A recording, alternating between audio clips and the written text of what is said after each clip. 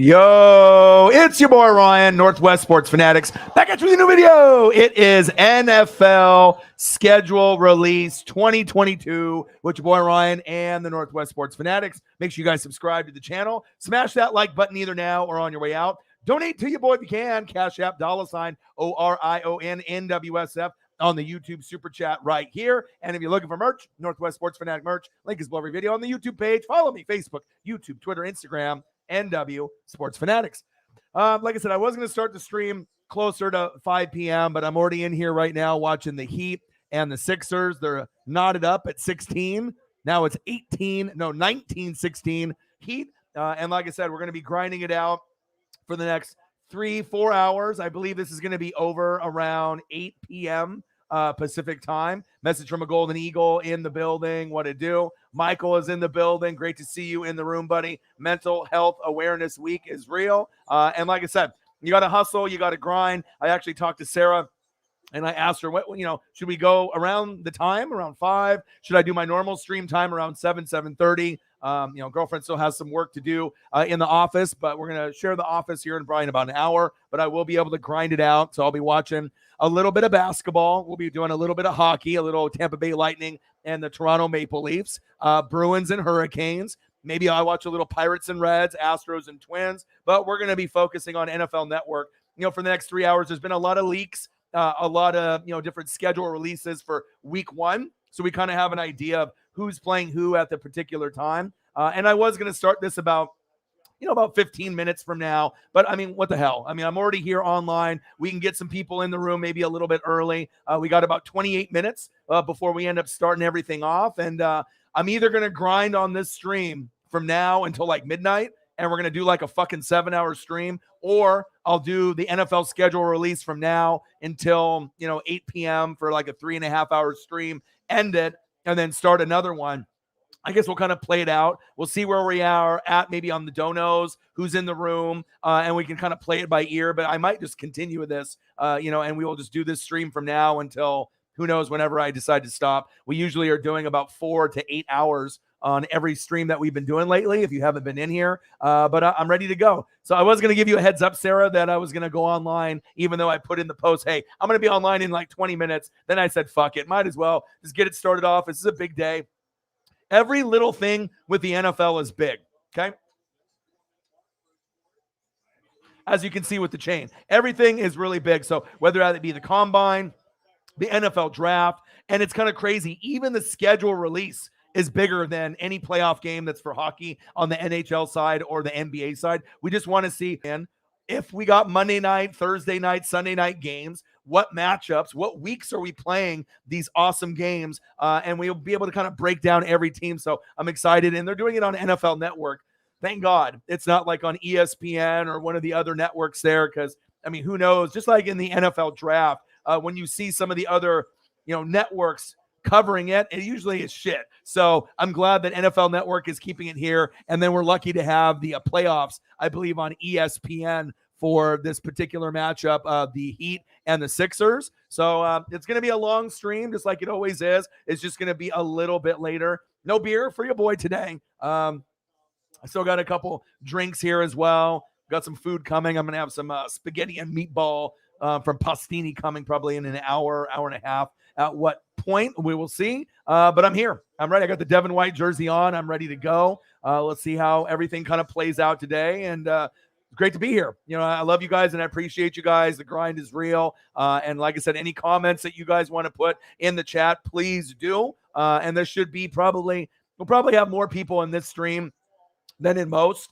When I do the late night streams, we already have our click, that usually comes in. And we've been killing it, man, ever since I've been decided to take this, full time since January. The donos have been great. Obviously we're trying to grind to get to 20K. At that point, we'll be able to take off to the next level. But I do appreciate every single one of y'all. And to be able to have a certain amount of people in the room, and we're hitting great numbers, like 200 to 1,300 on every show. It says a lot about you guys and the support that you guys have for the NWSF, baby. I'm excited. Let's go. Let's go. Let's get to 100 in donos. Let's do it. We can do this, baby. Let's go. Odin's son in the building. What to do? How are you? Let's go. Is that full catching up on Chicago? There we go. Elliot's in the building. Gang, gang. It's a little bit early, right? It's a few hours, about 3 hours earlier, than I'm used to. We also have to see if it's true though, because there has been a lot of schedules that I have seen that have been leaked, but we don't know if those are fully accurate. Most of them typically end up being pretty fucking accurate, but also there's usually some that are fake. And then they might have the placement wrong on a few of the weeks. And if you have the placement wrong on a week or two, the whole schedule's fucked. It's not going to be real. So we got to make sure that we get it from the NFL. But I mean, the ones that the NFL releases, like week 1, like they release that's legit. And then I'll try to pull up some of the things here. So one sec, because I know I have a couple in here that I can pull up, and I can pull up on the screen. So one sec here. And let me go to my profile here. I love the sauce down here. So it's not just ranch; it's got a little zing to it. Yeah. Like I'm gonna pull over week 1. So, and I know this one's legit because this one is from NFL.com. And let's see here. All right, FSI 6P. So we can take a quick peek here. Shout out to the GOATs. Love you guys. Appreciate you guys very, very much. The best in the business, often imitated, never duplicated. Your boy Ryan and the NWSF. All right, let's go FSI 6P. Let's go here. Okay, here we go. I found the schedule. So this will be for week 1. And you guys can comment below on anything that you want to discuss. But as we can see, all right, schedule week 1. All right, you guys can see that right here. All right. All right, so let me take, looks like the banner is not really in the way there as well. So we got the Bills and the Rams that kick it off. That's must-see TV. Could that be a Super Bowl preview? You bet your ass it could. I'm hoping that it's the Buccaneers instead of the Rams there on kickoff at 5:20. Obviously down at the end of the season, but an amazing matchup. And then as we scroll down, we'll just go from down, and then we'll go to the second column. Then you got the Browns and the Panthers. Obviously, if Deshaun Watson's playing, that'll be pretty exciting. I don't know who's going to be favored in that particular matchup. Maybe the Browns on the road, but I know if CMC's healthy, he'll do anything and everything to help his team win. So a lot of people don't know how good the Panthers or the Falcons are going to be in the NFC South. We're going to have to wait and see. So that'll be very intriguing. Pretty even matchup, we think. Browns and Panthers. Then you got a rivalry matchup. Steelers, they've been number 1 in sack lunches. Yum, yum, yum, yum, yum, for like the last 5 or 6 years straight. They're going to go. It's the Bengals who made the Super Bowl, right, last year. So Bengals at home, I got a dub for them. Colts on the road to Texans. Wipe that baby. Wipe the floor with them. Colts with a big win over the Texans. Then you got Baltimore and the Jets. With the Jets improving their team, it should be pretty exciting. But I would assume Baltimore wins. Now, if the Jets, all right, here, if the Jets win against Baltimore, watch out. Because then we're going to be like, oh, wow, maybe the Jets are taking that next step. I doubt that would happen against Baltimore. But if Baltimore goes in there all cocky, maybe the Jets get off to like a 13-3 start at halftime, and maybe they barely hang on. You never know. All right, we got the Kansas City Chiefs versus the Arizona Cardinals. I got the Chiefs on the road. Cardinals will be good at home. Kyler's always good, right, within the first, 2 months of the year. September, October, you look like an MVP candidate. But November, December, you look like shit. So I still got Kansas City winning that one. We got Green Bay and Minnesota. Now, this is a very, very important game because most people think, Green Bay, no problem. They're going to wipe the floor. They're always better. But remember, this is not Mike Zimmer. This is Kevin O'Connell, OC for the Rams, that won a fucking Super Bowl. I would not be shocked, right, if Minnesota wins that game, maybe in a very, very close game, 24-20, 24-21. Realistically, Green Bay, when they play, they typically are going to win right out the gates. But remember what happened against the Saints last year. 5 touchdowns by Jameis Winston, no picks. You are going to be on the road. Minnesota fans are going to be hyphy. Dalvin Cook's going to be wearing his college number 4. You got Jay Jetta, Justin Jefferson. You got Thielen. You got a brand new coach. O-line still is a little sus, and the defense is going to be better than what it was, but there's still some holes. A very exciting matchup, Green Bay, Minnesota. And I know, most people are going to be like, Green Bay, Green Bay, Green Bay. Yeah, but you don't have Devontae Adams, so we'll see how it goes, or MVS. Tampa Bay Buccaneers versus the Dallas Cowboys. We opened the year last year. We should have lost that game. We should have lost that game, but we found a way to win it right there at the end with Suck Up. Now we're going to be on Sunday night. I'm excited. I am excited. Buccaneers, Cowboys, let's go Bucks. Then on the next column, we got the Saints and the Falcons. Definitely Saints. Then we got Niners, Chicago, definitely Niners. Eagles, Lions, definitely Eagles. New England, Miami. Now that would be very similar to Green Bay, Minnesota. Who the fuck knows? When's that? If Tyreek can get involved early, I do not believe in Tua, but you are going against Mac Jones, who actually did pretty good. Him and Davis Mills statistically probably played the best out of the rookies last year. Davis Mills for the Texans, and then obviously with New England with Mac Jones.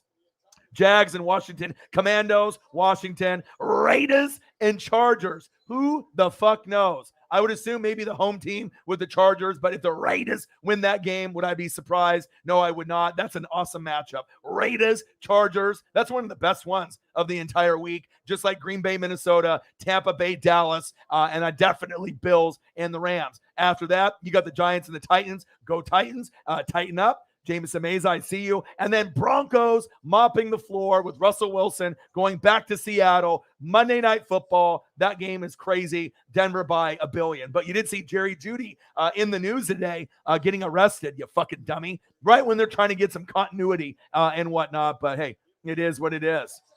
Wow, there we go. There we go. Crazy, crazy, crazy. So that's kind of my opinion on, some of the schedules with everything that's going on. Message from a Golden Eagle in the building. Michael in the building. Looks like my dog just took a fat shit and I can smell it creeping into the room. So I might have to go clean that up here in just a second. Paisley, what did you do? Oh my God. It is reeking in here. Hold on, guys. Oh my goodness. Gang, gang, gang. Let's go. Odin's son, October 2nd for us, O-Dog. Chiefs and the Tampa Bay Buccaneers. Elliot's ever scheduled I saw is yeah, we will see. Jameson Mays is in the building. What to do? Brute Saint, the day that makes May a fun month for football schedule release. Yes, baby. Yeah, and I don't know, what Birdman 951 is doing or Brute Saint, if you are, by your computer or whatnot. But at some point, if they start going over the Saint schedule and you're still in the room and you want to hop on with me for a little bit, just let me know. And I can make that happen. All right. Obviously, Brute Saint's one of my Saint correspondents. I got Birdman 951, obviously for the Eagles as well. So shout out to you guys. Love you, and I appreciate you very, very much. Let's see here. Let's scroll down. Chiefs beat Arizona week 1. You would assume so, but home teams are going to have the advantage. But yeah, I definitely like the Chiefs more than Arizona. They're going to have something to prove. No Tyreek, no Honey Badger, but I still think they're going to be a good football team, and that is big facts. 3 division games out the gate is odd. Yes, very different with the schedule. I need to be able to see, is that the schedule that you guys saw, the leaked one? Because if it's 3 divisional games right back to back to back, it's probably fake. So I don't think that, more than likely is real. They usually don't. They spread them out typically, but we're going to have to wait and see. It says Falcons, then Bucks, then Panthers. Yeah, I don't think I've ever seen that. So, if it's real, good for them. All right, but I don't know. I don't think, as far as me remembering schedules over all the years, I don't think I ever remember them starting off with 3 divisional games back to back. I think it's never happened. So if that's real, that's the first time ever. So hey, we'll see. Not against the Buccaneers, baby, but you guys do have our number. So we'll see YouTube GM in the building. What to do? All right, so let me actually try to take care of this. This amazing, here, I'll give you a little Michael Thomas love on here. All right, I'm going to go really quickly, really quickly, try to clean up this shit before the whole house smells. Give me like 1 minute. I'll be right back.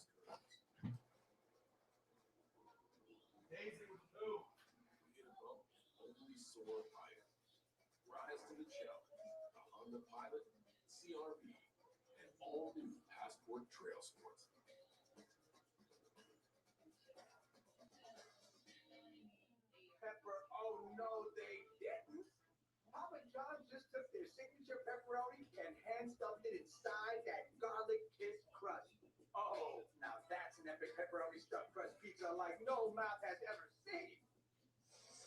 Time for tonight's thrilling moment driven by Nissan. How about Max Scherzer? I just love the fact that he's not bashful. told you he averages 7 attempts a game. So cut down. Anytime that there's penetration, you must rotate it quickly because he's going to release that 3-point attempt. All right.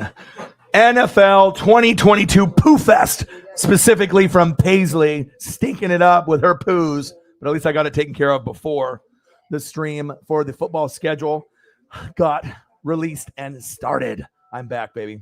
Let's go. Hope everyone's having a fantastic day. Love you guys and appreciate you guys very, very much.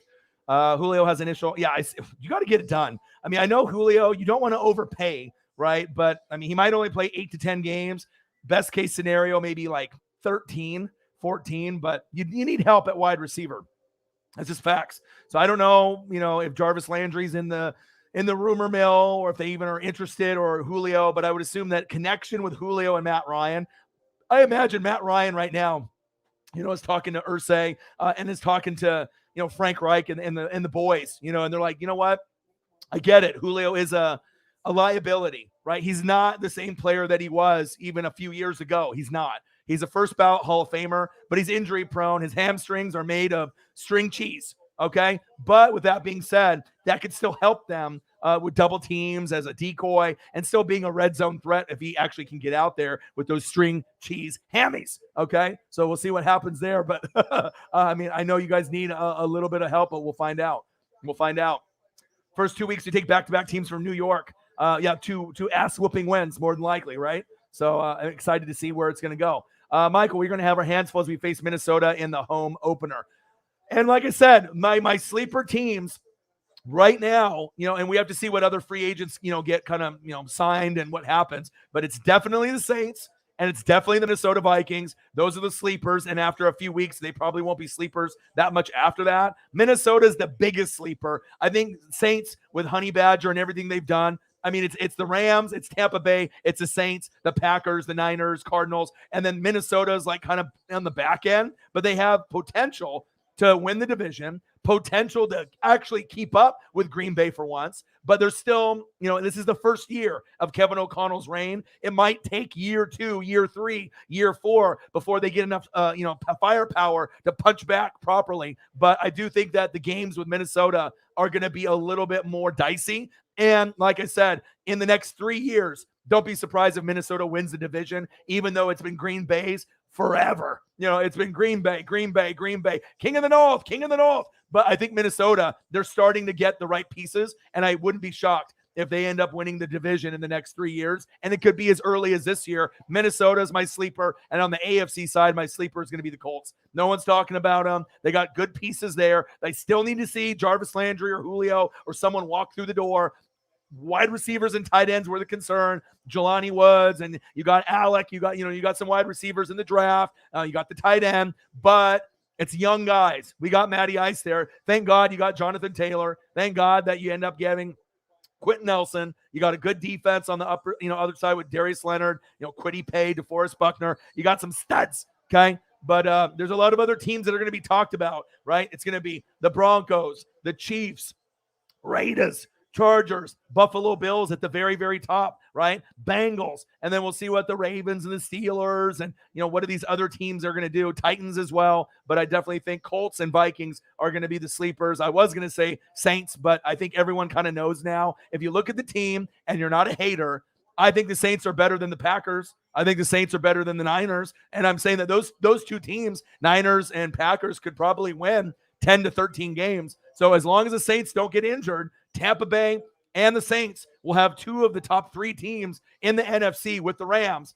2 from the South. And obviously you got the Rams, and it might be Niners or someone else. It could be Rams, Niners, Cardinals. Seattle's not getting in. But I think as far as strength and teamwork and, obviously roster, Saints are going to be good. I think they're a top 3 team already in the NFC. So it's going to be fun. And I wouldn't be shocked if the Saints win the division. Or if we, win the division by a game. Maybe one team wins 12, Saints win 11. Maybe Saints win 12 and go 12-5, and we go 11-6. I mean, whatever happens, I'm fine as long as we get into the dance. And I want both of us to get there. And most people would be like, "You're crazy. Why would you want your rival to be in there? They could beat you." Well, you want to be good and then you want to turn into great, and you want to have that good competition, as you're getting further along.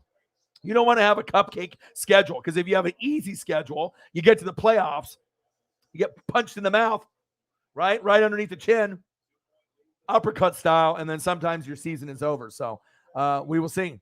YouTube, yeah, it's going to be a long year. It's going to be a long year, but at least you can enjoy Kyle Pitts, AJ Terrell. You have to look at the bright side of things. I've been there. I've been the Atlanta Falcons. I've been the Jets. I've been the Lions. I've been the Jags. I mean, look at my team from 2008 to 2019. Absolutely bootios and trash, okay?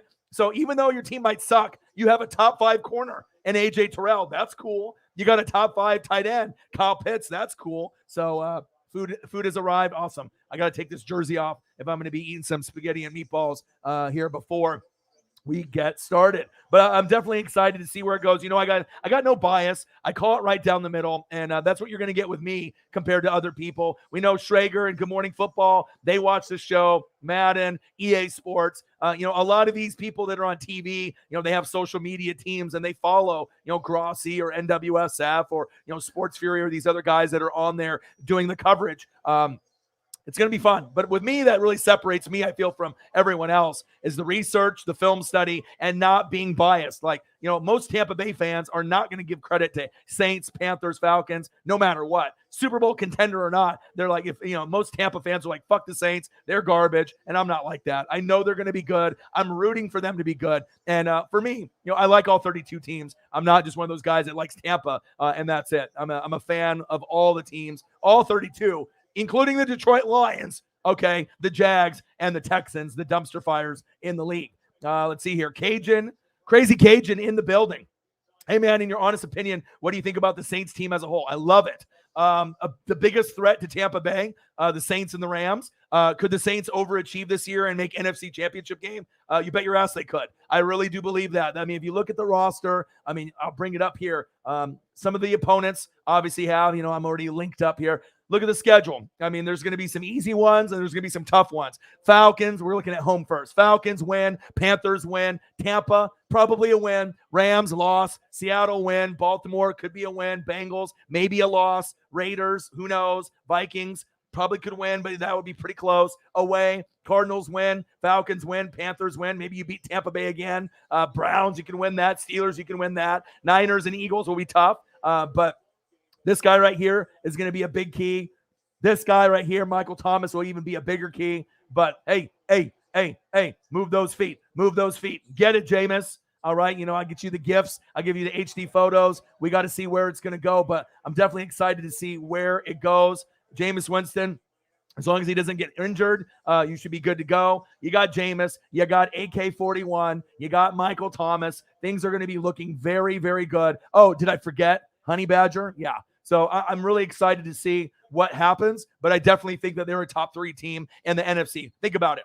You lose Sean Payton, but you got Dennis Allen, so he's already familiar with the team. So you got defense, Cameron Jordan, right? Demario Davis, a.k.a. the glue, Lattimore. You got a lot of pieces. Davenport might have a breakout year this year. Defense is definitely top 10, top 5 every year. Offensive line, top 5, led by Ryan Ramczyk. Then you got Jameis, AK-41, Michael Thomas. Oh, and let me not forget about your boy, Chris Olave.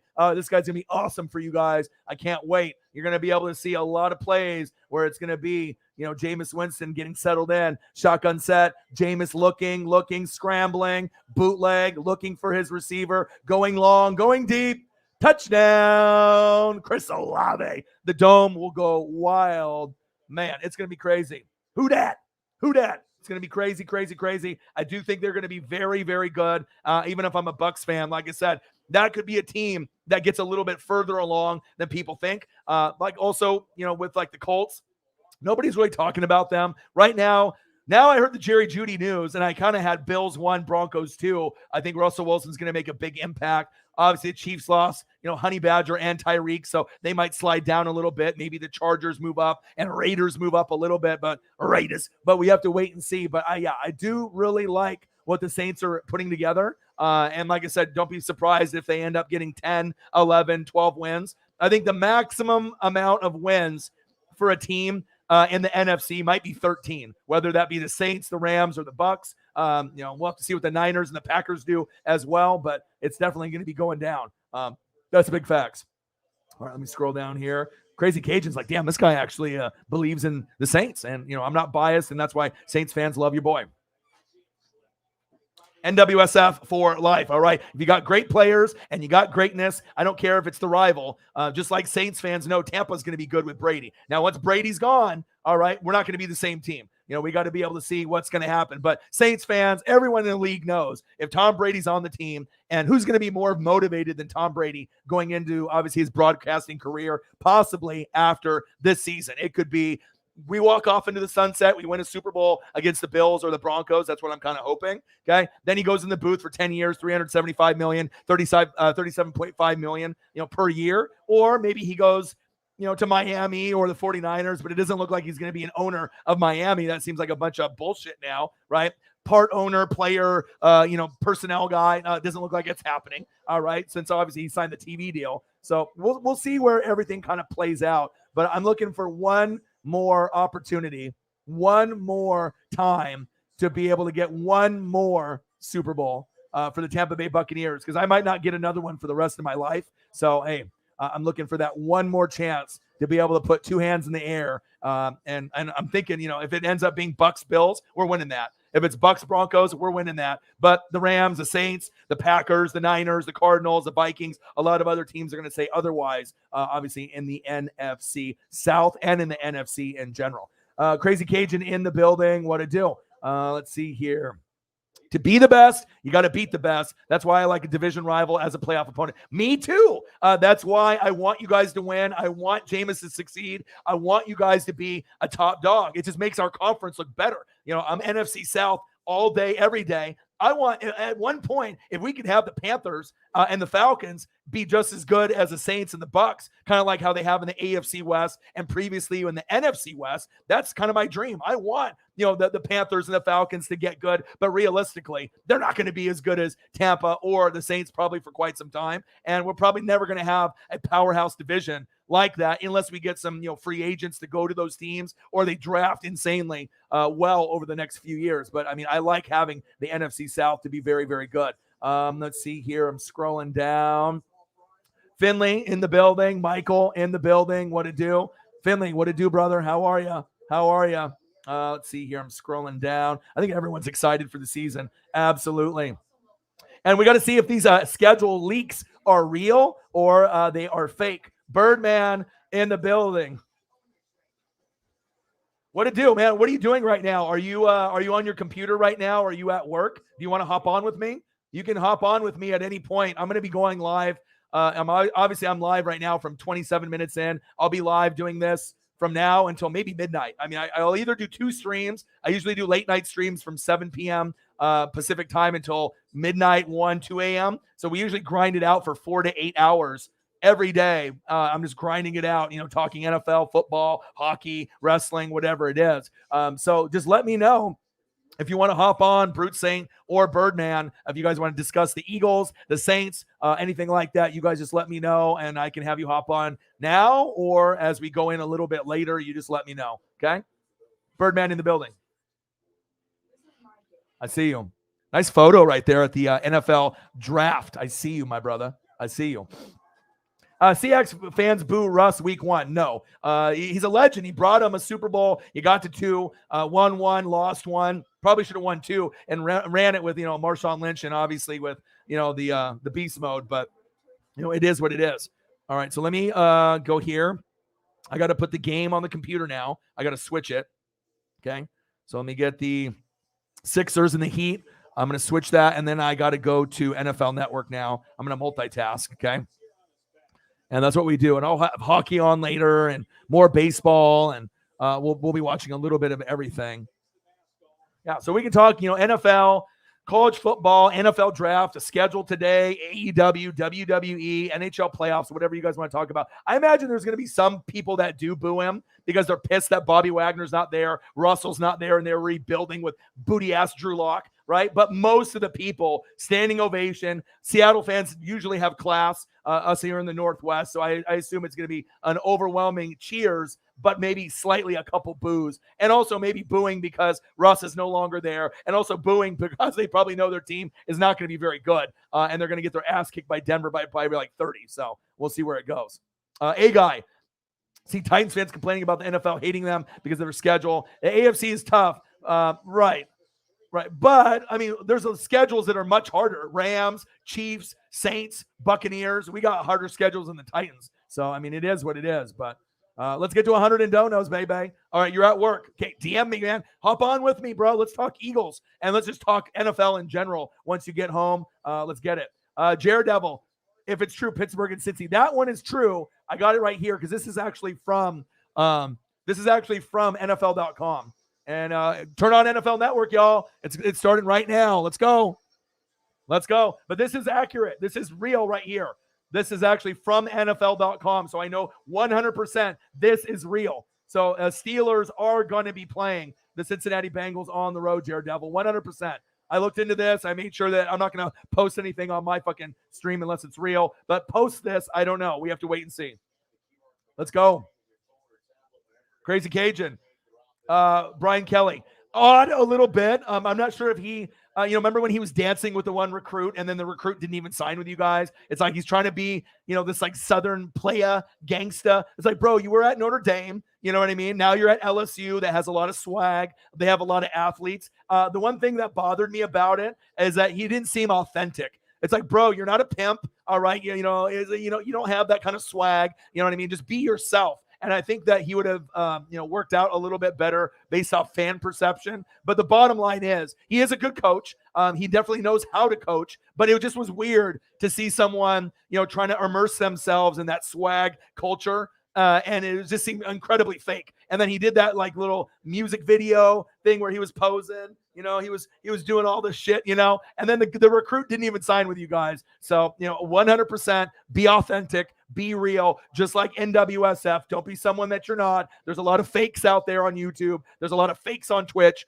Be yourself, be authentic, and people can see that through the screen. Once you start, only thinking about money, views, subs, and just being a fake ass bitch. All right, people can see that and read through that. But I do like the hire. I just don't like the way that he, kind of presented himself. I'm a big Coach O guy. I mean, you've had a lot of guys over the years, and one thing you can be proud of. I mean, you had the best college football team ever with Joe Burrow winning that natty with Jamar Chase and Clyde Edwards-Helaire. That's facts. Let me see here. Philly will boo Carson when Washington. Well, of course. That will probably, but there'll be some cheers as well. You know what I mean? But Russell Wilson actually won a Super Bowl. I guess Carson did too, but he didn't play in it. Slick Nick Foles did. So let's go. Thank God for the no late game Raiders week 1. Yeah. All right, I got Matthew Stafford here on the TV. And they're going over the schedule. Hopefully they end up just breaking shit down. But I know for sure that this is accurate for week 1. And this is going to be on for, 3 hours. But I might be streaming until like midnight. So this might end up being like a 7-hour stream or 8-hour stream. So we'll see where it goes. And like I said, usually I grind it out no matter what. And usually we have a good amount of people and we'll grind it out. We'll get some good donos in here. And, I'll try to throw up some photos and some different things that pop up on NFL.com to kind of make it a little bit more interactive. But this is legit right here. So, Bills, Rams looks awesome. Steelers, Bengals should be good. Chiefs, Cardinals will be good. Packers, Vikings will be good. Buccaneers, Cowboys will be lit. I'm actually looking forward to Raiders, Chargers. Those are probably the main ones that really look like they're going to be like, wow, must-see TV. So the left side's got most of the must-see TV. On the right side, I mean, it's pretty much Raiders, Chargers, and then I guess for Russell Wilson's sake, Broncos coming into town to Seattle week 1, beating the brakes off Seattle, whether Jerry Jeudy is there or not. So, but got this cold schedule. Okay. And if anyone wants to send me anything, through Instagram or Twitter, please do. So if you got your own team schedule, if you guys have gotten some notification from your team website and you guys want to post it on Twitter, send it to me and then I can pop it up on the screen as long as the format is good enough.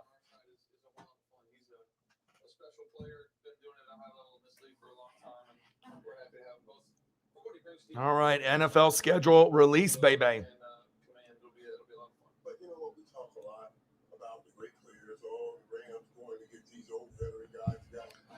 Rams' toughest schedule going into 2022. But with that being said, they're doing it based off, playoff teams and win percentage from last year. I think the Chiefs' schedule is just right up there, just like Tampa Bay. Some of them look very, very tough. Like I said, I have some of the schedules, not necessarily exactly what weeks they're playing. This was from like last night in the stream. But I mean, if you look at the Chiefs schedule, I mean, look at that. Broncos, Raiders, Chargers, those could all be losses. Titans, Rams, Bills, those could be all losses, possibly. Not going to be all losses. You got Jags and Seahawks at home, easies, right? But then Broncos, Raiders, Chargers away, Texans, garbage, right? And then Colts, Niners, Cardinals, Bengals, Bucks. I mean, Jesus. I mean, the schedule is brutal. You got one easy game on the road, Texans, and you got two at home. So a total of 3 gimme wins with Seahawks, Jags, and Texans. But as you guys know, you can never underestimate any team on any given Sunday, Monday, or Thursday. You never know if the Jags, Seahawks, or Texans somehow get off to like a 13-6 lead at halftime and they just hang on barely. We've seen it happen before where you end up losing the game 23-20, and then you're like, what the hell happened? You know what I mean? But sometimes that shit does happen. And then here's Tampa Bay's Rams. That should be a close game, but it might be a loss. Seahawks could be a win. Ravens could be a win. Bengals, Saints, that could be a loss. Falcons, Panthers could be wins. Green Bay and Kansas City. So obviously Rams, Ravens, Bengals, Saints, Green Bay, Chiefs. My God, I mean, what are you guys doing to me? But that's first place schedule, right? Cardinals, Niners, Steelers, Browns with Deshaun Watson, Saints, and then maybe the only easies, Falcons, Panthers, and I got Cowboys. So, we'll see where it goes. And here's the Rams. All right, so they got Seahawks, Niners, Cardinals, Falcons, Panthers, Raiders, Broncos, Cowboys, Bills, and then Seahawks, Niners, Cardinals, Tampa Bay, Saints, Chiefs, Chargers, Green Bay. And this is considered the most tough schedule, but it's definitely up for debate, and that's big facts. But yeah, if you guys have anything that you guys want to send me some schedule. Okay, I just got the schedule. Is this the legit one? Saints, it came out 6 minutes ago, so this is legit. Okay, so I am going to put this on your Brute Saint. Thank you. Let me throw the Saints schedule up, the official one. I'll post it on my Twitter, and then I will, after I post on Twitter, then I'll drag the file over.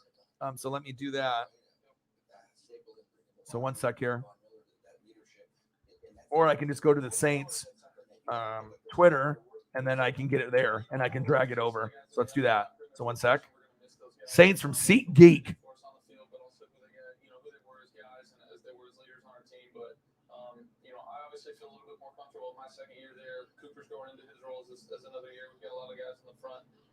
I'll hold up here. And I'll do it for a few of your teams. So just like let me know which ones you guys want to see, and then I can just go to the Twitter, team, website, and then I can, manipulate the file, and then I can bring it over onto the stream for you guys. So one sec here. All right, so let's do FSM.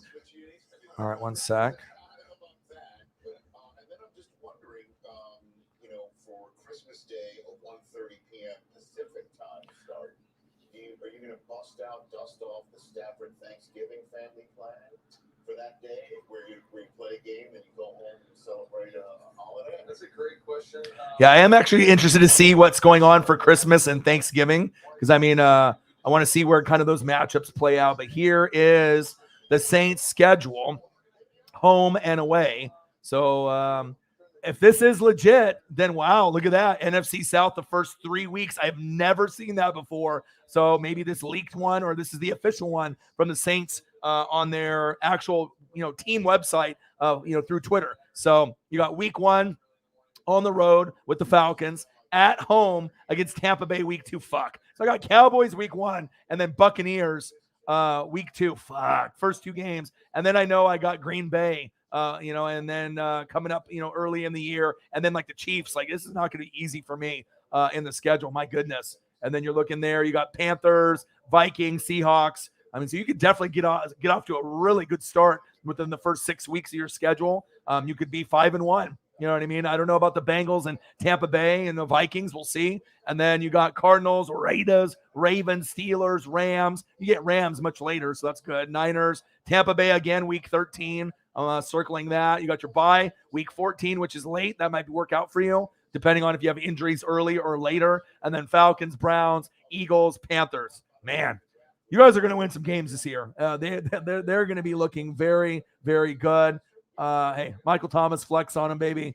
I'm a Buck fan, but there's a lot of players on this team that I respect and that I do like. Even Jameis likes the schedule. Look at him. Gang, gang, gang, gang. He's ready. He's ready for the drills. He's ready to go. Oh, baby. And I'm really looking forward to seeing this with the Honey Badger. So shout out. Let's see here.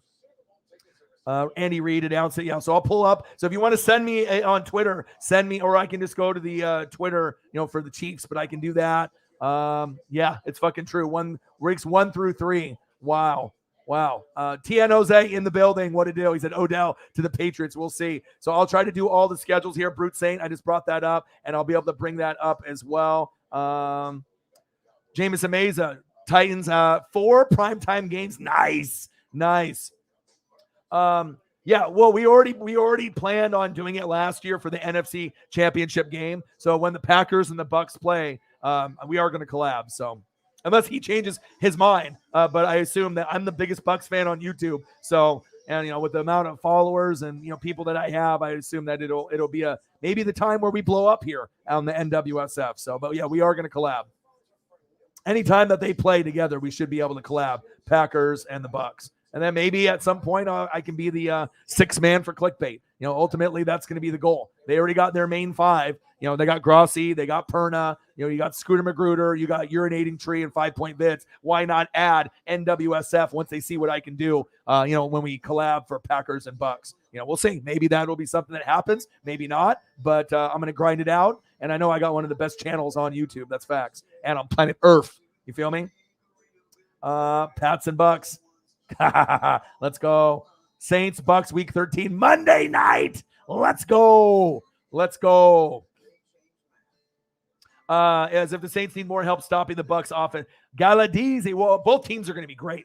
Saints are going to be great, right? Bucks are going to be great. Rams are going to be great. Packers, Niners, Cardinals, Vikings, we'll see. But I do know Saints, Bucks, Rams, those 3 are going to be great. And Buffalo Bills, they're going to be great. And then we'll have to see the rest of the teams, Chiefs, Chargers, Raiders, Denver Broncos, Titans, Colts, and all the rest. So $1. Let's get to a hundo, baby. Let's do it. All right, let me go to some other schedules here. Let's try to find the Chiefs one. So let's go to that one. I'm looking for the schedule. Can I find it? Let's go to Twitter. I know Andy Reid ended up here. Let's go to the official Kansas City Chiefs here. And then I got the schedule here, just released 2 minutes ago. So let's bring this over and we can talk about it. So I can pretty much go from every team website on Twitter and I can manipulate the file and bring it over. All right, so let's do that for the Chiefs now next. And let me know if you guys want me to do your team, and we can go over it. So we got a long time to be doing this. And we can discuss. $1. Let's get to a hundo, baby. That's what Sarah says. And what Sarah says, Sarah goes. Let's go. And shout out to the Fanatic fam. 200 in donos last night. We have been hitting about 200 to 500 pretty consistently every day. So shout out to the goats. FSML. Here we go. All right, Chiefs Kingdom. Where is that fucking schedule at? Where is it at? Here it is. All right, Chiefs. So week 1, you end up having the Cardinals there. Week 2, Thursday night football against the Chargers. Must-see TV. Wow. Okay. Colts week 3. Let's go. What a tough schedule. Then the Buccaneers week 4 and Sunday night football. Amazing. And then Monday night right after that, week 5. And then the Bills week 6. There's a chance that you go 0-6 and 0-7. I mean, it's not going to happen because it's the Kansas City Chiefs. But I mean, you literally could lose to the Cardinals, Chargers, Colts, Buccaneers, Raiders, Bills, Niners. And then the Titans after the bye. The first easy game doesn't even come until week 10 to the Jags. And then you got Chargers, could be a loss, Rams, Bengals, Broncos. So it's like you got, the first 8 games you could lose. Then you got 1 winnable game for sure. Then you got 3, 4 tough ones in a row. Chargers, Rams, Bengals, Broncos. And then an easy 2 of them in a row, Texans, Seattle. And then you got 2 hard ones, Broncos, Raiders. That is insane. They did not do you guys any fucking favors with this schedule whatsoever. If you beat the Cardinals, lose to the Chargers, beat the Colts, lose to Tampa Bay, beat the Raiders, lose to the Bills, and you go 3-3, I think that would be pretty much a success. You'd want to go 4-2 or better, but shit, within the first 3 games, Cardinals, Chargers, Colts, Bucks, Raiders, Bills, there might be Super Bowl teams in there. I mean, it could be Bucks, Bills in the Super Bowl. Maybe the Chargers go. Maybe Raiders and Colts are sleepers. That doesn't do you guys any favors. That definitely looks like one of the toughest. This, doesn't look as tough by any means. This one is going to be a schedule. This one looks fucking brutal. He's like, damn, can I find another schedule? It's like, is that legit? Man, crazy. I don't, oh man, that is not fun, dude. Oh man. But hey, it is what it is. You know what I mean? And the NFL schedule makers, they did not do you guys any motherfucking favors. They're happy there, but my goodness. The Chiefs. I know ultimately this is going to be a big factor. You're going to be kicking a lot of field goals. You're looking for Lombardis. You got Andy Reid. You're going to be flexing on them, but this schedule might be the toughest the Chiefs have ever had. I'm very excited to see how that all plays out. Money. Let's go. Gosh, what a schedule. Let me see here. I got to delete some files to make room for some more. So one sec here. My goodness. All right, we're at $1, baby. Let's get to $100. Let's do it. Let's see here. You tagged it. I got it on there. No problem. Let's see. Joey in the building. What to do? So anyone that's got me on Twitter, if you want to send me, a schedule or just a message or whatever, but I'll do Colts and then we'll do Vikings. Whoever's in the building, let's do that. Eagles. Yeah, we can do the Eagles. Sunday night football, Monday night. Okay, Sarah's been sending me over some stuff in here, so I'll go over that. So let me do that real quick. So I'm going to try to do as many, as many as the fans want. This is week 1. Joey, what it do? Your boy's working hard here. All right, so this is the week 1 official schedule. Okay, looks good. This is the Saints schedule. I got this. We'll always come back to this. All right, and then we got the Chiefs schedule. Let's go. Let's do the Colts next. So one sec here, and let me get another file opened up here, and we'll go to the Colts and go to their official team website, schedule release, and here we go.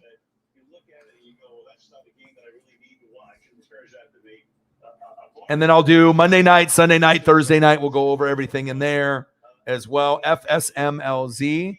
Okay, let's do this. And like I said, with me, with the HD pictures and the GIFs, often imitated, never duplicated, you're not going to get a stream like this anywhere else. And I like it that it plays out like this. Anybody can see it on the ticker, but being able to show it to the fans like a full-fledged edited show, like a Fox Sports, type of show or, NFL Network. I saw that Kay Adams is leaving Good Morning Football. So hopefully it's Colleen Wolfe, but I doubt it. It'll probably be the other girl that they had on there kind of filling in for her. So I don't really watch the show anymore since Nate is no longer there, but I still will tune in from time to time. But let's see here. FSM. Where are you? FSMLZ. All right, I found you, Colts. It's a cool graphic right here. I need to get a better Chiefs one. The Chiefs one didn't fill the screen, but here we go. All right, for the shoe, this is for all the Colts fans. All right, you got Texans. That's a win, week 1, garbage game right there. I mean, unless the Texans and Davis Mills go off, right? But you should be able to beat the brakes off of them. Jags, easy win. You guys are off to 2-0. The key right there with the Chiefs, you could win that game. You could start off 3-0, but if you drop it, maybe you go 2-1, maybe you go 2-2, maybe you go 3-1 with the Titans, and then you got the Broncos, and then the easy win with the Jags again, you would think. But remember what happened when they played the Jags at the end of the year. Anybody can beat anyone. But this is Matty Ice. This is not Carson Wentz. Okay, then you got the Titans in week 7, Commandos week 8, New England Patriots week 9, Raiders, Eagles, Steelers, Cowboys, a bye week. And the bye week is at a pretty good time late in the season. Vikings, Chargers, Giants, and then Texans. So at the end of the year, you got, in the last month in December, you got a good opportunity to try to win 3 out of 4. Vikings, Giants, Jags, Vikings, Giants, Texans, the last game. And then the Chargers will probably be a loss the day after, Christmas and whatnot. But yeah, definitely a lot of winnable games. You got a top 8 easy schedule. Not like this. This is probably the toughest schedule on planet Earth besides the Rams and the Buccaneers and Saints schedule. Obviously has some wiggle room as well. But yeah, I'm going to be pulling all these up on Twitter, and then I'll be bringing them over. And let me see here who else is in the room, and then we can acknowledge what we got in there, and then I'll take care of all the fans as well. And your boy's hustling and your boy's grinding. Joey, my boy, what it do? Gang, gang. And let's see here. Let's go from Sarah. We're now going to make sure that we let people know here. We got the $1. All right. Hey, bang, bang, $1. Hey, $1 leads to $10, leads to 100, leads to 200 to 500. And we broke the record, about a month and a half ago, 2 months ago, $1,320 in a single show. Bang, bang. Let's go. Sarah Small, I appreciate you. Let's get it. All right, let's go here. Paisley in the background going fucking ham. Paisley. She's going ham sandwich. All right, let's see here. I'm scrolling down. Odinson in the building. Joey in the building. What to do? Let me represent the Vikings in the building. I see a skull, baby. Woo! Look at that lit photo, baby. What's good, fam? I'll get your Viking schedule up here, and we'll do that.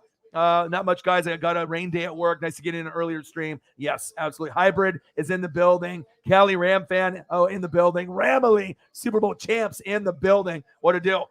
Yes. And I told you, Vikings have a shot to be able to win that division in the first 3 years. It could be as early as year 1 with Kevin O'Connell. Everyone wants to talk about the players. You got to talk about the coach. Kevin O'Connell is a Super Bowl winner, the OC. He is going to change the Vikings franchise, and I would assume they're going to be in the playoffs almost every year. I think they're going to be very good. Sleeper team in the NFC, Minnesota Vikings. Let's see here. What a fire photo, though, with Jay Jetta, huh? HD all the way, baby. Let's go. Let's go. And for anyone that hasn't been into my streams, this show has definitely changed a lot, over the beginning of what the show was like and then where we're at now. I've definitely put a lot of effort and energy, into a lot of these things. So hopefully you guys like it and appreciate it. And, your boy's going to keep hustling and grinding. Absolutely. Let's see here. What should we go to? Let's do, should we do the Eagles? We can do the Eagles in here. And we can do a few others. So let me know in the chat if you want me to go over. I can pull up the Rams. I can pull up a few of the others. But let's do the Philadelphia Eagles. I know my boy Birdman 951 will be in the building, and we'll be able to go over that with him when he comes in as well. But let's go over the Eagles, and then I can do the Rams next. So let's do that. And we're going to go to the actual team. We're going to actually go to the team one here. All right. Go Birds. And then I'll do Sunday night, Monday night, Thursday night. I have the graphics already posted up. Your boy works fast. I got a team. Me and Sarah get shit done. So we're going to make sure we have an amazing stream for you guys already lined up. So I got week 1. All right, we got that. All right, we got the Saints full schedule. We can tap in at any point. We got the Chiefs here. All right, we got the Colts. And now I'm about to pull up the Eagles. So give me a sec here, and let me pull up the file. And I can pull up almost every one, all 32 teams at some point. If other people have interest on the booty teams, even at the bottom, we can still do it. I'm going to be going live for probably 4 to 8 hours. This will be going on until probably 8 p.m. And then I usually stream normally from 7:30 p.m. to like midnight, 2 a.m. So I usually do about 4 to 8 hours every day. If you haven't been here lately, your boy is hustling and grinding harder than anyone on fucking YouTube. And that's facts. Let's see here. FSMK. Let's see what the Eagles got going on. Very interested. This is my favorite team in the NFC East, and it has been every single year. Here we go. Found it. See what the Birds got. Let's see what the Bird Gang has got in store. All right, what do we got here? All right, so week 1, you got the Lions. That's a dub. Obviously, with the Vikings, that'll be tough. Commandos will be tough. Jags, easy. Cardinals, winnable. Cowboys, winnable, but that would be a really good game. Bye week, week 7. That's one thing I don't think I like. Just looking at the schedule, your bye week is way too early. Week 7?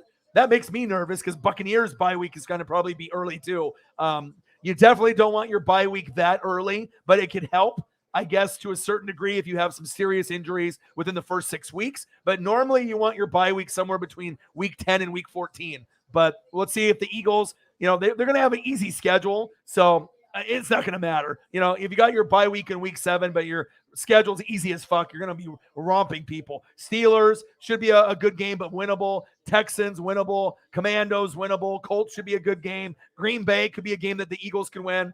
Tennessee Titans, good game. Giants, you should be able to mop the floor. Bears, mop the floor. Cowboys, you should be able to win that. Saints will probably be a loss, but you maybe can, go toe-to-toe with them, and maybe you'll win that game. And then Giants to end the season. But there's definitely, when I'm looking at the schedule, 1, 2, 3, 4, 5, 6, 7, 8, 9, 10, 11. There's definitely an opportunity for 10 to 12 wins, but it could be like 10 or 11. I could definitely see the Eagles getting first place in the division. We'll just have to kind of wait and see injuries, but that week 7 bye is a little alarming. But other than that, it looks good. Easy schedule, baby.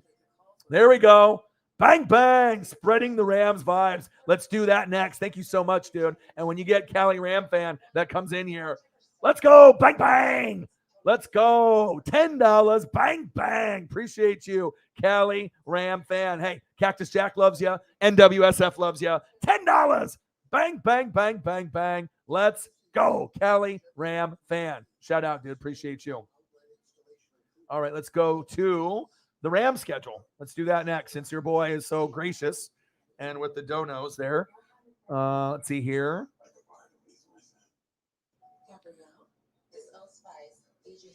Ooh, this is a cool graphic. This is definitely the best graphic out of all the graphics so far. Of course, they got Aaron Donald in the graphic. Every team should have did their graphic like this. The Rams are the Super Bowl champs, so am I surprised they came up with the best graphic so far? No, I am not. They won the Super Bowl for a reason. You got the best player on planet Earth in Aaron Donald. Let's take a quick look at the Rams schedule. I know that they're excited to try to repeat like the Chiefs and the Buccaneers tried to do. And hey, I'm going to try to give it my all, but I know that the Rams are going to be very, very good. Hey, Rams, Buccaneers, NFC Championship game. I wouldn't mind that one bit. Let's see here. FSM.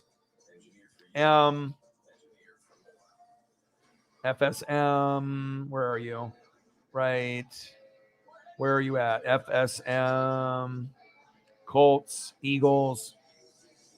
FSMN. There we go. I found it. Check this graphic out. I mean, obviously you want to have stuff that's going to be like full screen, but hey, whoo! I mean, this is clean. I mean, obviously whoever's doing the Rams with their schedule, obviously it's very easy to read. That's nice. That is nice. That's the home schedule. Let me see if I can find the other one.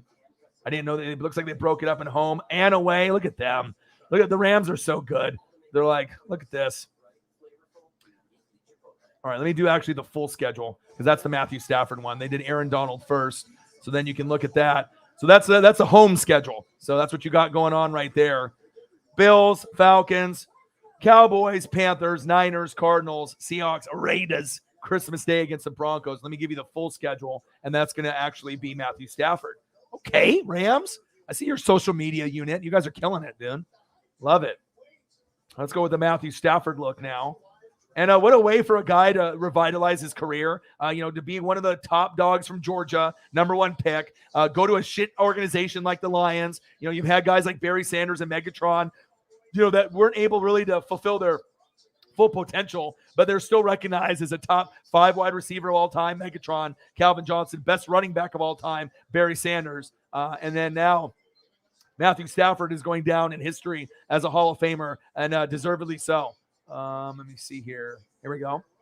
And I honestly think when it's all said and done, Matthew Stafford's legacy will be higher than Aaron Rodgers, because I don't think Aaron Rodgers is going to win any more Super Bowls. And I think Matthew Stafford's got a chance to win one more, maybe two before it's all said and done. We'll see. But the Rams are going to be the cream of the crop of the NFC for a long time. Them and the Niners. Packers will still be relevant with Aaron. We'll see what Tampa does with the quarterback. But Rams and Niners, to me, with the coaching staff of McVay and Kyle Shanahan, they're going to have a lot of long-term success, just like, Chiefs and Broncos and Chargers, Raiders, Bills. There's going to be teams that are going to be around for a while. So look at you've got the Bills week 1. Can you win that game? Of course you can, but that could be a preview to the Super Bowl. I'm hoping it's Bucks and the Bills, but hey, Rams, Bills, that doesn't get any better than that. Must-see TV, okay? Falcons week 2, you can beat that ass. Cardinals, you can beat that ass. Niners will be tough. You guys know Niners play you guys very, very tough. NFC West. Cowboys, that's a win. Panthers could be a win. A bye week in week 7 again, just like the Eagles. I don't know if I like that. You got a very, very tough schedule. Week 7 bye, another week 7 bye. Then you got the Niners and Tampa Bay, Cardinals, Saints, Chiefs, Seahawks, Raiders on Thursday night, Monday night, Green Bay, Christmas, Broncos, Chargers on Sunday night, and then you end it off with the Seahawks. Wow. Talk about an awesome graphic.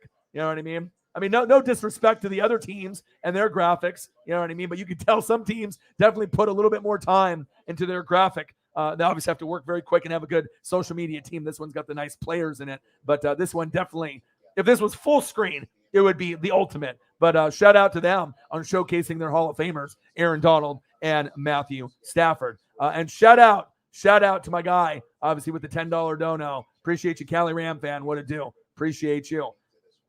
Let's see here. Sure, it's good to see you again. Thanks for having me on. Yeah, you got it exactly right. $11 in donos. Let's get to a hundo. And then once we get to a hundo, we'll get to 2 hundo, and then we'll go from there. Let's go. Let's see here. Scrolling down. All right, going to okay, man. Have a great night. I'll be probably still streaming late night. I might see you. I might not. Like I said, I'll either end this stream in a couple hours, or I might just continue this stream for like 7 or 8 hours. So, usually I'm going to grind it out. Yes, week 1 is going to be epic. Epic. Skylar wants me to do Cowboys. Okay, I'll do Cowboys next. So 1 sec here. And then I got to do the Buccaneers as well. Falcons. Yeah, Will ain't in the room. I did talk to him earlier today. Will is not really doing too good. P1 Kev asked for that as well. Okay, perfect. So, so I got a few other ones, so you just let me know. But I'll try to get as many of the ones in here for you guys. You guys just let me know what you guys want, and then I can do that. Obviously, I'm going to be here for quite some time. So let's see here. Let me check the Cash App here real quick and see if we got anything. Sometimes we get a lot of Cash App right away. Sometimes it's a little bit later. All right, nothing in the Cash App yet. So let's see here. Skylar wants Cowboys, so I can go into there. And then after I go from there, your schedule's not that brutal. All right, see, look at your schedule. Check it out. So if you want to think that the schedule really is brutal, okay, take a look. Falcons, Panthers, Bucks. You might start off 3-0. Then you got the Rams and the Seahawks. You literally can start off 4-1. That's nothing really, that's your opponents, obviously, with, what you're looking at the home and the way. Let's bring up your actual schedule. Okay, let's look. Falcons, that could be a win. Tampa could be a win. Panthers could be a win. Vikings could be a win. Seahawks. So literally within the first 5 weeks, you guys could be 5-0 or 4-1, maybe if Tampa gets you, or maybe Minnesota. Okay, you can start off 3-2, 4-1, 5-0, and then it gets a little tougher with Bengals, Cardinals, Raiders, Ravens, Steelers. But the Saints are good enough. If you're a top 3 team in the NFC, you should be able to compete with a lot of these guys. And then you got Rams, Niners, Bucks is a tough stretch, really late bye. And then you finish the year out where you could end up beating the Falcons, beating the Browns, maybe beating the Eagles, or even dropping that game, and then finishing off 4-0 in December, or 3-1. Not that hard, okay? If you want to look at hard, look at this: Cardinals, Chargers, Colts, Bucks, Raiders, Bills, Niners, Titans. They literally could go 0-8. That's a lot tougher than y'all, okay? Then you got an easy one, finally, week 10 against the Jags. Then you got Chargers, Rams, Bengals, Broncos, easy one with the Texans and Seattle. And then you end with the Broncos and Raiders. But this one is by far way tougher than your schedule. I mean, you guys are a good football team. The Chiefs are good too, but that is brutal. I don't think I've ever seen a first 8 games harder than that. That is insane. You know what I mean? But you could end up winning Cardinals. You could end up winning against the Chargers and the Colts and start off 3-0. So in the first 6 games, they could go, 5-1, 4-2, 3-3. And even if you go 3-3, like you beat the Cardinals, you lose the Chargers, you beat the Colts, maybe you beat the Buccaneers, or maybe you lose the Buccaneers, beat the Raiders, lose to the Bills, you go 3-3. I mean, I don't think any Chief fan is going to be crying about that. There's going to be plenty of time to try to get to 10 to 12 wins. So, but, it's going to be crazy. So let's see here. Just going to go scroll through here. Yes, I'm excited that the schedule is out. Aria, the GOAT, is in the building. You said the Ravens schedule. The graphic looks sick. Okay, let me do that. Let's look at the Cowboys too, and I'll do a few of the others. Let's take a look at the Cowboys because Cowboys is wanted. Like I said, I try to take care of all the fans and what we got. So let me go to Twitter, and I'll do everything here. All right, let's take a look at the Cowboys official Dallas Cowboys on Twitter.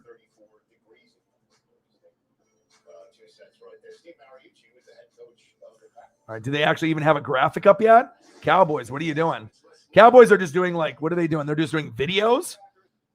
What's going on here? Cowboys, where's your fucking schedule at, dude? Cowboys social media team is slacking. They don't even have their shit up yet. Sorry, Cowboys. Am I surprised? They don't even got their, at least not on the Twitter. So let's skip that, and I'll get back to that at some point. Ooh, this is cool. Okay, let's go to the Ravens.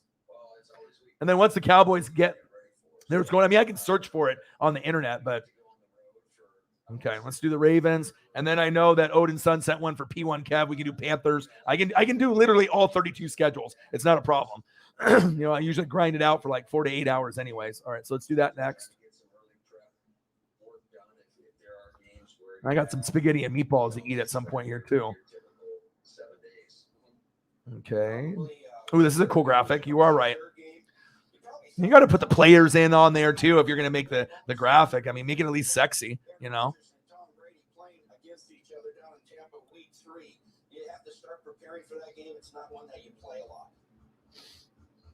All right, let's go to the Ravens next. And anyone that wants their schedule to be highlighted or discussed, just type it in on the chat or send me a message on Twitter or Instagram, and I'll try to get to everyone's as fast as possible.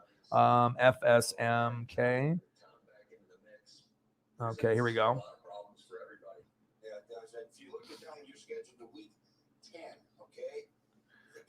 Look at this. You are right. That one does look good. Okay, let's take a look. Schedule. It's a little small, though, on the screen, but they even have the preseason on there. Okay. Titans, Cardinals, the Commandos, and then they got the Jets, the Dolphins, and then they got New England. Then they got the Bills, Bengals, Giants, Browns, Tampa, Saints, Ravens, Panthers, Jags, Broncos, Steelers, Browns, and then they got the Falcons, Steelers, and Bengals. I don't really know how many wins you're going to end up getting. You don't got Hollywood Brown. There was a thing about Clark and maybe Ragor. They were looking at maybe trade opportunities and whatnot. So Alan Counts, he just sent me the schedule. But I need the schedule in one graphic if I'm going to be putting it up on the screen. Alan Counts, big Cowboy fan, just sent me the schedule in 4 or 5 separate schedules. I need to be able to put the graphic on there. I get it. But hopefully the Cowboys social media team is better than I think. Okay, here we go. All right, the Cowboys, I did find it here.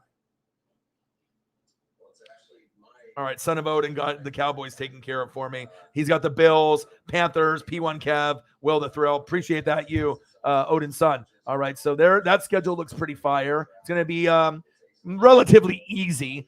Ravens definitely have a path, but they're not going to be as good as the Bengals unless the Bengals have injuries. So let's see here. Okay. Alan is in the building. All right, I got, let me go to Odin's Son, and I'll find the actual graphic here. So, one sec.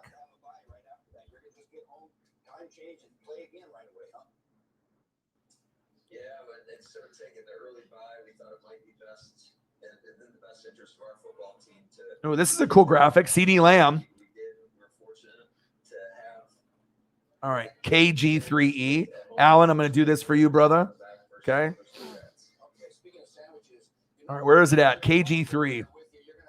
I got like 10,000 files, so I try to work quick. You know, time is money. You know, you want to make sure you put on a good show. But like I said, I feel my show is definitely a lot different than anyone else's. Let's see here. KG, baby. And I ain't talking Kevin Garnett. All right, where are you at?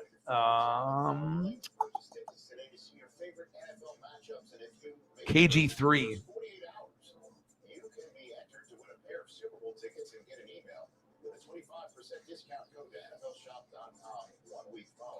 Where is this? KG3.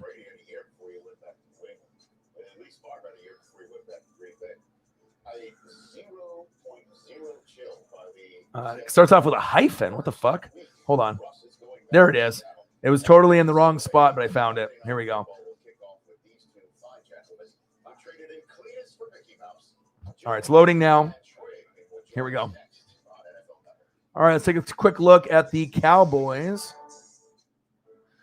All right, Tampa Bay, week 1. I got to get that dubber. I mean, you guys should have beat us week 1 last year. We got you the field goal at the very, very end. No Amari Cooper, no Randy Gregory. I think that will be a factor in this particular matchup. Then you got the Bengals week 2. That's a tough stretch. You guys could be 0-2, but we'll see. All right, and then you got the Giants and then the Commandos, winnable games. Then the Rams, that'll be a loss. Eagles, that could go down to the wire, and that might be a loss. So you might start off with a win, 2 losses in the beginning, then 2 wins, and then maybe 2 losses, and then maybe another 2 wins with the Lions and Bears, a bye week, week 9. Then you got the Packers and the Vikings, which could be 2 wins or losses. Giants, Colts, Texans, Jags, week 14 and week 15. You could double up on some wins, and then you end the year off with the Eagles, the Titans, and the Commandos. That looks pretty tough.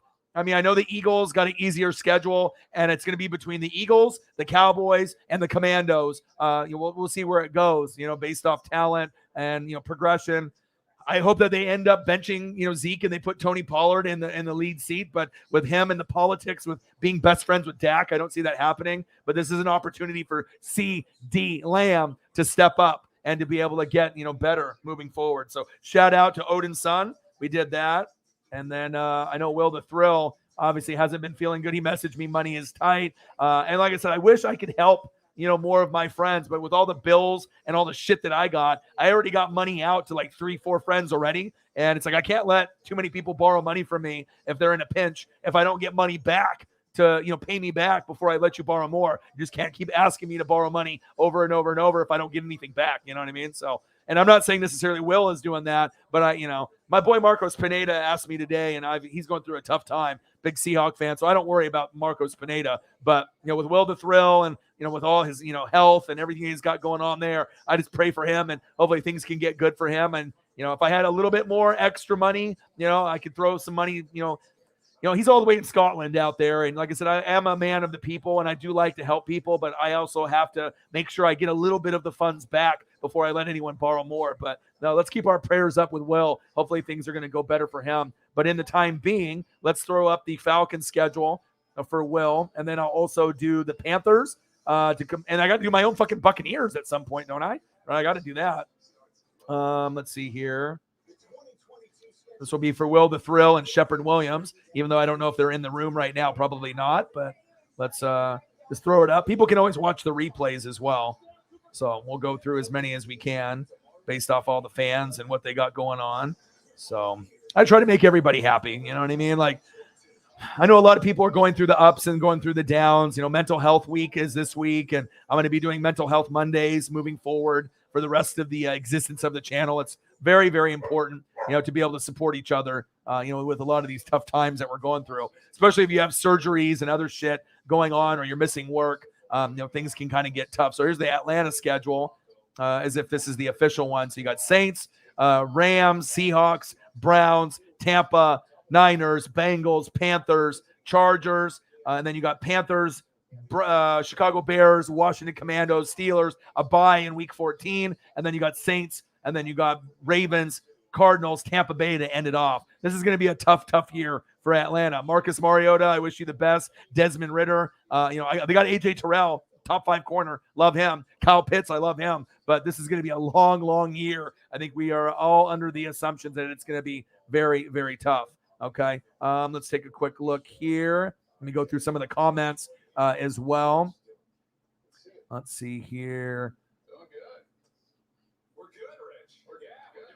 Chiefs is tough. I think Chiefs is tougher. You know what I mean? They're doing it based off the records and the win percentage from last year. But I think the Chiefs, based on just glancing, looks the hardest to me so far. So, and the Rams are good, right? They didn't really lose a whole lot. You lost Von Miller and you gained Bobby Wagner. You ended up losing Bobby Trees, Robert Woods. You got Allen Robinson.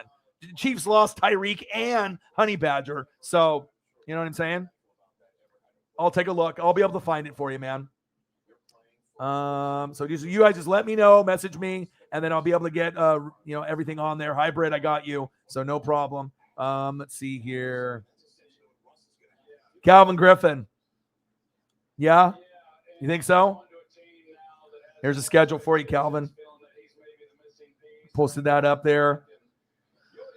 You guys are going to do pretty fucking well. Top 3 team in the NFC. I like the Saints even better than the Packers or the Niners, or at least initially. I mean, we'll have to see with injuries and how everything stacks up.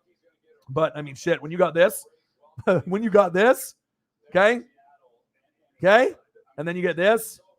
And then Michael Thomas coming back, right? A little bit of Olave, okay? Should be pretty fucking nice moving forward for Jameis Winston, right? And then obviously you got your boy, Honey Badger, coming home, which I absolutely love. Let's see here. Skinner in the building. Yeah, I don't know. I mean, it could be. Yeah, 10, 11 wins. Eagles and Commandos will be right there too. Giants, probably 5 wins or less. But then all 3 of your teams should be in that 9 to 11 win range. But if injuries happen, then you're going to be sliding backwards and maybe like 8-9, 9-8. But it's going to be a tough schedule. Let's see here. Hey, guys, I just looked at the Chiefs schedule, pretty much see the rate. I mean, anybody in the AFC West is brutal because every team, you could potentially lose every game and go 0-6 in the division, even if you're a good football team. So, keep me busy, bro. Keep me busy. I'm just trying to do the best I can. I got the Panthers' son, Odin's son, sent me this one for P1 Kev, so let me do that. You know, I'm a man of the people, so I try to do as much as I can. So let's go to that one next. Get some of the NFC South out of the way. All right, 8V. Let's pull this one up. Here's my question. How the hell did Devontae Adams end up out of Green Bay and with Las Vegas? 8V. And now we're going to see, Your boy works quick. The guy is still underrated. All right, here we go. So we got the preseason. Commandos, New England, the Bills. And then week 1, you got Browns. And then let me move my logo out of the way. You know what I mean? We can take that down if it's going to interrupt the schedule. I mean, we already know it's NWSF for life, right?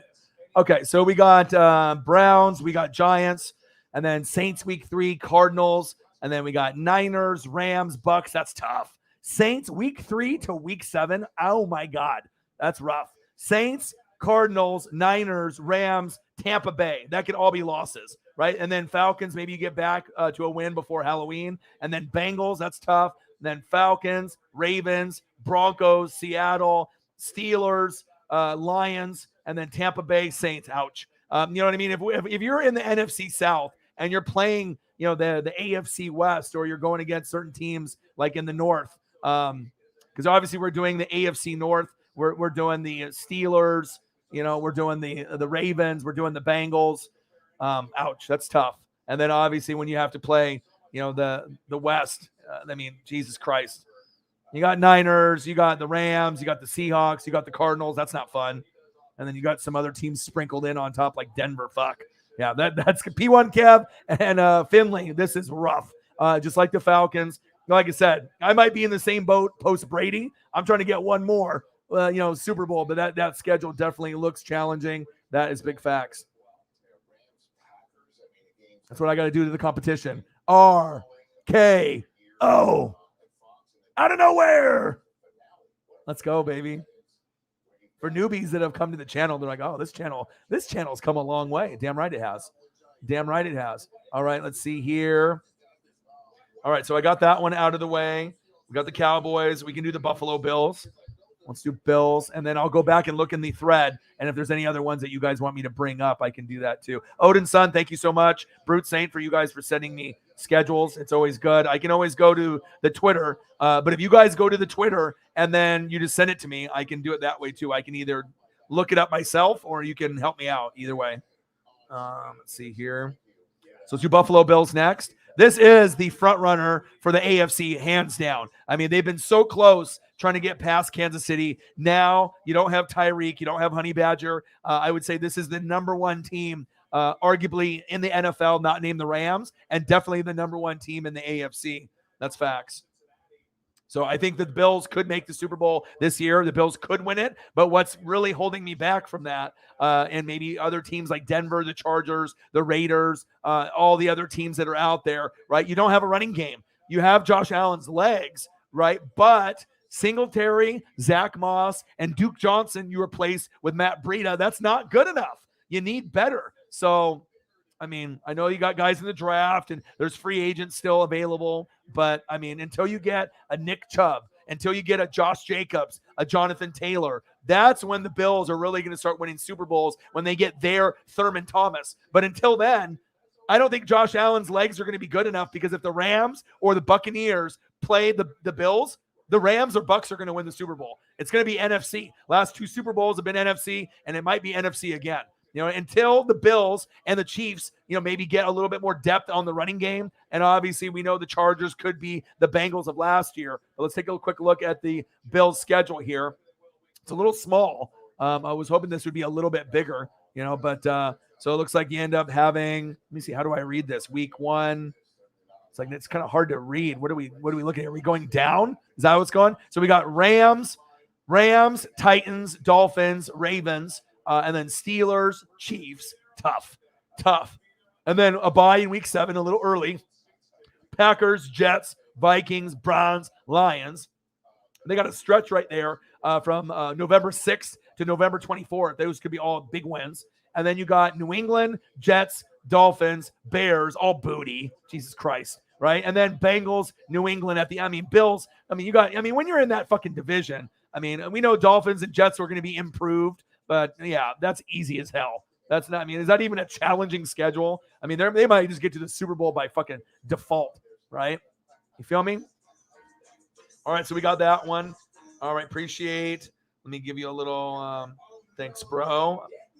Thank you, bro. All right, so I got all those ones out of the way. So your boy, Odin Son, I got Atlanta, the Panthers, Cowboys for P1 Cav, as well as Alan Counts and a few others. So we got that. And then I think Brute Saint has sent me some schedules as well. Sent me the Saints. I did the Ravens one. We got Raiders and we got Bengals. So let me do those next. Okay, let's do Raiders. And like I said, we'll go that route as well. So one sec.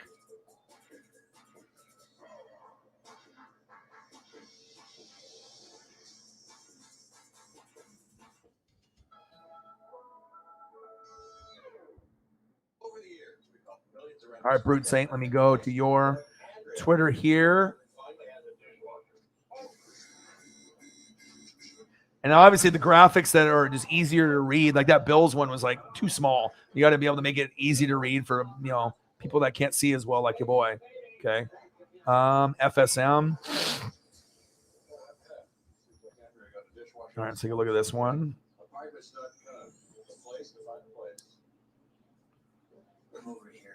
FSMK.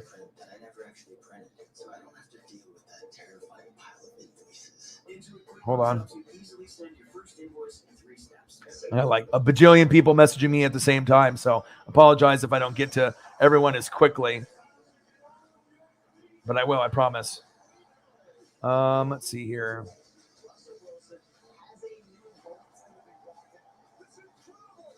All right, here, Raiders is next. Raiders. Take a quick look. That's me looking for the schedules on here.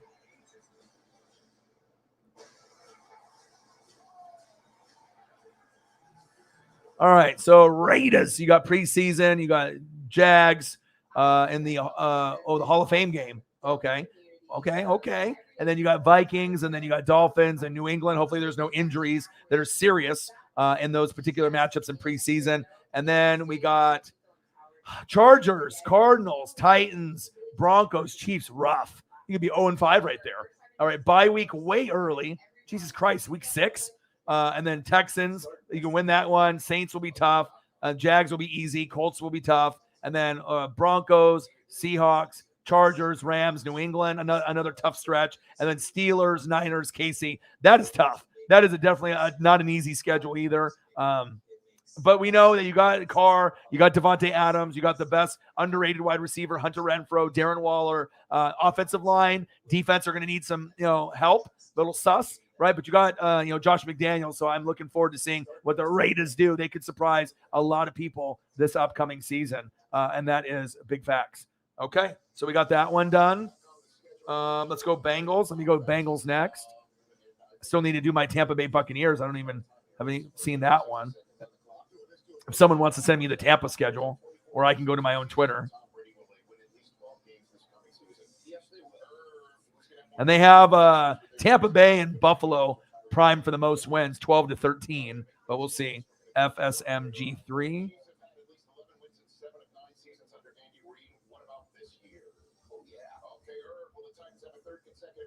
And I still got the Sunday night, Monday night, Thursday night that I'll be bringing up for you guys too. So FSMG3. There we go. Let's take a look at the Bengals.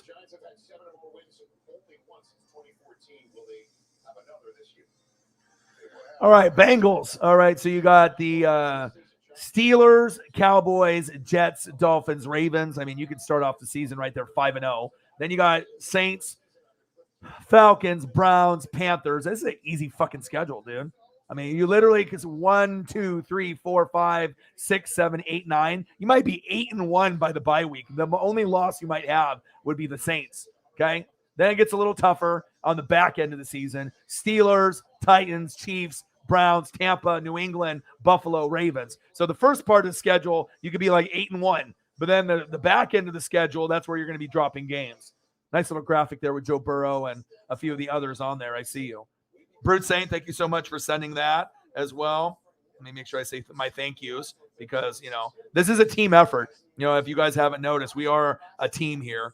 All right, Joey sent me the schedule here as well. Okay, so let me pull this up real quick for Joey. So one sec here.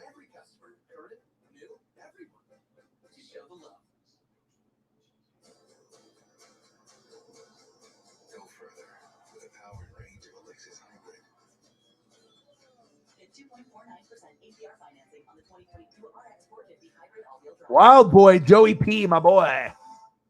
If it's coming between you and a new grill with the words "some assembly required," come to Ace, because Ace now offers free assembly, delivery, and fuel. So get a Traeger wood pellet grill, a Weber gas grill, or a Big Green Egg charcoal grill. You won't find all right, one sec. Service at a warehouse store, only at your neighborhood Ace, around the block, where you need in stock with people who know their grills. Right now, get free assembly, delivery, and fuel on your new grill. If Philly Garcia didn't have the fighting spirit to drive his ambition, he never would have left home for. All right, FSMT. Let's do Vikings next. For my boy Joey. Wild boy.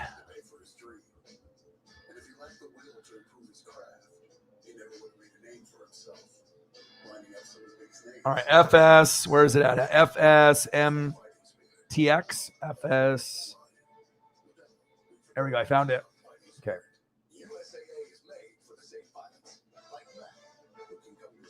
Oh, wow. That's really small. I was hoping that would be a little bit bigger. They did it for like phones, and then they did it for, let me see. All of them are this kind of small, aren't they?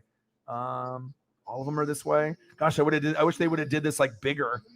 Come on, Vikings. You should have made this a little bit bigger. It would have been a little bit easier to read, but it's all good. All right, so you got what? Green Bay, and then Philly, Detroit, New Orleans, Chicago, Miami, a bye week, week 7, and then you got Arizona, Washington, Buffalo, Dallas, New England, and then Jets, Detroit, Indianapolis, Giants, Green Bay, and Chicago. So Green Bay could be a win or loss. The Eagles, I mean, you don't want to start off 0-2. So you got to find a way. If you lose to Green Bay, you got to beat Philly, but Philly's going to be tough. You can get back on track with the Lions, but then you got the Saints. So you could be possibly 1-3. You might lose to Green Bay, Philly, and New Orleans, but hopefully Kevin O'Connell can get you guys to at least 2-2 at that point, and you can win one game between the Saints, the Eagles, and Green Bay, and then easy games with Bears, Dolphins, and you got Cardinals, Washington. Those will be kind of tough. Buffalo will be a loss. Dallas, New England will be challenging. Jets, Detroit should be able to win those. Indy will be tough. Giants should be a win. Chicago will be a win at the end, and then Green Bay. So, yeah, this one will be tougher. This one seems more of like closer to like a 9-win team. Maybe you can get to 10, but maybe 10 wins will get you to the playoffs. We'll have to wait and see. Okay. Let me see here. Just trying to scroll through everyone's comments here. I found it and they came out. It dropped 30 minutes ago.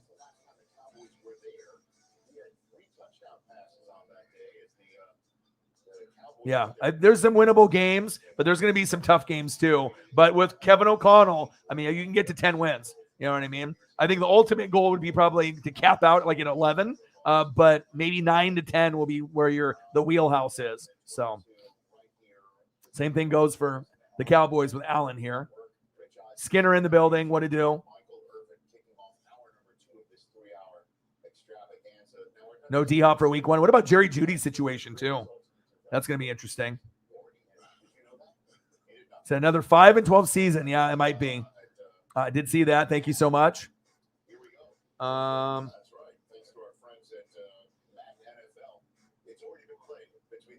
Okay, you sent me the Titans. Let me bring that up. Titans and the Jags and the Texans. There we go. So 1 second. I'll get to that. I'll get to that 1 sec, Sarah. We'll check the cash app here too. Matt Payton in the building. Yeah, the Bucs are the Cowboys, the Saints, and the Packers. Come on, man. But I can beat the Cowboys. Got to find a way to beat the Saints. Packers, I know I can beat the Packers. So, I mean, if I go win against the Cowboys, lose against the Saints, beat the Packers. But if we start off 3-0 in this fucking first 3 weeks, Brady is going. You know what I mean? Like if we start off Cowboys, Saints, Packers, and we go 3-0, I'm telling you, the Rams are the best team in the NFC, and the Saints are going to be very good. But who's going to be the most motivated in the NFL this year overall? Tom Brady. You know what I mean? Josh Allen's got a lot of motivation also to get there. Russell Wilson's going to want to prove a point, but the most hungry player in the NFL will be Tom Brady because he's pretty much going to be retiring more than likely after this year. But yeah, tough. I can still start off 1-2 and still be fine though in this schedule. But I'm beating the Cowboys for sure. I know I can beat the Packers, but that Saints game, that might be the loss. But if we start off 3-0, but realistically 2-1, I think is where we'll probably be at. P1 Kev. Oh, I did see that. Did you see the schedule? I'm trying to help everyone out though, but I'm trying to do everything that I can, dude, for all the different teams.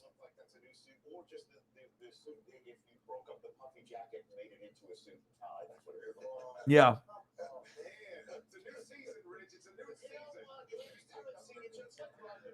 Yeah, we just have to be able to see the health, and obviously the way to end up winning the Super Bowl or getting on a deep run is just being the healthiest team in the NFL. The Chiefs were, when they won, then the Buccaneers were, and then the Rams were last year. So it's like you got to be a top 5 team in your conference, but you got to be hot and healthy and typically go 3-1, but preferably 4-0 in December. You go 4-0 in December, you're the healthiest team in the NFL. You don't have a whole lot of significant injuries on the O-line or your skill position players. You're going to have a chance to go all the way. So, Wild Dog, you sent me the Bucs schedule. Thank you. I appreciate you. Let me do the Titans real quick, too, as well, since Sarah sent that to me. So let's do that. 1 sec.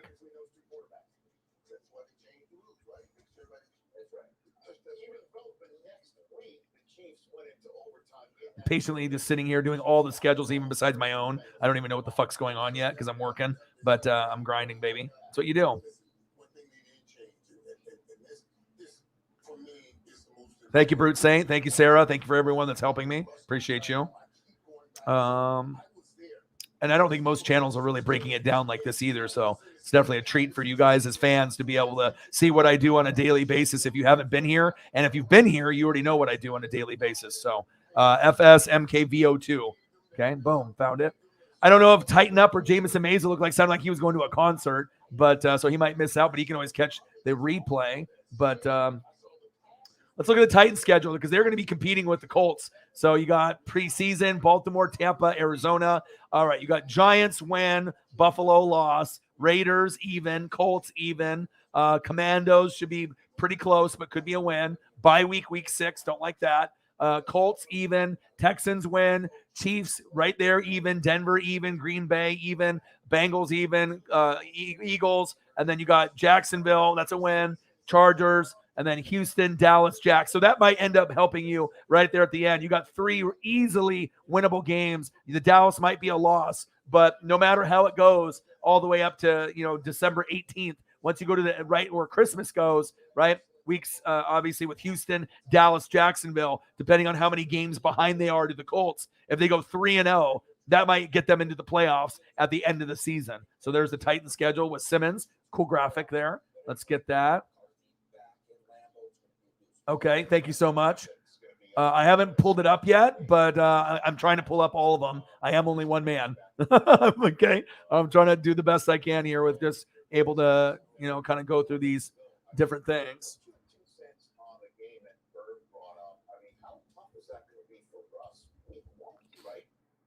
All right.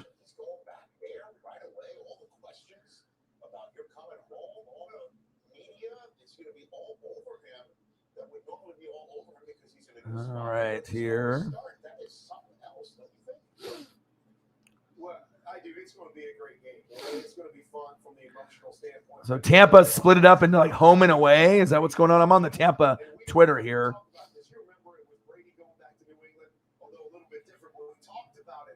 Every single week. They start out early and go, hey, I get to go back to Seattle. I get to go home. I get to quiet all of this noise and hopefully get a victory in front of those fans. I think that's huge for us. But there's no question it's going to be emotional. Like Herb was just talking about all the different things that he thought he was going to be a lifer there in Seattle. So it's going to be a great moment. That's going to be a great game. And I think he's happy. Hold on here. All right, well, you'll be there you go. Thank you. Well, so that'll be pretty wild. Yeah, I got to try to find a better version of the schedule. One sec. Hold on. Yeah, it's grainy. We got to try to find one that's going to fit on here. So give me a second. That's my way of saying thanks, Kurt, for joining us. Are you ready for the catchup Cowboys schedule? Are you ready to chop it up? I got to find a different version of this. One sec, guys.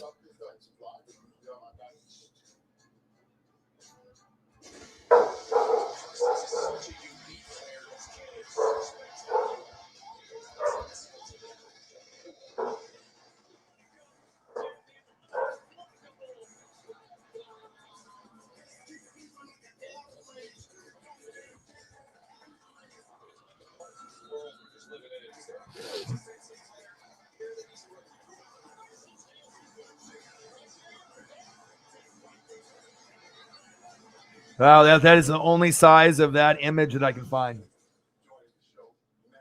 That's the same one that Brute Saint sent me. God, it's a kind of a. It's like I don't even know if I want to even put it up. It'll be too fucking blurry. But I guess if that's the only option, come on, Tampa. Yeah, that's the only option that I got. Some blurry ass one. Not to my standard, but we'll see what I can pull up here. If we can find one that's better than this on the internet or on Tampa's, that'd be obviously much better than this. Yeah, God, this resolution on this is shit. Look at this. This resolution's crap, but this is the only one that they have. It's like a 420 resolution. So Dolphins, Titans, Colts, and then you got Cowboys, Saints, Green Bay, Chiefs. Fuck my life, really? So they just want me to start off 0-4, but it is Brady, right? Then you got Falcons, Steelers, Panthers, Ravens. I'll mop the floor with those 4 teams. And then we got Rams. That could be a loss. Seattle, beat that. Week 11 bye. I like that. Then we got Browns. I can beat them. Saints would be a loss more than likely. Niners could be a loss. Bengals could be a loss. And then we got Cardinals, Panthers, and then Falcons. So at the end, I got 3 easy games there at the end. So very tough in the beginning with Cowboys, Saints, Packers, Chiefs. But what happens if I go 4-0 or 3-1 or even 2-2? I'll be fine. But come on, Tampa. You got to be able to put out graphics that look better than that. He's like, God, that resolution sucks. Okay. But thank you, Brute, for sending me that. And I looked on the internet myself, and that's the only one that I could find either, because usually I can drop the file and get a better resolution. So I don't know what the fuck is going on with them doing it so shitty like that. But let me go to the actual Twitter. Let me go real quick to my homepage. It's like, God, Buccaneers, are you that so? I mean, it's like, I get it. You know, we're trying to do big things here, but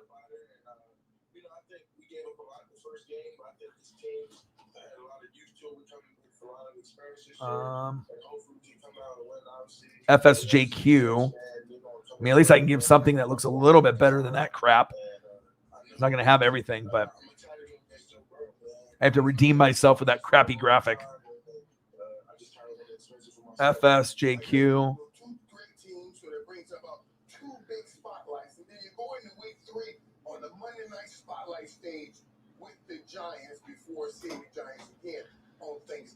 How was the food? Good? Yeah. You full? FSJQ.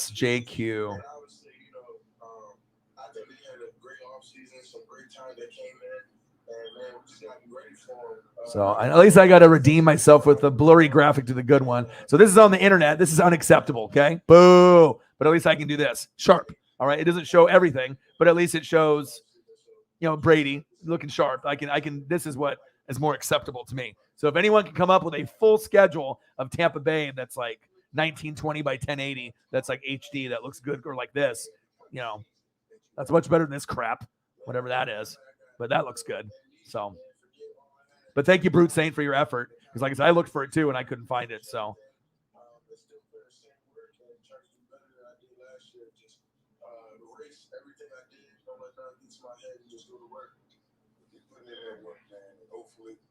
All right. Appreciate you guys. Packers and Broncos. Yeah, I can definitely do that. Joey sent some more schedules here as well. Packers, Broncos, Chargers. I can do that.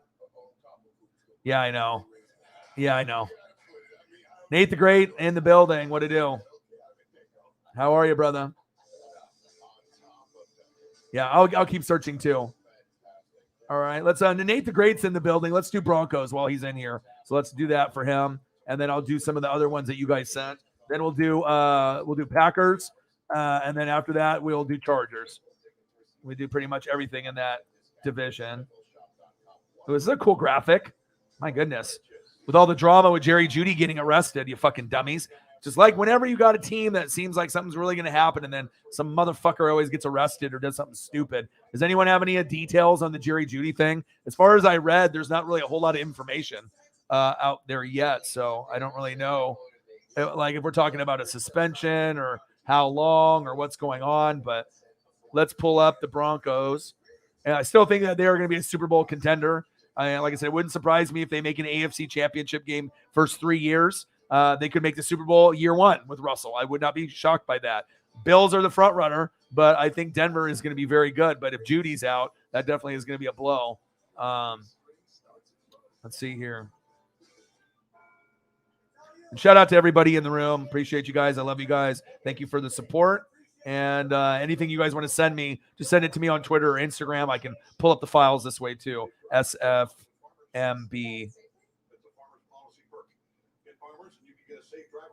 Simply for having a clean driving record for 3 years. After you.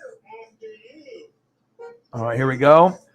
All right, here is the Broncos schedule. Looking good, Russ. Danger Russ. Going back to Seattle week 1, kick their ass. Texans, that'll be an easy win. Niners will be tough. Raiders will be tough. Colts will be tough. Chargers will be tough. Jets and Jags to get back onto a win streak by week 9, I believe. And then they got the Titans, Raiders. Those will be tough. And then Panthers, Ravens should be winnable. Chiefs, Cardinals, Rams. Wow. Look at the end of the year for the Broncos. If anything gets, I mean, if you're talking about teams that are going to win the AFC West, right, you got to win your division. And with, you know, the Chargers, the Chiefs, the Broncos, and the Raiders, it's going to come down to the divisional wins. Whoever wins this division, maybe the number 1 team goes 5-1, maybe 4-2. You know, maybe 3-3 is not going to be good enough to get into the playoffs, but you're going to have to be 4-2 or 5-1. No one will be 6-0. But look at that last stretch: Ravens, Chiefs, Cardinals, Rams, Chiefs, Chargers. Wow, that does not look that fun. But, if they find a way and Russell Wilson can be Russell Wilson, maybe they beat the Ravens, maybe the Chiefs beat the Cardinals, lose the Rams, and then Chiefs again, and then the Chargers. But, wow, that's crazy. That's a crazy fucking schedule, Nate the Great. My goodness. My goodness. Yeah, $11 in donos. Let's get to a hundo, baby. Your boy's hustling and grinding. I've already been online for, an hour and 45 minutes, and I probably will be streaming for 4 to 8 hours. But if you can support your boy, it'd be greatly appreciated. Joey's sending me all of them.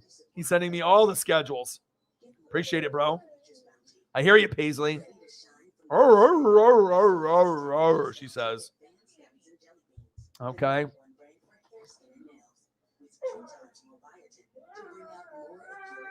I hear you, Paisley.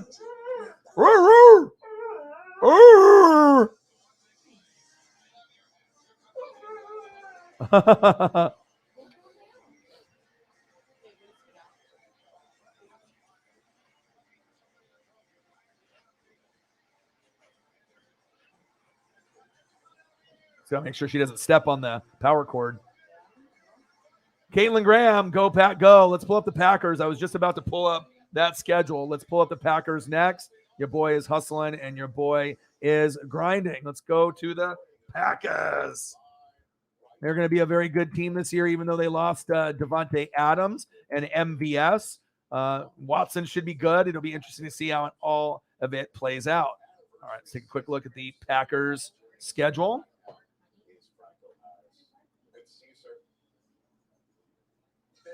All right, FSMT.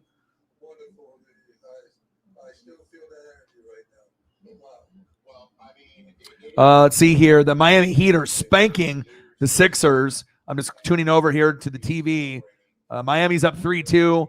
There's 8 minutes left in the fourth. Yeah, Miami's advancing. Bye-bye, Sixers. Bye-bye, Philly. Let's see here. All right, Packers. Let's take a quick look to see what you got on the slate. All right, FSMTY. FSMTY. All right, found you. Caitlin Graham in the building. What to do? Let's see what we got here. It's a little small with the graphic. Wish the Packers made a fucking better graphic than this, but you can kind of see it. So we got Vikings, Bears, Tampa Bay. So obviously you can go right off the gates 2-0. Tampa Bay will be close. New England, the Giants, the Jets, the Commandos, the Bills. This fucking schedule's easy.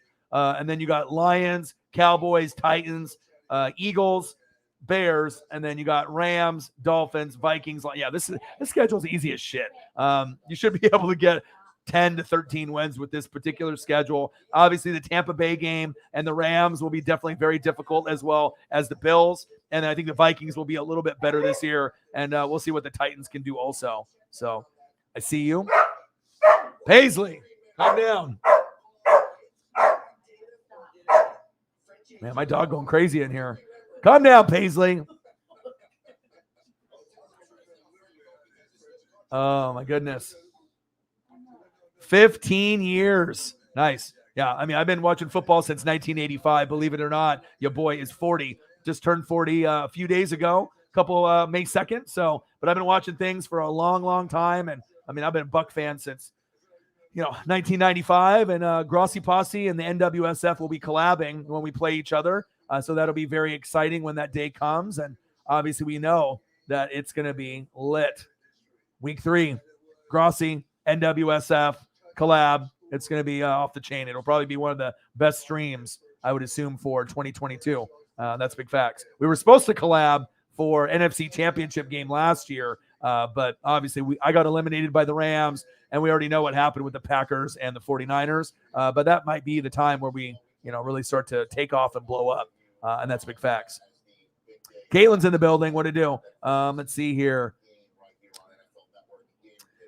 It's a little aggressive. I don't know about 14-3 or 13-4. I think that's a little aggressive because I think most of the NFL, there's a lot of parity in the NFL. Obviously, the schedule says that you might be able to get there, but normally 12 or 13 wins would be probably at the top. They have usually the Bills and the Buccaneers at that point. But I mean, based off your schedule, I think that I wouldn't be taking the Vikings for granted. But let's say you won the Vikings, the Bears, you lose to Tampa, you're going to beat New England, the Giants, the Jets, the Commandos. So literally in the first 1, 2, 3, 4, 5, 6, 7, 8 games, you might go 6-2, and you might only lose to the Bucs and the Bills. And then on the next slate, you got, let's see, Lions, Cowboys, Titans, Eagles. I mean, Titans and Eagles, Cowboys. I mean, those we'll have to see on how they play, but there's definitely some winnable games there. Maybe 2-2 in that little stretch. Bears is definitely winnable. Rams is a loss probably, and then you got Dolphins, Vikings.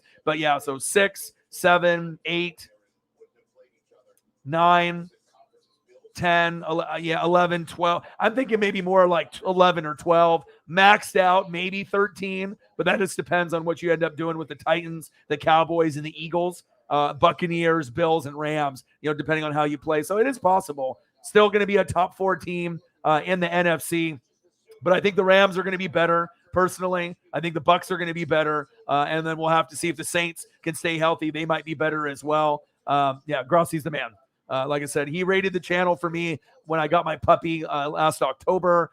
We keep in touch. We use the same graphic guy, Johnny Thumbnails, Johnny Rockford. So we have a lot of connections there. Obviously, him with Clickbait Sports and whatnot. They're the GOATs. And like I said, we were going to collab together, but it'll be fun. So it looks like it'll probably happen week 3. And, I'll be on his channel more than likely, and we'll make it happen. So, Christian Watson should be good. But again, you did lose Devontae Adams and MVS. You had a good draft, but when you're going in with new guys, chemistry, Aaron Rodgers will make everyone better. But let's not take for granted Devontae Adams is the best wide receiver in the game, not named Tyreek when he was on the Chiefs, or Cooper Kupp from last year. And then you got new guys now like Jamar Chase and Justin Jefferson, who are top 5. And that's big facts. I think we all love Grossi. That's facts. Green Bay, Minnesota is definitely one of the best rivalries. That's big facts. Who is the owner of the Bears? Aaron Rodgers. Damn right. Still got the Aaron Rodgers rookie card. Nice. All right, so let's do the we're going to do the Chargers schedule next. And after I do the Chargers schedule, then we'll do Monday night, Thursday night, and Sunday night. So let's do the Chargers here real quick. Packers schedule is kind of easy. I mean, compared to some of the other schedules.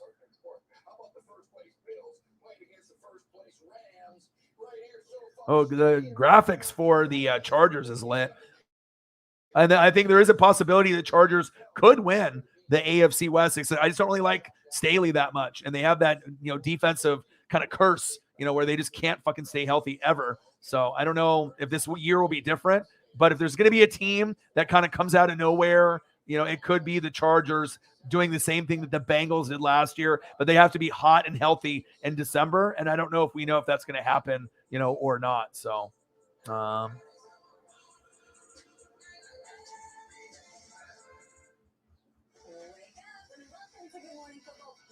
right, FSMO. Let's take a look at the Chargers schedule. They have a sweet graphic. They have some of the best jerseys in the league. That's big facts. All right, let's see here. I got to delete some of the graphics. I think this only lets me have like 100 that I can use at a time. So I'll have to rotate some stuff around. Because every great delivery driver deserves a tip. What was that? Domino's tip $3. Only at Domino's. We make sit-down chicken. All right, FSMO. Oh, there we go. This is a cool graphic. If there's one thing we know, it's chicken, chicken, and chicken. All right, perfect. When it always fits the screen and it's HD and it looks fucking fire. All right, preseason, you got Rams, Cowboys, Saints, tough, right? And then you go right out the gates, you got Raiders, you got the Chiefs. Those could be losses right out the gate, but Herbert's the man. Don't forget that, okay? Then you got the Jags and the Texans and the Brads. That could be a 3-game win streak. Then you got the Broncos. That could be a loss. Seattle, that's definitely a win, a bye week. Right there, 1, 2, 3, 4, 5, 6, 7. Week 8 bye week, a little early. Then you come out of the bye against the Falcons. That's a win. Niners will be tough. Chiefs, tough. Cardinals, you can win that one. Raiders, again. Then you got Dolphins and Titans. Colts, Rams, and then Broncos. Everyone in the AFC West, it's whoever ends up going 4-2 or at least 3-3 at the very minimum. But no one's going to go 6-0 in that division. But the key is whoever's 5-1 and 4-2, those are the two teams that are going to probably go to the playoffs. If you're 3-3, you're not going to make it. Not with the competition in the AFC West. That's facts. All right, let's take a quick look here. I think Sarah sent it to me. Did you send me Monday night, Sunday night? Monday night, Sunday night. What about Thursday night? Did you send that one to me? So let's go there. Appreciate Sarah's hard work as well. Appreciate you guys. So let's go to Sarah's Twitter, and then I can pull the file up, and then we will manipulate it, and then I can pull the file. All right, let's see. Where is the schedule? Okay, let's do Monday night first. This is from Adam Schefter. So I guess I can go and I can pull it up from Adam Schefter as well. All right, FSM.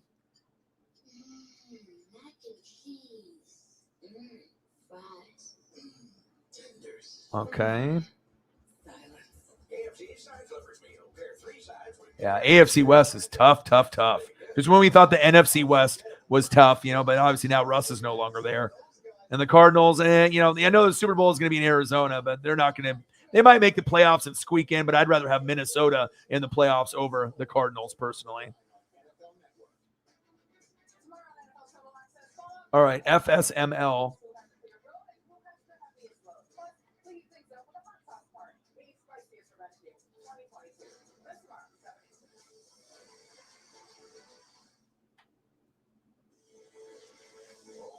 All right, let's take a look at this one now. All right, so this is Monday Night Football schedule. Let's take a quick peek here. So we got Broncos and Seahawks. Then after that, you got the Titans and Bills, great matchups. Oh, and it's a doubleheader. Then you got Vikings, Eagles, great. Then the first booty one, Cowboys and Giants, that'll be a blowout. Rams, Niners, great. Raiders, Chiefs, great. Broncos, Chargers, great. Booty, Bears, New England, no one cares. Broncos and Jags, blowout. I mean, anybody but the Jags. Come on, man. Bengals and Browns, that should be good on Halloween. Ravens and Saints, good. Commandos and Eagles, good. That should be a good rivalry matchup. Niners and Cardinals, decent. Steelers and Colts. Saints and Bucks, let's go. New England and the Cardinals, that's kind of booty. Rams and Green Bay, let's go. That one will be fire, just like the Saints and the Bucks. Chargers and Colts will be good, and Bills and Bengals. So the only really horrible ones on here are the Broncos and Jags, Bears and New England, and fucking Cowboys and Giants, maybe even the Commandos and Eagles. I mean, you want good matchups, but most of those, we'll say 90% of those matchups are lit. So Monday Night Football will be fun to watch. So there's that one. And then let's go to Sunday Night Football, and we'll see if Sunday night's better than Monday night schedule. Let's take a look at this one. Cincinnati a few times. We got Tampa Bay a couple of times. We got the Cowboys, the Packers. I mean, some of these matchups are phenomenal. So, you get a week 1 doubleheader, you get a week 18 doubleheader. All right, FSMLPU. FSMLPU. All right, let's take a look at Sunday Night Football together. Let's see what we got here.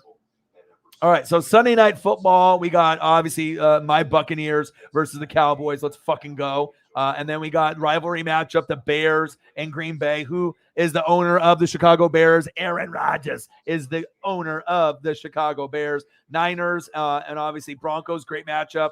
Kansas City versus Tampa Bay. Let's fucking get it. That's going to be great on Sunday night, week 4. Then you got Bengals, Ravens should be good. Cowboys, Eagles will be good. Steelers, Dolphins is intriguing. Green Bay and fucking the Bills will be great. Titans, Chiefs will be great. Chargers, Niners will be great. Bengals, Steelers. Obviously, what did we have before? Bengals, Ravens. Then Bengals, Steelers. You get a lot of Joe Burrow. Green Bay and Eagles. I love that. Colts and Cowboys. Love that. Chiefs and Broncos. Love that. Patriots, Raiders. Could have a little intrigue because Josh McDaniels is playing against Bill Belichick. Okay. And then we got Tampa Bay and the Cardinals on Christmas. Oh, wow. And then we got Rams and Chargers. So this one, Sunday night, looks better than Monday night overall. I mean, how many booty matchups really are there? I mean, if it's a bootier matchup, it's usually a rivalry game in the division. But out of all these matchups, there's nothing really that bad. And then let's see if we have the Thursday night schedule.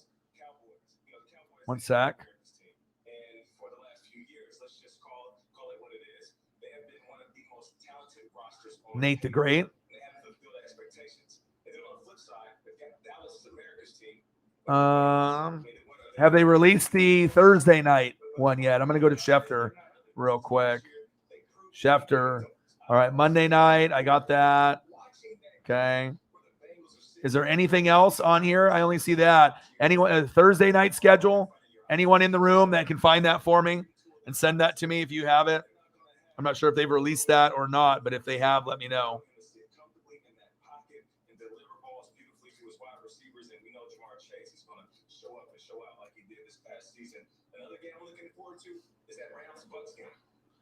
Rams and Bucks. Coming off of a Super Bowl and Tom Brady now returning back to see if we can go out there and get him another one. All right, Brute Saint. That's a cool graphic. Let me pull that one up too. I mean, there's the Sunday night graphic, but then there's another one that's kind of laid out a little bit nicer. Let's go to that one. I need Thursday night. Someone find me Thursday night schedule. If it's available. Brady versus Peyton dominance is now over. You guys mentioned how excited you are to have the Bills and the Bengals on your schedule over and over again, and nobody's batting an eyelash at that. You couldn't be more correct. And then you've got a Christmas Day game with Denver in the home. All right, 5ZE. Let me pull up this file. Easily been the kickoff game of the year. Denver's back in the mix here, Jim. This is pretty much the same thing as this file that we just looked at, which is a little bit prettier, a little bit brighter. Obviously, it's got the kickoff game on there, obviously, and then you can see the graphic on the way that plays out.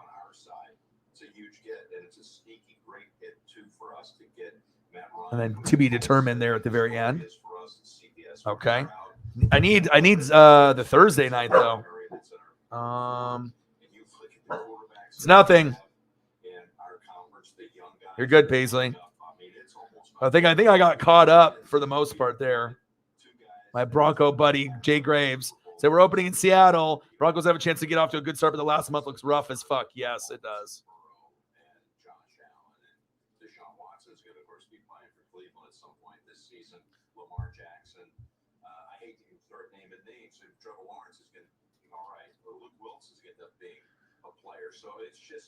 All right, let's see here. Joey's in the building. Caitlin is in the building. What to do? Brute Saint, Sunday night. I'm looking for Thursday. If anyone can find me Thursday, please do. I'm in the nastiest thunderstorm at the farm right now, I bet. O-Dog, I broke down the Chiefs. Okay, let me see what you got. What did you send me? Week 2. Chiefs prime time. So we got, here, let's pull it up here. All right, so Chiefs prime time. Thursday night football is week 2 at home versus the Chargers. Sunday night football, week 4 against the Bucks at away at Tampa Bay. Monday night football, week 5 at home versus the Raiders. All right, Sunday night football, week 9 at home versus the Titans. And Sunday night football, week 14 at the Broncos. So you got 3 at home, Chiefs, 2 on the road to the Bucks and the Broncos. Okay, so that's the Chiefs home and away. Appreciate that. Let's see here. Detroit has no primetime games. Well, I don't know if they are deserving of primetime. Holly Hundo in the building. What to do? Suffering from schedule release sensory overload. I know, me too. I mean, I had so many people coming in here. They're like, show me my schedule. And so I got almost all of them still in here saved or whatnot. But yeah, Detroit doesn't deserve to probably be at any primetime game. So, but there's the schedule. I have it on here as well. Sarah sent the Thursday. Okay, perfect. Let me take a peek.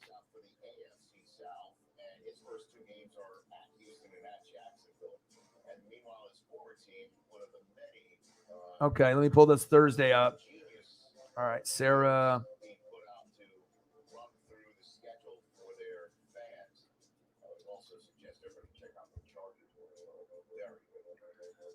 But I got Monday night. We got Thursday night. We got everything in here.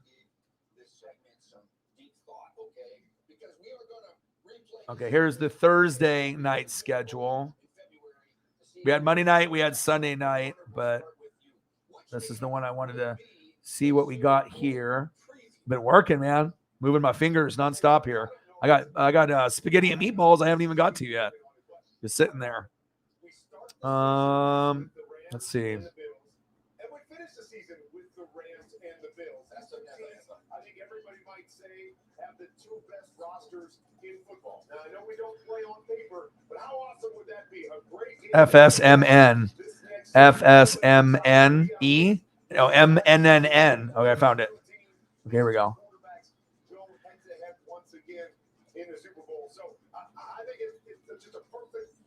Okay, just got to wait for it to transition and load, and we'll be good here. FSMNNN. FS. All right, let's take a look at Thursday night. So obviously, here we go. This is for, let me go here.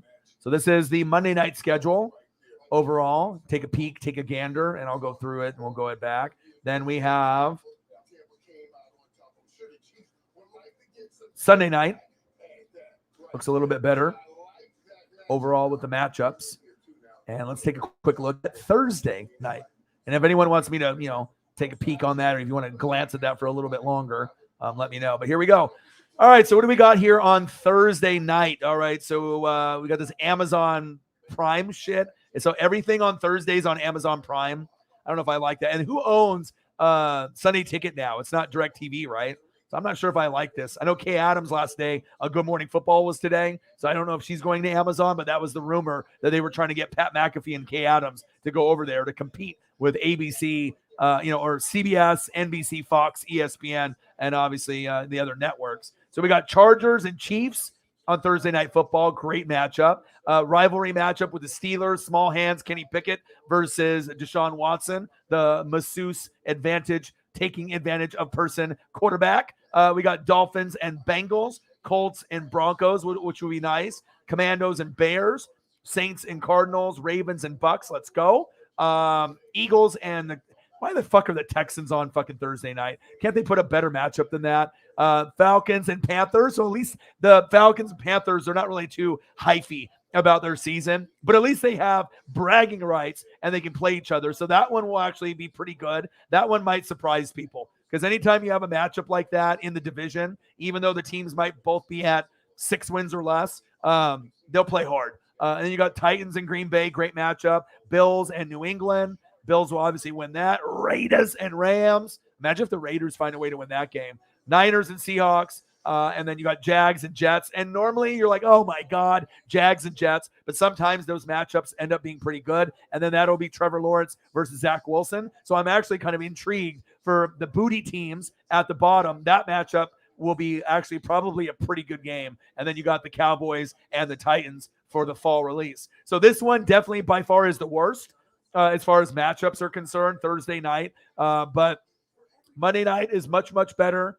And I think the cream of the crop might be Sunday night. Sunday night looks like it's got the best matchups overall. So we got all those. Man, your boy's been hustling and working. And then obviously this is the Chiefs schedule for some of the Chiefs Kingdom that are in the building. Yeah, lots of good games for sure.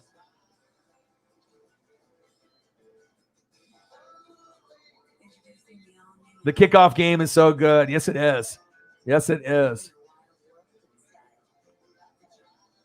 And if you're looking at that, just the kickoff game, I mean, Bill, that could be the Super Bowl, but also remember, I mean, they might be the most talented teams in the AFC and the NFC, but history tells us if you go to the Super Bowl one year, something's going to happen. Injuries, something will happen. You're not going to be healthy in December. So the Chiefs tried to get there.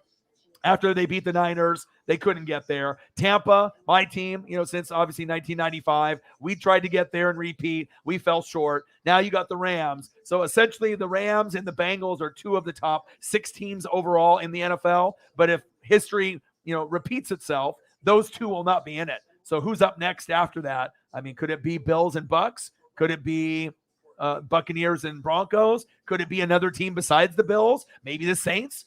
You never know where it goes. Maybe the Packers, maybe the Niners. I mean, you don't really know. And obviously the Niners just barely squeaked in, but it's all about getting hot at the right time in December and being hot and healthy. But yeah, Bills and Rams to start off the season. Could you ask for a better matchup than that? I don't think so. That might be one of the best matchups because that could be a Super Bowl matchup right out the gates. And on paper, they look the deepest. The Rams roster is deeper than Tampa, deeper than the Saints, deeper than Green Bay.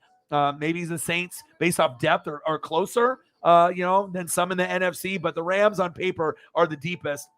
And the Bills on paper look deep. But I still don't like the running backs. I don't like the Singletary, Zach Moss, and then you traded Matt Breida for Duke Johnson to come in. But I guess you have Josh Allen as your star running back. But if they don't win the Super Bowl, it's going to be because of the running game, and that's 100%. So we'll have to wait and see. But, yeah, I'm definitely excited for that opportunity. I actually had a graphic for that first game too. Schedule release, baby. Here we go.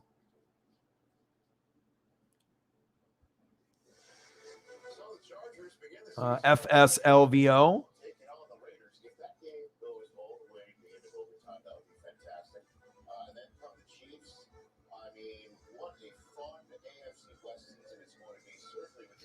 Great schedule, though, for the most part.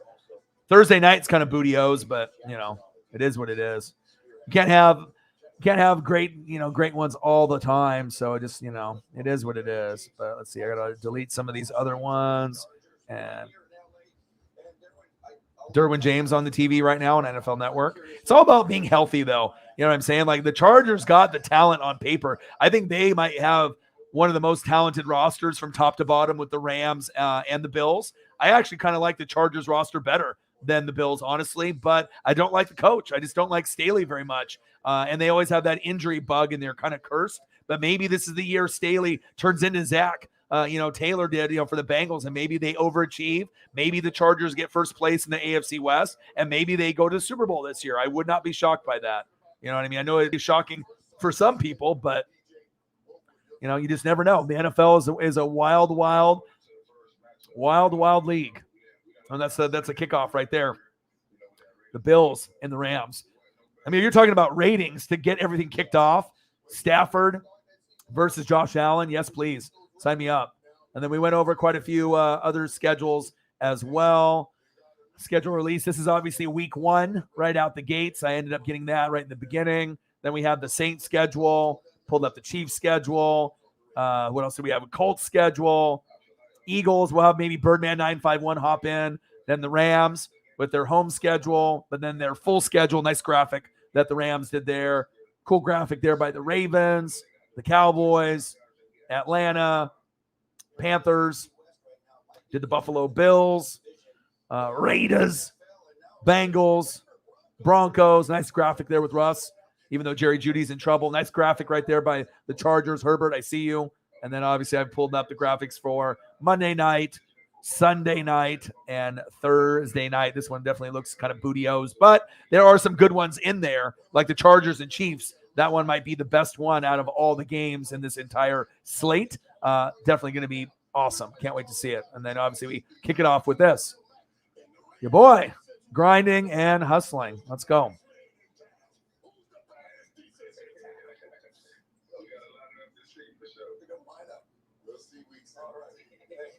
All right, let me take a quick look in here.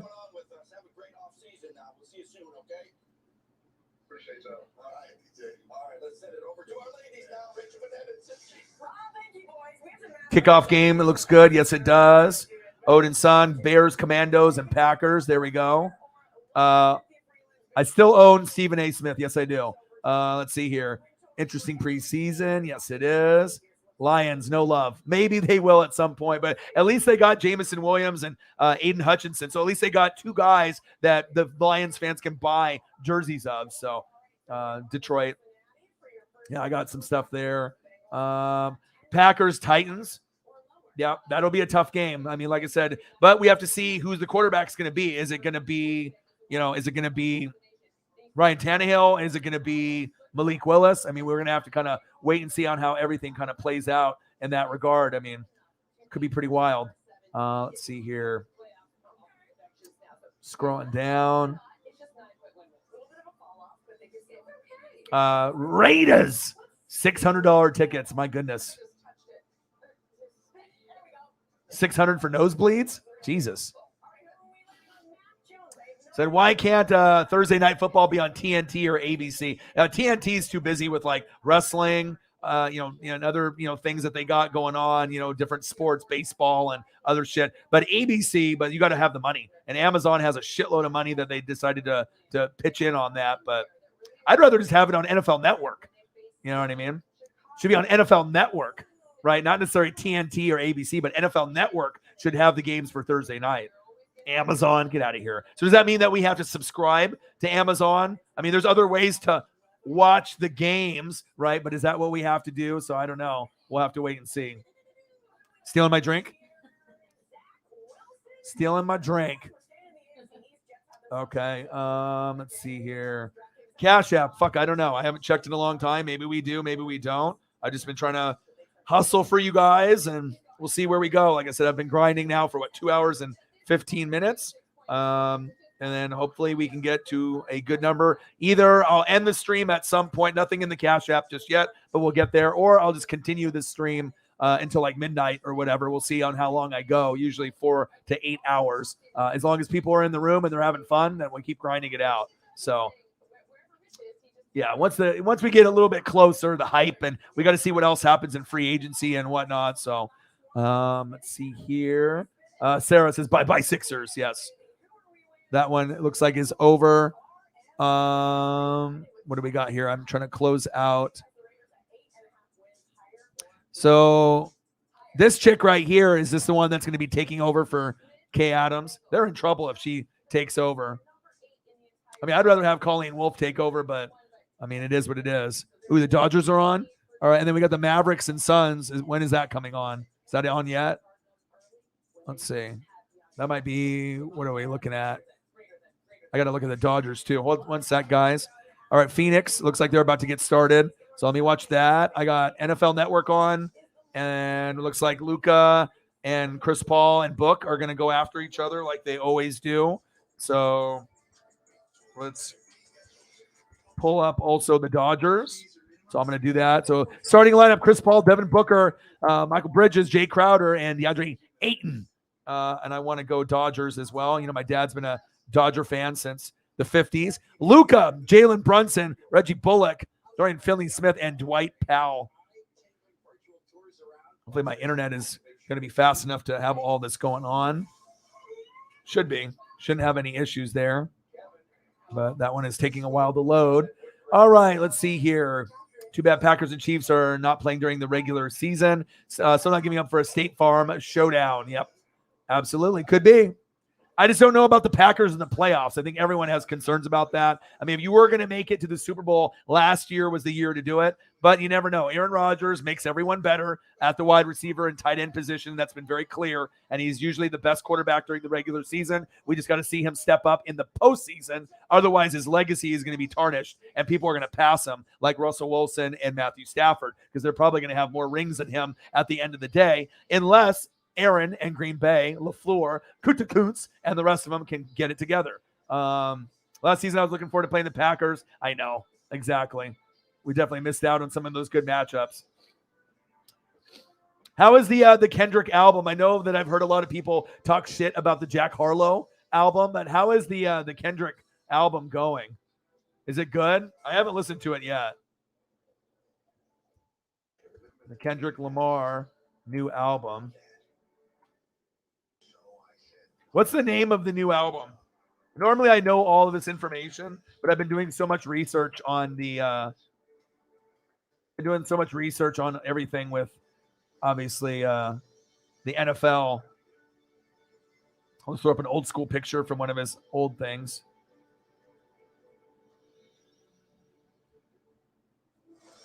I know I had a good photo. Here we go.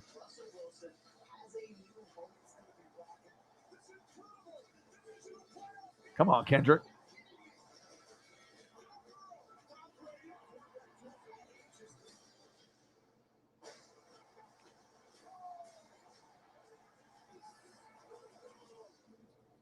The detailed rundown. Yep. It was just Destroyed them. It was over. banana recipe and being able to eat the food in 20 minutes. So all the meals are delivered. Yeah, we got a good female fan base on here too. Like I said, we try to just, be a place that's a good community place. It's Mental Health Week. I'm doing Mental Health Mondays on the channel. And just so we can give tips, on things about mental health, music, getting exercise, doing whatever we need to do to be able to get out there and just make things a little bit better. But we definitely have a good fan base for, younger people, older people, and we're definitely getting more of the females. Usually most of the females on this channel run the channel for me just because I know I can count on them, and they're very, very smart, and we want to be able to showcase the best of the best. Odin's Son, 185 is the cheapest I've seen. Wow. Yeah, but then you'd have to buy two. What is that game? Is that the one that's in Vegas? Or are you talking about at home in Kansas? One of these days, Odin, we got to find a way. You're in New York. I'm in Oregon. We just need to go to the middle of the country and go to see a Kansas City Chief game. Maybe we can make it happen this year or sometime in the near future. JT in the building. What to do? I don't know. Some kind of, I don't know. There's some detailed stuff on there, but they don't really step into too much detail with the Jerry Jeudy thing. But it doesn't look good. I'm not sure if he's going to be suspended, but it kind of looks like it. I'm going to go right now and see if there's any updated information. He's arrested and he's held without bond. So that's not good, because usually you have like $1 million bond, 500,000, but it says facing criminal tampering and domestic violence enhancer, whatever the fuck that means. But let's throw up a photo of Jerry Jeudy. And obviously we know a lot of these guys from Alabama, for whatever reason, and we obviously know that Raiders had a situation with one of their guys that they ended up having to release. It was supposed to be the next Tyreek the Freak Hill. Got in a car accident, was racing around with his girlfriend, and then killed that lady and the dog. And now he's no longer in the league. So very sad with some of these Alabama players making these bad decisions. But, I mean, you're going to have people get in trouble from time to time. I get it. But, I mean, you throw up a Jerry Jeudy photo so you can kind of name a face to a name. But let's see here. Where are you at, Jerry? There we go. Shame on you, Jeudy. And that's definitely going to hurt a little bit of the chemistry. But let's see what it says. It says, arrested facing charge of criminal tampering and domestic violence enhancer, Inglewood, Colorado. Denver Bronco wide receiver Jerry Jeudy was arrested Thursday by the Arapahoe County Sheriff's Department, according to the sheriff's office, and charged with second-degree criminal tampering with a domestic violence enhancer, a misdemeanor. Jeudy is being held without bond until he can appear before a judge on 8:30 a.m. Friday, which he will have bond at that point. There was no physical contact made in the dispute between Jeudy and his mother of his 1-month-old daughter. It solely involved property, and there was no damage to property, so I don't really know what the hell is going on with this. Brown said Jeudy prevented the woman from retrieving several items, including the woman's wallet, medical information for the child, and a car seat. So it seems like just some kind of argument that he might have had. She said that she wanted to go back to Virginia but could not leave without those belongings, telling the deputy that she did not want to get Jeudy in trouble but just wanted her things back. According to the document, Jeudy admitted to locking some of the things in his car, including baby formula. The woman took one of his 3 cell phones, and would not give it back. Why do you got 3 cell phones, my dude? That sounds kind of shady. It's like, what are you doing? Drugs? Are you a drug dealer? What's going on, Jeudy? The Broncos are currently in their offseason program. Jeudy has been a regular attendee. Jeudy, 23, was the Broncos' first-round pick in the 2020 draft. He missed 6 games this past season with an ankle injury, finished with 38 receptions, 467 yards, and no tutties. Not a good look for your guy, Dangerous, and Russell Wilson. You're trying to end up being, the team that goes to the Super Bowl, but it is what it is. JT in the building. What to do? Oh, I got some plants. I like that. Sometimes you got to get out there and smell that fresh air, baby. Monday Night Football in KC. Okay. That's according to Ticketmaster. You can find stuff probably through different, season ticket holders. And Ticketmaster rips you off. I remember looking on the Ducks, for Ticketmaster, and they try to sell tickets for like $500, $600 for one ticket when I can get like front row for face value, usually like 100, 150. If you get some of the rich people that just don't want to go to the game and pay for gas and pay for tailgating and, the drive there, the drive back, the paying for the $50 for parking. And the Ticketmaster always rips off. So you could probably find something a little bit cheaper with that. Hey. Let's keep it PG, my brother. Elliot, my boy. Let's go. Blues game, still no score. What should I be watching? I know I need to be able to throw some NHL on or some baseball on as well with the basketball. So, yeah, pretty crazy. Pretty crazy. Yeah. 3 phones. That seems a little weird. I mean, you can have your personal phone, right? You can have your athletes and the phone for the NFL stuff. But what's the third one for? You know what I mean? Even 2 phones is kind of shady. You know what I mean? But I know if you're Drake and you're one of these famous people, you're going to have maybe a couple phones, burner phones, whatever. But when you have 3 or more phones, usually that leads to what are you doing? Are you slanging? Are you doing the yayo? Are you doing the weed stuff? Are you doing other drug stuff? 3 seems a little shady. So Caitlin thinks it's shady too. So we'll see. He said 3 phones, 1 for the plug, 1 for the hose, and 1 for no idea. Maybe. $11. Let's get to $100. I know we can do it. Like I said, sometimes we start off a little slow, but we usually end up around 200 to 500 on every show that I do. Any other things to look at here? Bills, Rams, Wilson at Seattle on Monday Night Football. Let's see. Jimmy Butler leads the Heat to the second Eastern Conference Finals in 3 years. Sixers, Green carried off after the ugly knee injury, and that was kind of the beginning of the end. Broncos, Judy arrested, held without bond until tomorrow, and then we'll see that it doesn't sound like it's really too big of a deal. There wasn't any punches thrown, or he didn't push the girl or anything like that, but I mean, we'll see what happens. Colorado's laws are kind of stingy and whatnot. Let's see. Phillies, Bryce Harper has a UCL tear. Can't throw for 4 weeks. He was already DHing for quite some time. And the score is 6-6. Mavericks and Suns.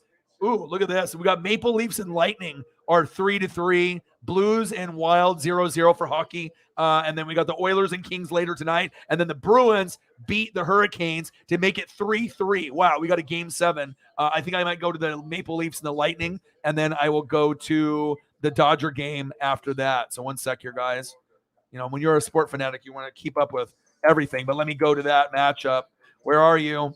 Where is this Maple Leafs Lightning? Where are you? There we go. I found it. There's not much time left, so I might as well try to soak in as much as I can here. All right, I got to minimize this other screen. Okay, here we go.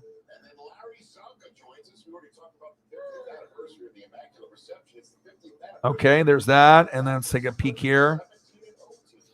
All right, 8 minutes left. Toronto. And we got the Maple Leafs and Lightning. Okay, now I smell my dog. Just took a big old dumper in the other room. I can smell it. So you got to give me a minute here before I get engulfed in puppy doo-doo. Okay. I appreciate that. That's awesome. Anytime that, we can end up having, more representation on the channel. And obviously if you're a Packer fan, that's awesome. And like I said, we definitely take care of each other on here. We make sure that, we have a good group of people. It's all about a community of positivity here. Anytime we get trolls or someone that ends up, doing something questionable, we don't hesitate to put him in timeout or give him the big boot. Oh, hi, Paisley. Now she just comes in here, my puppy. And, she came in during the Grossi raid last October. Definitely changed my life forever. I mean, isn't that the cutest thing ever right there? All right, changed my life for the better. And now she is 8 months old, but she is a pooping and peeing machine. And I better go take care of this really quickly. So while I go and take care of that, we will take a quick look at my boy, Chris Farley. And that's me looking at the NFL schedule. I will be right back, and we will see what I got planned here in just a second. Or maybe we'll switch over to Brady, or maybe a little OBJ, maybe a little Michael Thomas, but let's leave it on Travis Kelce. I will be back in 1 minute. Paisley, your poop stinks. Stinky poo. I'll be back.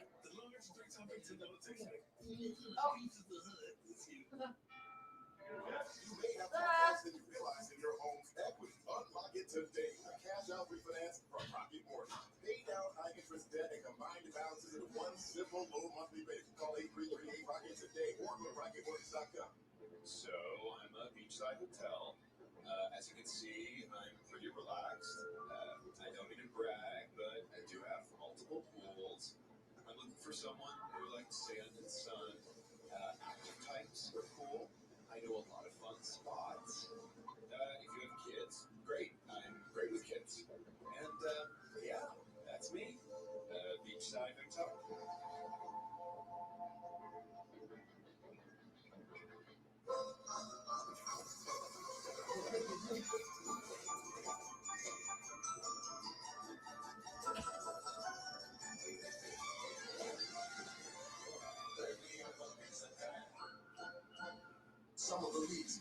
games are back, taking over NFL Network. Picking the games and shows that we want you to see, man. This time, a few legends are getting in on the fun. So come watch with us. NFL Players Choice starts Tuesday at 1 on NFL Network. Wow, I'm going to be sponsored by Glade and Potpourri by the time I'm done with this dog. Huh. She's looking at me right now like, what, Dad? I just took a big old dumper. But it's all good. You got to take care of it when NWSF Chain Gang, you know, I got many roles, you know what I mean? And the designated poop scooper, that is me. So, hey, but you got to take care of it before the smell spreads. But we usually try to get her to go outside, but you know, sometimes, you know, we have towels laid down, so she'll go on the towels, but you know, she's getting bigger and she's eating more, and you know, it is what it is. But definitely changed my life. You know, I've had some mental health problems, you know, depression and anxiety, but I've definitely turned the corner getting her. And I mean, just imagine Grossi Raid in October. She fit in my hands, you know, maybe 5 pounds, you know what I mean? 6 weeks old. And now she's, you know, maybe 40 pounds, 30, 40 pounds. Yeah, I don't know. We have to see how much she weighs, but she is large and in charge. Yeah, she's very vocal too, but yeah, definitely made a big difference in my life. That's facts. All right, let's see here. I appreciate this very, very much, more than you know. Thank you so much. JT, I have 2 phones. One doesn't work and the other has a cracked screen. There you go.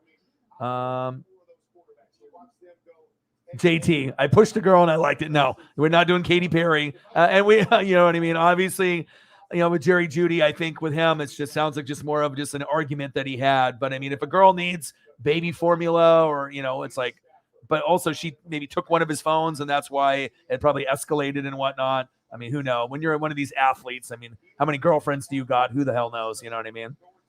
Yeah. Thank you. Let's see here. Jerry Judy, top 7 route runner the way that he has a violent hip drop. Yes, he does. Yes, definitely very, very, very, very good in the route running. You guys are just taking the pictures. Oh, hello. Hello. I'll give you guys some representation.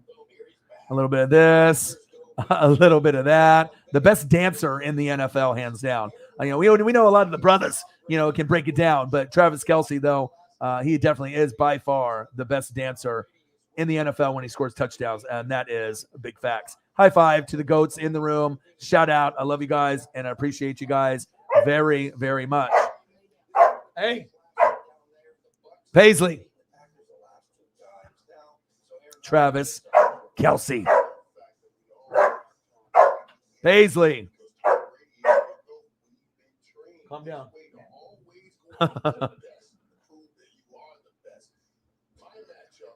Damon P. Aquadio. What it do? How are you doing, man? Eagles. I think I still have the Eagles schedule up here. Go Birds, man. You got an easy fucking schedule. Lions, right? Vikings, Commandos, Jags, Cardinals, Cowboys. I mean, I don't know what you guys are going to be there by the time your bye week is, but there's a good chance that you're sitting at like 4-2, maybe even 5-1. Then you got the bye week in week 7, which is a little early, but then you got Steelers, Texans, Commandos, Colts, Green Bay, Titans, Giants, Bears, Cowboys, Saints, and Giants. Lots of dubs there. This should be a 10-12 win team for the Philadelphia Eagles. Okay. Paisley, you're so vocal today. I hear you.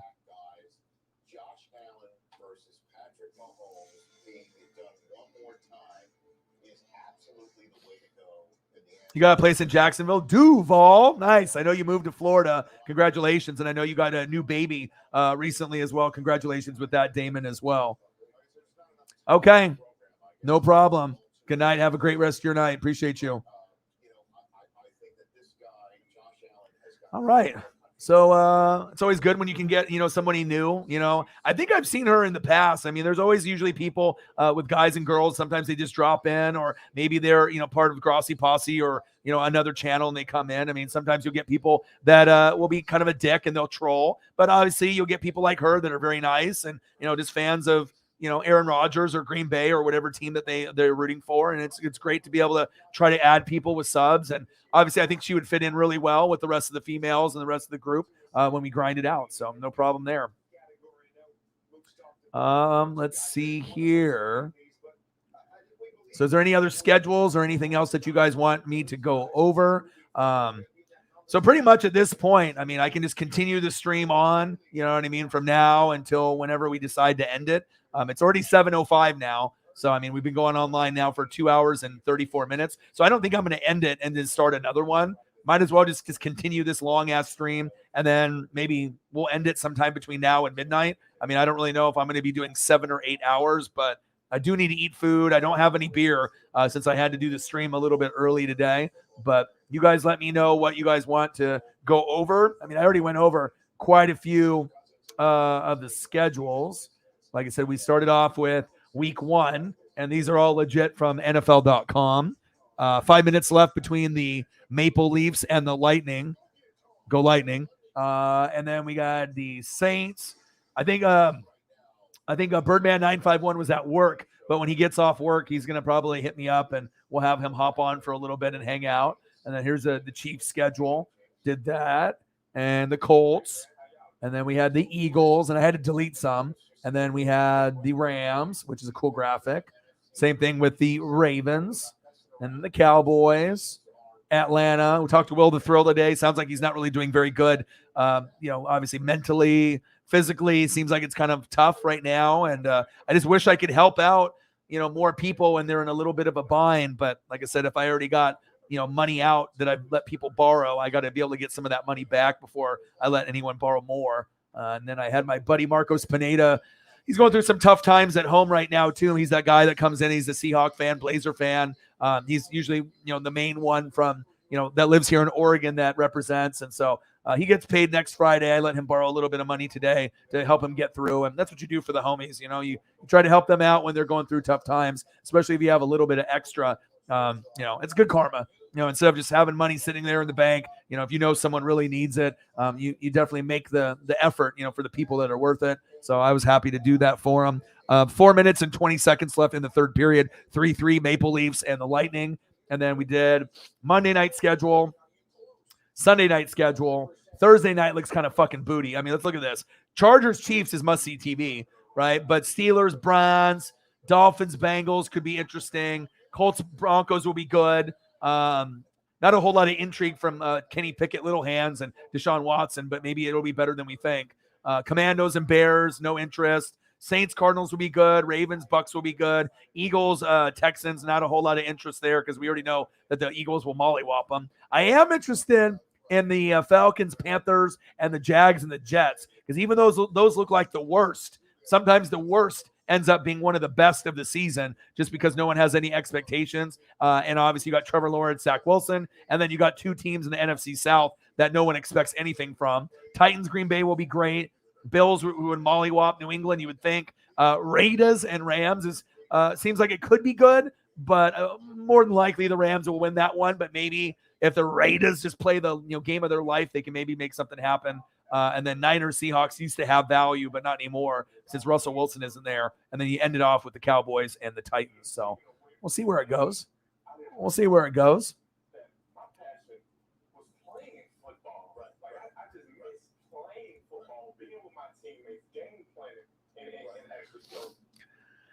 Said you buy an enemy when you let a man borrow money, my mom. Yeah. Well, you know what? I mean, I got, money out to a few of my good friends and stuff. And, I tried to help Will the Thrill out, but him being out in Scotland, I mean, I'm saying he doesn't live here in the States. I try to help him as much as I can. He's been going through a lot and obviously he's a part of the Fanatic family. So we want to be able to support, but it's just like, I got bills of my own. I got to be able to take care of, me and the girlfriend and then girlfriend's daughter and Paisley. And we got all kinds of fucking bills here. And, I got people asking me for a lot of help here as well. So, I mean, I'm trying to do my best. You know what I mean? But like I said, sometimes you got to be able to get some of the money that was borrowed back before I let you borrow some more. But, you don't want to break friendships that way. Sometimes when you let people borrow money and if they don't borrow back, you can have a really good friend and that can turn into not necessarily an enemy, but, someone that, you can't really trust anymore. And sometimes it does ruin friendships if people don't, be responsible and pay back money that they borrowed. And then, RKO out of nowhere, RKO. But the people that I usually lend to are good people. I wouldn't lend anyone that I thought was, sus, with the money. So that's facts.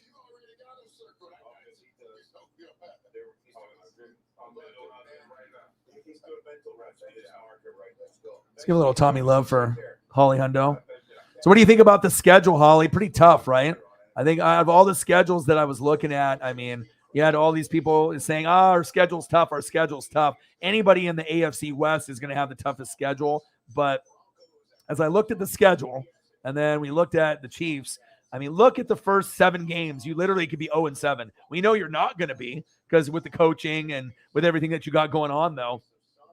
Cardinals, Chargers, Colts, Buccaneers, Raiders, Bills, San Francisco. Those could all be playoff teams, including the Titans after the bye. So those first 8 games, you literally could be 0-8. We know it's not going to happen, but that's an insane schedule. Easy win against the Jags. Then you got Chargers, Rams, Bengals, Broncos. 4 really tough games who could all be Super Bowl teams. Then a booty 2 games against the Texans and the Seahawks. And then you end off with 2 really tough ones with the Broncos and the Raiders. But I don't think I've ever seen a stretch of 8 tough games, an easy, 4 insane games, 2 easy, and then 2 hard ones at the end. But those first 8, I mean, that might define the season right there. And then like the Bengals is kind of the opposite. They got the easiest first 8 or 9 games, but then the last 7 or 8 are, you got Steelers, Cowboys, Jets, Dolphins, Ravens, Saints, Falcons, Browns, Panthers. Really, what's the only game that you might lose? The Saints? You know what I mean? But then after the bye week, Steelers, Titans, Chiefs, Browns, Tampa, New England, Bills, Ravens. It gets a little tougher, but that schedule's soft as shit. That's not even that tough. You know what I mean? So I'm looking at the schedule. I mean, and schedule definitely has a part to do with some of it. You know what I mean?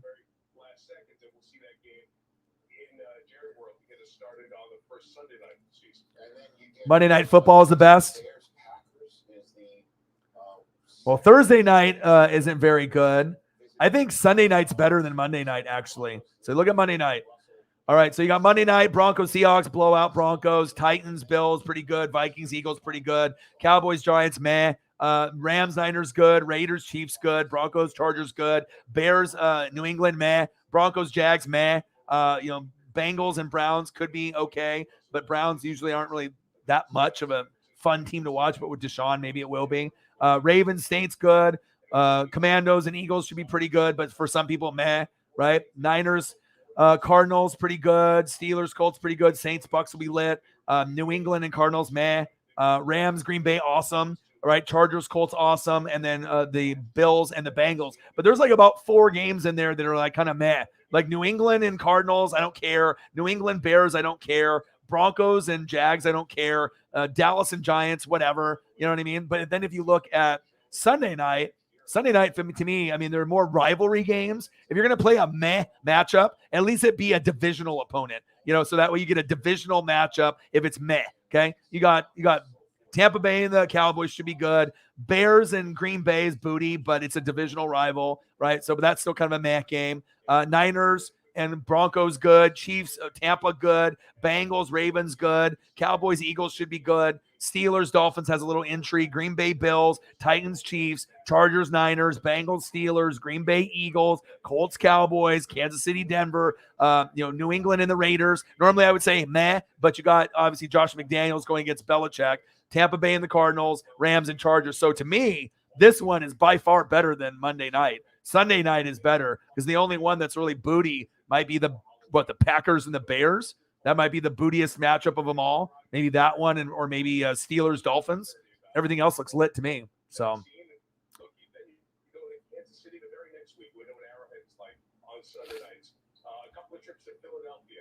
All right, man. Have a good one.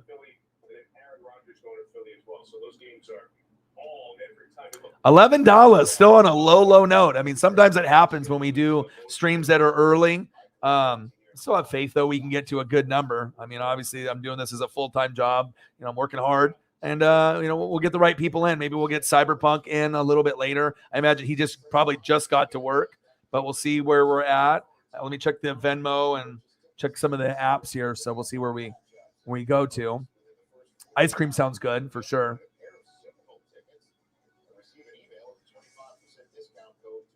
You did ice cream. It's a sign. I hope you get the job. It sounds like they're interested, so that's good. Irish mudslide milkshake. Ooh, that sounds good. That sounds good. All right, let's check the Venmo. Nope, nothing there. All right. Nothing in the Cash App either, but no worries. You know, I've gone 4 hours with pretty much nothing, and then we finished with like 400 or 250 to 350 to 400, so we're good. 0% of the people I've loaned money have ever paid me back, so I treat it as a donate. Really? Wow. How many people have you loaned money? Are you talking about like friends? That's not good. Because I mean, I only will let people borrow money if I feel that, you know, like I've let them borrow it before and I know I'm going to get it back. You know what I mean? But like we had a girl that was living with us here and she was kind of having a hard time. And I feel that, you know, when she gets on her feet, you know, it's in her best interest. You know what I mean? Because especially, you know, if you let someone pay money and you know that you might need help down the road, if you fuck me over, then you're never going to get any money from me ever again. So, you know, so it's usually in the people's best interest to pay back, especially if they think that they're going to have to, you know, they're going to have to go down that route again. My boy Marcos is one of the most trustworthy people, so I know Marcos will get me back. I don't really know about Will the Thrill. I know once he gets back on his feet, he'll get me, but I don't know when that's going to be. So I can't really, you know, dish any more out for him, even though I want to. I need to be able to get back some of the funds that I let you borrow. But with the other people, with D and my boy Marcos, we should be good there. But Irish car bomb.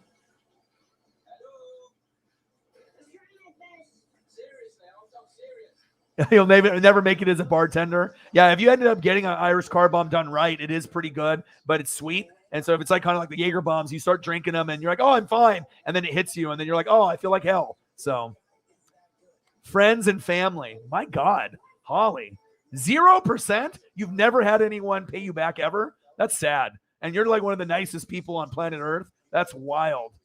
Wow. Well, I guess you make decisions at that point too, you know, to make it a donation at that point and helping them out. But I mean, most people at least have a heart or like, you know, a presence of obligation. If someone is nice enough to help you, you would think that they would be nice enough to pay back. What do they? I like it when people like when you let people borrow and they think that you're gonna forget. Like, come on, you know, just because you're busy people. I know with me, I never forget. I'm attention to detail and stuff. But I know some people are like that. They're like, oh, you know, maybe a month or two will pass, and if he doesn't bring it up, maybe he forgot. No, I don't forget. I will remember. Absolutely. That's wild. Want more from your vitamin brand? Get more Car bombs, yeah. From the first ever triple action. Jameson's and Bailey's. You got to slam them. To heart healthy support every day. Get more. Then you cut them off. Good for you. I mean, everyone's got a point where it's like, you know, you don't have to take our kindness for weakness. You know what I mean? Especially when we're nice people, we give the shirt off our back and, you know, we work hard for our money and we grind it out. But it's like, you know, don't. Honesty, loyalty, respect is everything. And once you break that trust, I mean, then it's done. You know what I mean? So what, Paisley?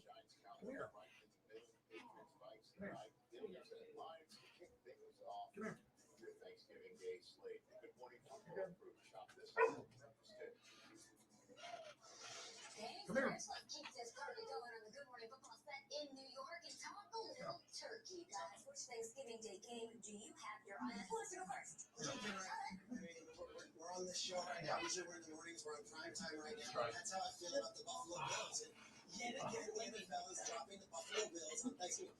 Third time in 4 years the Bills will be playing on Turkey Day, and I think they deserve the national showcase. You remember a couple of years ago, Josh Allen's big coming out party was in Dallas. He's spiking the football. The Bills beat the Cowboys.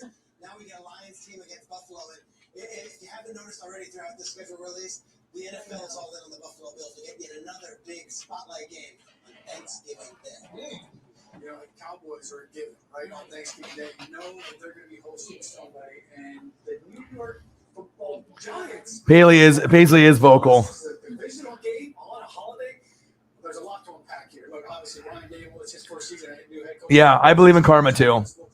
Absolutely. The Blues scored. Nice. Jono Barnes says Saints winning the division. Who dat? Very possible. Normally, as if I was one of those, normal, typical fans, you can start getting into an argument and you can start arguing and whatnot. But hey, I'm a Buck fan. I'm not stupid. I know that you guys will be a good football team. Saying that you're going to win the division, though, we'll see. You know what I mean? Tampa's still the better football team, but I do think that 2 of the top 3 teams in the NFC are in the NFC South. You go Rams 1, Bucks 2, Saints 3. And I think the Saints will even be better than the Packers, possibly the Niners or the, Eagles or Vikings. We'll see. You know what I mean? But, if we're going to, you guys can beat us in the regular season, and you guys usually have our number, but I still have to think, you have this, okay? Don't ever fucking forget it. You got this, okay? I got this. There's a little bit of a difference, all right? But I'll give you credit. Jameis Winston is a good quarterback for you guys. Wasn't good for me. He got the LASIK surgery. But, the division winner might be only by 1 game. One team might win 12. The other one might win 11. But it's all about winning Super Bowls rather than NFC South crowns. That's big facts. But I am looking forward to the Saints. I think they are going to be a good football team, and I hope that they make the playoffs. I really, really do. I hope it's Saints and Tampa Bay, and I wouldn't be shocked if the Saints win the division. And I'm a Buck fan, so I'm not a hater. Paisley is very vocal. Calvin Griffin in the building. Atlanta, Tampa, Carolina. Has that issue ever happened before? Never. So when the schedule leaked, I thought it was fake.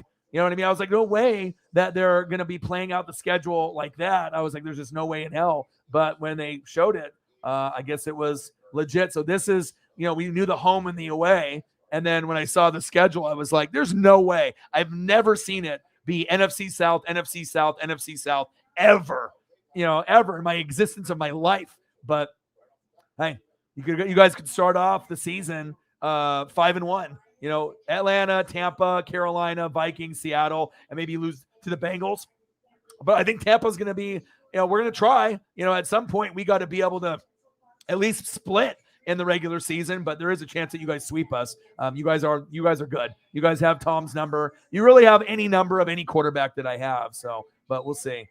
Paisley is getting big. That's facts. It says you're a logical fan. That's no fun. Yeah, I know. You know what I mean? But that's why people like me, though. I mean, that's why I'm at the sub count and the views, and that's why I get the donos, because I'm not a fucking idiot. You know what I mean? Everyone can just be like, oh, my team's the best. But, I mean, in all honesty, I mean, a lot of the players that are on the team, I like. This is my favorite running back in the league, and I'm a Buck fan. I'm not really supposed to say that, but, this is going to be special to watch for you guys. As long as the knees are healthy, MCL, PCL, ACLs are good. This is fucking exciting, right? You got that. And then, you got a little Olave on top of that sprinkled in. So, yeah, I'm not like the typical fan. I mean, there's a lot of negativity out there. If you want to go arguing, you can end up watching Skip and Shannon, watch some predetermined bullshit. But, it is what it is. But I am rooting for you guys. So that's facts. Chiefs winning 13. I don't know. That schedule is incredibly tough, bro. I mean, they have the Buccaneers and the Bills capped out at 12 or 13, but I don't know. No one will be at 14. 13 might be the max, but I don't know who's going to be there. I mean, it all depends on injuries and everything else. But I mean, look at the schedule, though. I mean, look at your first 8 games. I mean, what do you think your record is going to be in the first 8 games? You have no Tyreek and you have no Honey Badger. Like, realistically, second half of the season looks better, but those first 8 games, I mean, are you thinking you're going to go 6-2, 5-3, 4-4? I mean, what are you thinking? It's not going to be 8-0, okay? Because there's going to be teams in here like the Niners and Titans that you sleep on that'll play a little bit better. I would assume you can beat the Cardinals, but that Chargers, Colts, Tampa, Bills, I mean, some of these teams might be Super Bowl caliber teams here, I mean, what's the weakest matchup in the first 8 games? The first game of the year, the Cardinals? In the first 8, that's the weakest opponent. So, but you never know. You never know. Saints will start off 3-0. Could be. Now you're sounding like young Nola. 17-0. Yeah. Every other team 0-17. Yeah. Chiefs floor 11-6, ceiling 15-2. I don't think anyone will go 15-2. You really think you can go 15-2? I mean, even if you had Honey Badger and Tyreek, I don't think you're going 15-2. I mean, even at the ceiling, like the highest point, I don't think anyone is going 15-2. I mean, and if anyone was, it would probably be the Rams, but they had a tough schedule too. But I mean, who knows? Yeah, I'm fine going 11-6 and 12-5. You can win Super Bowls that way. You know, when I won the Super Bowl in 02, we went 12-4. When we won the Super Bowl, you know, in 2020, we went 11-5. So you can still lose games, and losing games is good because it helps you learn, you know, from your mistakes in that way that you're not just super cocky going in, you know, to the playoffs and then you just get punched in the mouth and you lose to a team that you shouldn't, you know, in the playoffs. So, but you never know. I appreciate that. You do? Awesome. Yeah, I like NFC South. I've been representing Tampa Bay since 1995, so it's not like I'm a Brady bandwagon guy. Like this is my favorite guy right here, Mike Allstott, and obviously I've been watching football since 1985. So I mean I got a lot of history and a lot of things under the belt. But yeah, I mean I love interacting with the Saints fans. As far as fan bases that represent my channel the most are like the Chiefs, Saints, Eagles. I got more Saints fans on this channel than I do my own Buccaneer fans. I don't know where the Buccaneer fans are at, but they're not on here. Hopefully one day we'll get some more. But I mean, like I said, I don't strictly do Buccaneers. I do all 32 teams, no bias. I do college football, AEW, WWE, NBA, NHL, NASCAR, soccer. I do pretty much everything that's available. I try to grind it out. So I look forward to the interactions as well. Thank you for subscribing, and we look forward to seeing you again very soon, my brother. Yeah. But you got Sky Moore and a few other pieces. Rachel Bonetta is annoying. This girl right here, if she's the one that's going to be taking over for Kay Adams, they're in fucking trouble.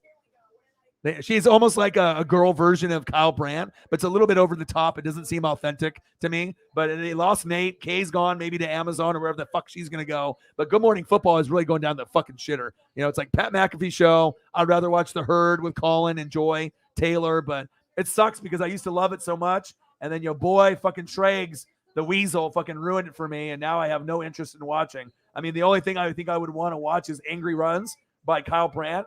And maybe that's it. That's sad. When Good Morning Football and NFL Network is my favorite. And it's like, I can't even watch the fucking network anymore. But, it's all about who you want to watch. And like I said, all of these kind of people are out there that talk sports, but it's about voice, vibe, aura, you know what I mean? And it is overall, if they know what they're talking about, if they're smart. And there's a lot of people that do the sports, but not very many that do it well. That's facts.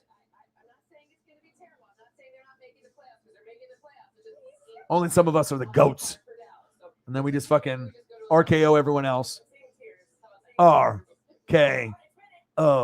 RK bro.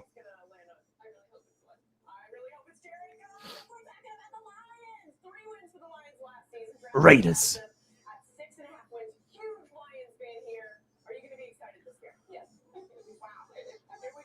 Yeah.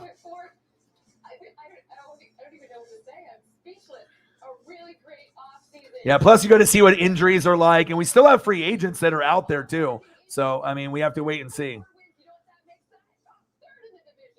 Well, I know what happened with Kay Adams' last day on Good Morning Football was today.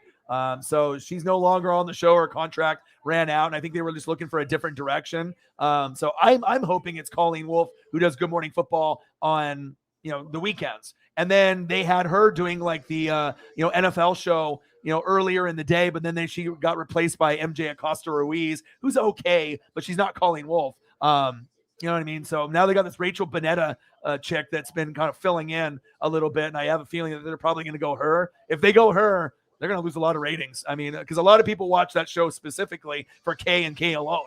You know what I mean? But it's like you can be a good-looking female, but you also have to know what you're talking about and have good chemistry and vibe. And I don't know if she's going to Amazon specifically, but there was rumors that she was going to leave, and I talked about that, a month ago, and now she is. So obviously the ESP was real. And I think that ultimately Amazon was going to try to get her and Pat McAfee to join to kind of bring some love and stability and popularity to Amazon since they're doing the Thursday night thing. But McAfee, I think, said no because he wants to be able to be, his own brand. He doesn't want to sell out. But I think Kay Adams definitely will sell out whoever wants to pay her money. So we'll have to wait and see if she ends up on ESPN, Fox Sports 1. But Kay will probably end up somewhere. So.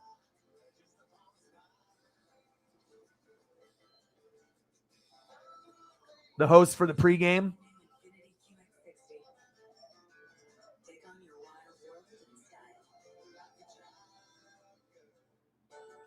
Joy's the GOAT. I like Joy. Colin Coward is in like Italy or Spain, and he's on like a week vacation with his wife, and Joy's doing the Colin role. And Joy is good. Joy is one of those ones. She's good looking, but she's really intelligent, and you got to be able to know how to have the gift of gab. You got to be able to speak, enunciate, pronunciate. You got to be able to, hold the microphone down. And Joy, it comes very natural. I like her a lot. There's a lot of people out there, it seems like, they try to do it or try to be a little bit over the top, or it just comes across as like fake and not natural. But Joy is as natural as it is. I think she's very, very talented, and that's why Fox Sports is the best. Way better than NFL Network or ESPN. ESPN's in the shitter. I don't know what the hell CBS Sports is doing, paying Jim Rome $30 million a year. Who the hell watches Jim Rome? Old, like as Pat McAfee would say, old whites that are like 80 years old. Like, come on. You know what I mean? Like, who the hell watches Jim Rome nowadays? No one's even watched him in 10 years.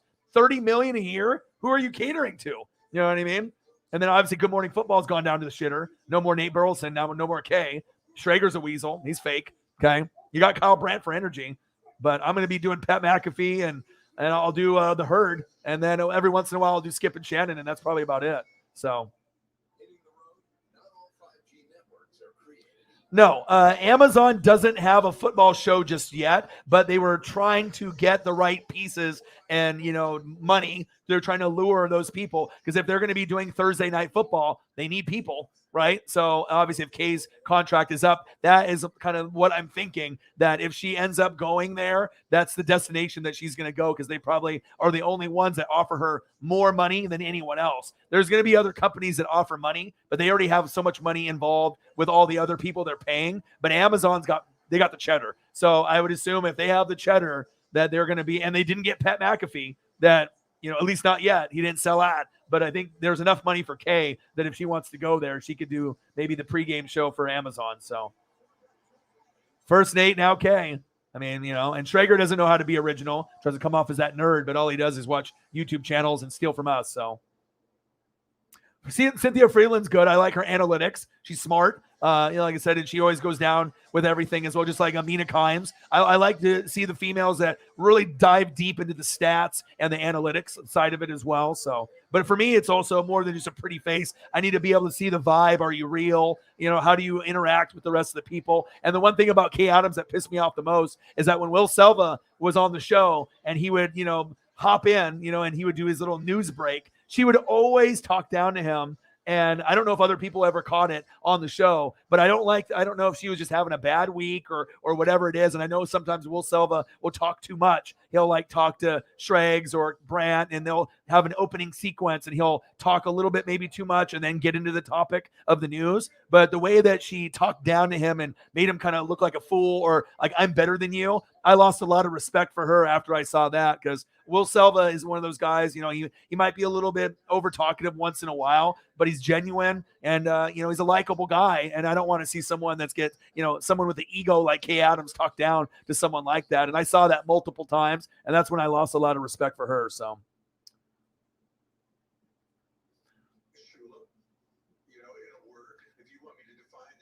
Yeah, I don't know what they're going to be able to do. I mean, Skip and Shannon, Kay Adams. I mean, I don't really know. I mean, if they got Kay Adams and Pat McAfee, if they got those two, they could definitely get ratings for Amazon because then you'd be like, okay, let's see what kind of chemistry. But you got McAfee's got his own brand, his own show. He's doing SmackDown, you know what I mean, for wrestling. He hasn't got time for that, but, it is what it is. Yeah, I need to eat some dinner too at some point as well.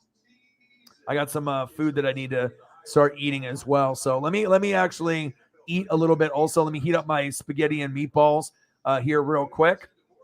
And then we can get back into some more football. So let's give me a second here. And then hopefully we can get to a good number on the donos. There we go. I knew that we were going to hopefully get something going in there. What are we sitting at on the donos right now? Were we at 11? Is that where we were at? Oh, thank God. We got a nice anonymous dono, $69. Who's that from? A porn star? Is that from Elon Musk? Is that from, one of the top dogs? I don't know, but I appreciate it very much.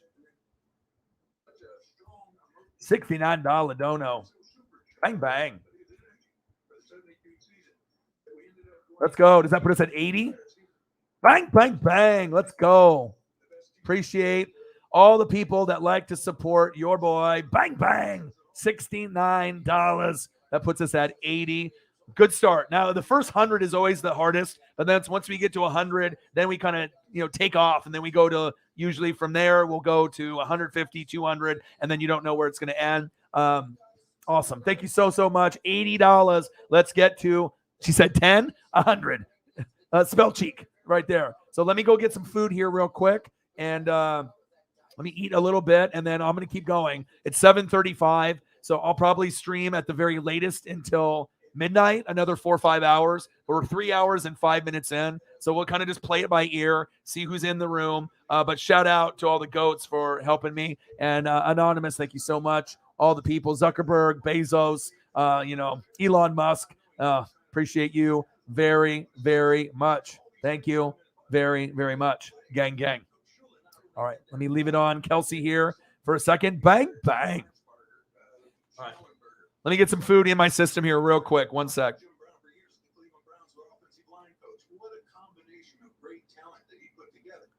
How much more work do you have to do? A lot?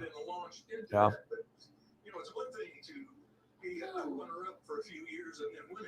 All right, let me get some food. I'll be right back. Give me like 2-3 minutes so that way I can just at least eat. I got to take this jersey off and my chain off, and then I don't want to spill on it, and then I'll be right back. So give me like 2-3 minutes. You guys can interact with each other, and then I'll be grinding it out probably for another 5 hours. Okay?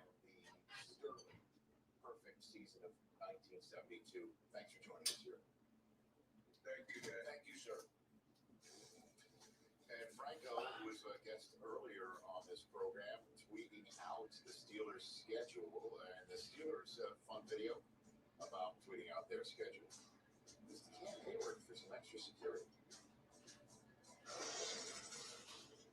Want to know how serious I take this? I take this very seriously. This schedule release is my life. There's always leaks. Seriously, Cam? But this year, it's going to be different. This is in my hands, and I'm going to take care of this. It's not getting out early. Wait, who is that? It's George. Let him in. I don't know a George. Not today, George. That's all right, man. We want to welcome in the star of that little movie, Cam Hayward. He's the type from Pittsburgh. So it's Cam who came up with that idea, brother, and tell me about the time you took the shoot. Well, the Steelers asked me to be the schedule protector, and I just tried to make sure I did my best. I got it right here. Hopefully, this is the right one, but we did a great job protecting us, and we got some a pretty cool schedule coming out. Yeah, you speak it up, man. You do have a pretty cool schedule coming out. I want to start with that because you jump out right with the defending AFC champs, the Cincinnati Bengals, man. When you look on the schedule, what was the first thing you saw? That game in particular, what a way to start the season, playing against the AFC champions, and that's a great way to measure ourselves, and looking forward to it. Cam, you hear a lot of people talking about the schedule, and they talking about Pittsburgh. Pittsburgh doesn't leave Eastern time zone and things like that. How much of that really plays a factor into how a team looks at their schedule and even just the season? Honestly, I don't really look at it. For me, I want to line them up and let's get going. Y'all make the schedule. It's up to me to perform. It's up to my team to perform. And everybody likes to make a big deal about who you play, when and where, but who's to say what that team looks like week 15 in? Yeah, Pittsburgh has dominated that division for such a long time. And now you're seeing these young up and start Cincinnati Bengals. We talked about it. You're playing the first game of the season. It is the first game without a game. What is that atmosphere going to be? It's going to be different, man. We've been won some games there before. And it's been a slugfest. So, obviously, we got work cut out. They got Joe Burrow, high explosive offense with all the receivers, up-and-coming defense. And, we got to make sure we're on our P's and Q's. That gives us time to prepare. That's a part we're worried about and looking forward to it. Your thoughts on whoever wins that quarterback job? I think that Trubisky right now is supposed to be the lead, man. You have any thoughts on that? Or are you talking to the coaches saying, let me help y'all make that decision? Oh, I'm gonna help them. One way or another, I'm gonna help them. I might not like how I help them, but they're gonna find out. You know, they're gonna go against our defense every single day. They're gonna find out if we're ready to play in the big leagues. Hey, man, it's all right, man. One last thing, though. So without Big Ben, does that put any more pressure on this great defense that always show up for the Pittsburgh Steelers? Now you're not playing with Big Ben. Of course it does. But I think we embrace that. Pittsburgh's always been a team that is about their defense. Obviously, we've had a good offense in the past, but the onus is on the defense. We accept that. We look forward to it. And if our quarterback can just get us 3 points, I feel like we got a chance. That's all you need, Cam. Cam, thanks for taking the time, man. I know you got 12 years, one of your 12 years with Pittsburgh, one team. Stay there forever. Don't be trying to come after my job because you're pretty good at that too, brother. Thanks for joining the show. Don't worry about it. All right, thanks, man. Yes, sir. Once again, that's a QR code on your screen that you should go ahead and scan with your tablet or your phone. When you do that, you'll get a link to purchase tickets today to see your favorite NFL matchups. And if you make that purchase within the first 48 hours, you're entered to win a pair of Super Bowl tickets and receive an email with a 25% discount code to NFLshop.com 1 week following your purchase. All eyes on Green Bay Week 10. Mike McCarthy comes back to Lambeau Field. All eyes on Fox for this one as well. Kevin Burkhardt, the new voice of the NFL on Fox, will be joining us. We might talk about his future partner as well.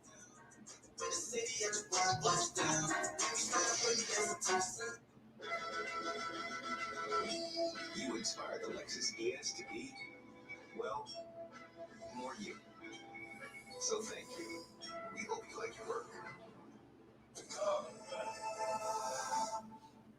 No fees or minimums and no overdraft fees are another reason banking with Capital One is an even easier decision than this. I'll take Barkley. Yes! Yep, even easier than that. What's in your one? I used to eat cake batter. My mom always let us lick the beaters. Oh, the beaters. But she'd always turn them off first. Oh, that's good. Yeah. Sonic brownie batter and yellow cake batter shakes. I mean, let's be honest, I still lick the spoon.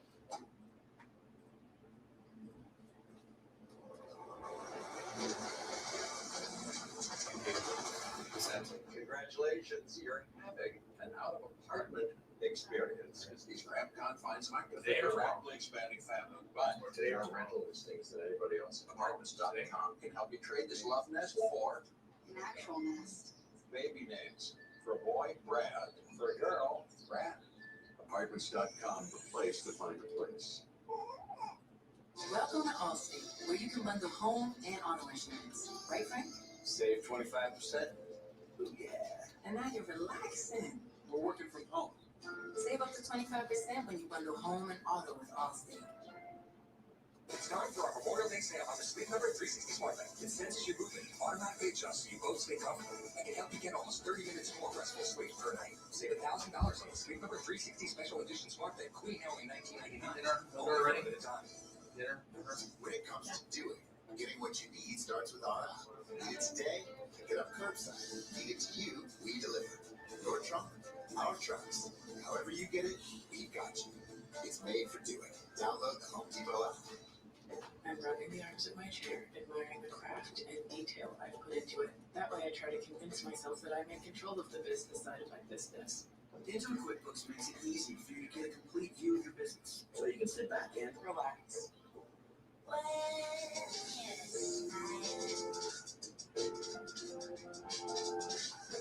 iHoppy Hour, starting at $6 at 3 p.m. Only from iHop.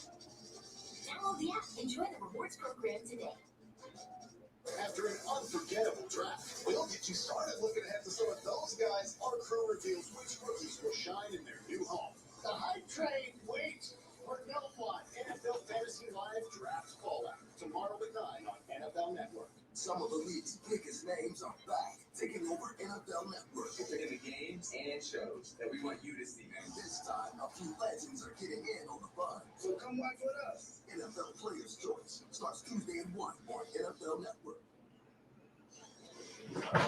All right, I'm back. Just had to get a little bite to eat. Oh, the spaghetti and meatballs was fire. All right, we got Dallas 60, Suns 45 with a little bit of delay as it goes into halftime. Dodgers are down 4-0 to the Phillies. That's great. Fuck my life. And I'm here. Okay.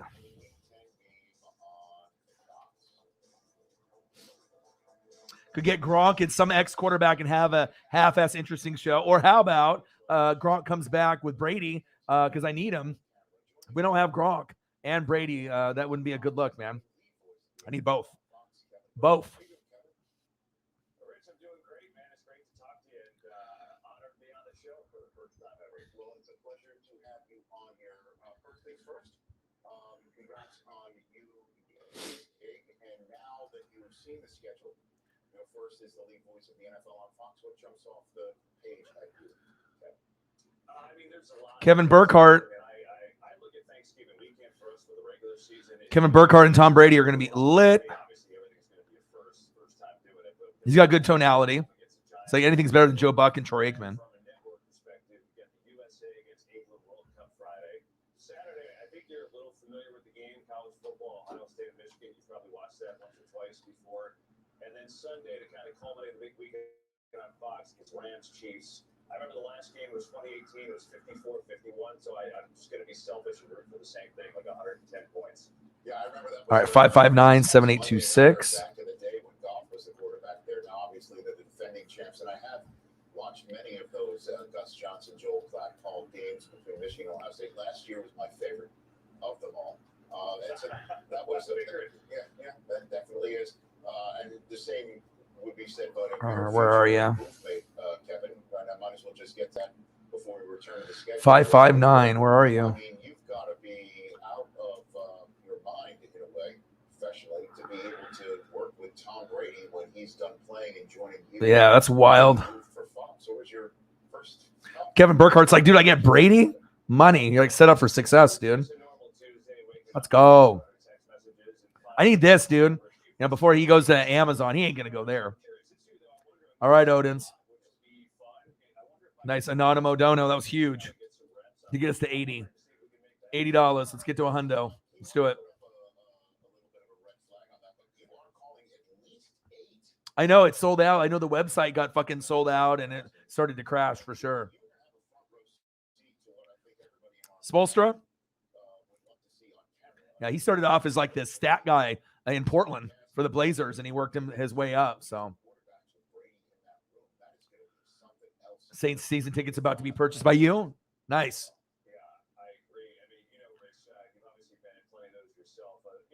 Yeah, I mean, like I said, everyone's going to have their own, personal favorites on wherever they want to go. You know what I mean? Like sometimes people are going to go for, YouTube people like, Grossi, and me and Sports Fury and a few other people, but obviously as far as the broadcasts are concerned, I mean, I don't think I'll necessarily mute anybody on the TV, even if, because you still want to be able to hear what kind of garbage is coming out. But, Philip Jacoby in the building says, go Bills. What to do?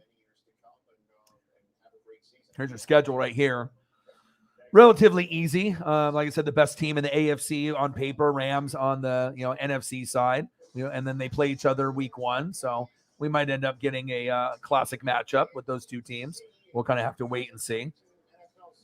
We're 3 hours and 18 minutes in. So we'll see. I mean, we'll kind of play everything by ear and see how things go. Obviously we want to try to get to a good number if possible. Usually like 2 is kind of the goal on every show. If we can get to 2, and then if we get higher than 2, that's just, gravy train right there. But it is what it is. And I got to work hard too. Cause just like I said, I got, lots of bills and a lot of things that we got to pay for, but also I got a lot of people trying to reach out that, need help. So I can only help out so many people, but it is what it is. All right. No problem, Matt. It's all good, brother. And like I said, I'll keep grinding it out and then we'll kind of see where we're at. I mean, it's 7:49 now. I've been online for 3 hours and 19 minutes. So we'll go to the 4-hour mark and then we'll see where we're at. And then, we'll kind of see who's in the room and what's going on. But I know usually we'll have people that hop on a little bit later because usually I start streaming around this time and then I go until like midnight or, 1 or 2 in the morning. So we'll see where it goes. I found one beer, half of a beer, 3/4 of a beer. That might have been from last night.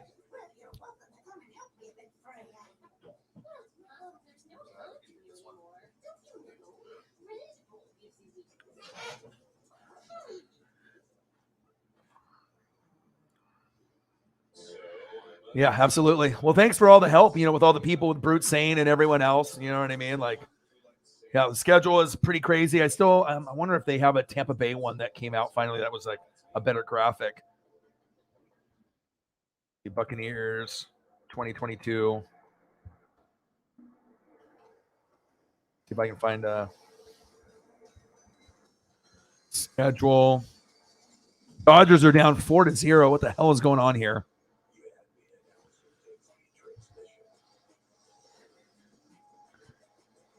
Still don't have a schedule that looks good. I got to go back to the team website on Twitter.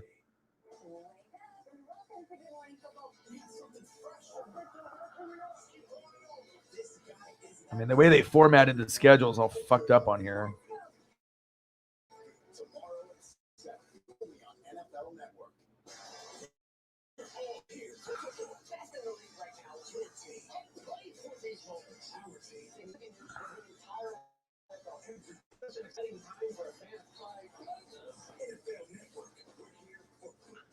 Yeah, this is crap. And it completely changed my perception of investing. I was able to discover stocks, ETFs, and even crypto. All right, what do we got here? Dallas 60-45. Oh, Bellinger with a belly bomb. Let's go. What happened? I feel more in control of my money than ever before. Start investing today. Public.com. Oh, get out of here. Belly bomb. Woo! Get the fuck out of here. Belly bomb. Back. Gone. 4-1. Okay. Good shit. That makes me feel better. My dad probably feels a little bit better than that too.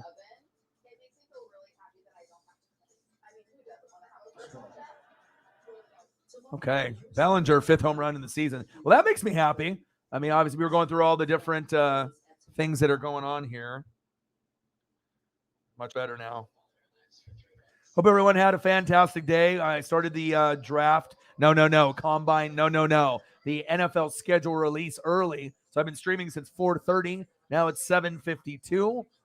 Finally had something to eat, so I feel a little bit better. Was starting to get not necessarily sick to my stomach, but when you have that empty stomach, you need to make sure you eat something. And spaghetti and meatballs always hits the spot. Usually we'll do like the chicken Alfredo from one of our favorite places here, Postini in Oregon, which is always fucking money, like Kenny Omega.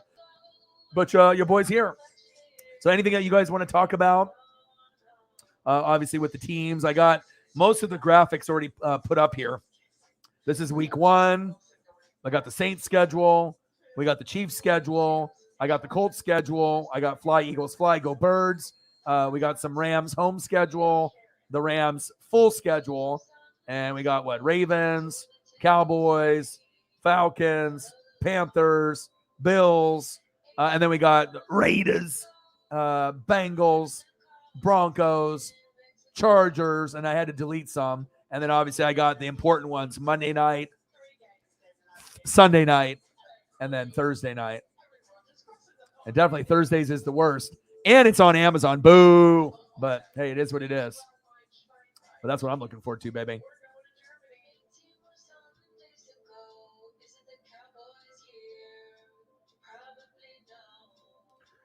What's good, everybody? Let's see here. Sixers are eliminated. All those people that thought Philly was going to win it all, you know what I mean? And obviously the Ben Simmons, James Harden experiment didn't really work out. Heat found a way to get it done. And does the Heat have any chance, in anyone's opinion, against Boston or Milwaukee? Honestly, I think they do. I mean, you could probably go 6 or 7, but I don't know if the Heat can win. They would be definitely the underdog between the other teams, but they got, a pretty good bench, and I'm just not sure if I can count on Jimmy Butler to be that guy when you got like Tatum and Giannis. You always have to have that guy that you can count on, but I mean, who knows? Oh, absolutely. It's Matty Ice. Come on now. I mean, you got to compare Matty more to like Phillip Rivers rather than Wentz. You know what I mean? Toby in the building. What to do, man? Jags in the building. Duval, how are you doing, brother? You want me to pull up the schedule for you? Yeah, let me do the Jags schedule for you, brother. No problem, man. Appreciate you. I haven't seen you in here in a while. How's life? How are you doing? How's life in Duval there in Jacksonville? Obviously, it's much better now since you don't have Urban Meyer. Chris Taylor looks like he got on base with a double. Let me see what's going on here. Bang! Let's go.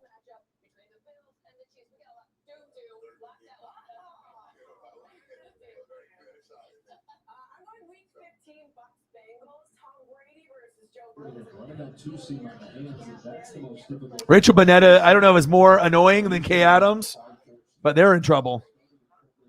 They are in trouble.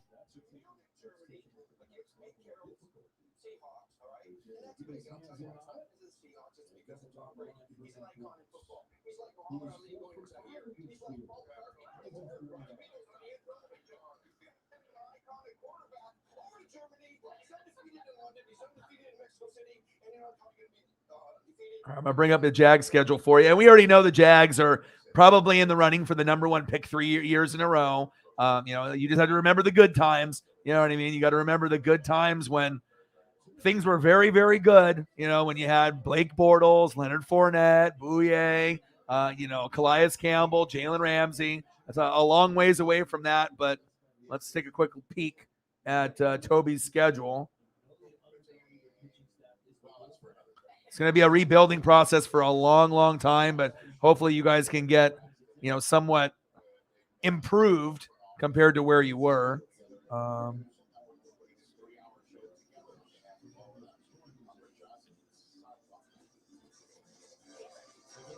FSM.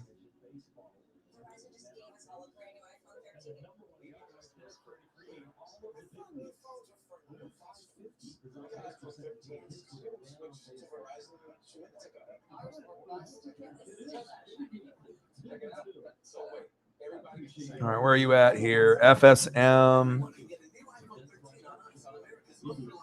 FSMMR. There we go.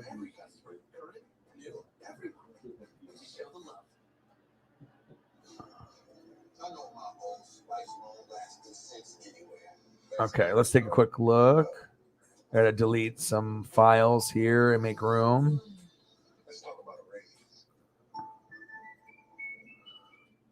Welcome to the next level. This is the Lexus NX with intuitive tech. Watch for traffic. All right, give me a sec here, Toby. Just gotta rearrange the files here a little bit and delete a couple. Make room. It only lets me have like 100 in this streaming platform, so. The answers lie beyond the roads we know. We recognize that energy demand is growing, and the world needs lower carbon solutions to keep up. At Chevron, we're working All right, here we go. on new ways forward through investments and All right, let's take a quick look at your Jags schedule, Toby. So you got preseason, it looks like at the top. We got Raiders. And it's so small on the graphic. Raiders, is that, I can't even tell what that is. Browns, Steelers. I guess I have to pull it up here on the other one. Or let me pull it up on a separate page because obviously it's so fucking small. I can't even read it. So let's see here. So we got Raiders on the Hall of Fame game, and then Browns, Steelers, and then Falcons at the top. And then it goes Washington, and then you got Colts, Chargers, Eagles, Texans, Colts. So Colts within the first two times in the first 6 weeks. That's tough. Giants, Broncos, and that'll be international. Raiders, Chiefs, and then a bye. And then you got Ravens, Lions, Titans, Cowboys, Jets, Texans, and Titans again. I mean, so there's going to be opportunities for wins. And when you're going towards like kind of the teams that are at the bottom of the board, comparing yourself to the Lions, the Jets, the Texans, I mean, hopefully you can end up being a little bit better than some of those teams, but I mean, it's going to be tough to say, based on everything that's going to be happening there. So But you never know. You never know.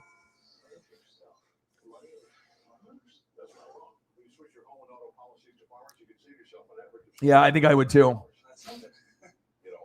Congratulations on finishing your first semester in college, my brother. Yeah, and that's what they want. They want to be able to extend the series and have it go further along. So that's big facts.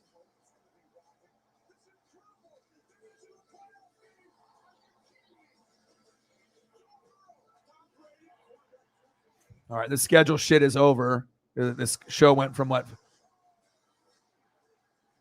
5 to 8, and they're just doing a replay of it now from 8 to 11. I'm just trying to see. Then they're doing it on FS1. All right, got the basketball game. I guess I can put on the TV.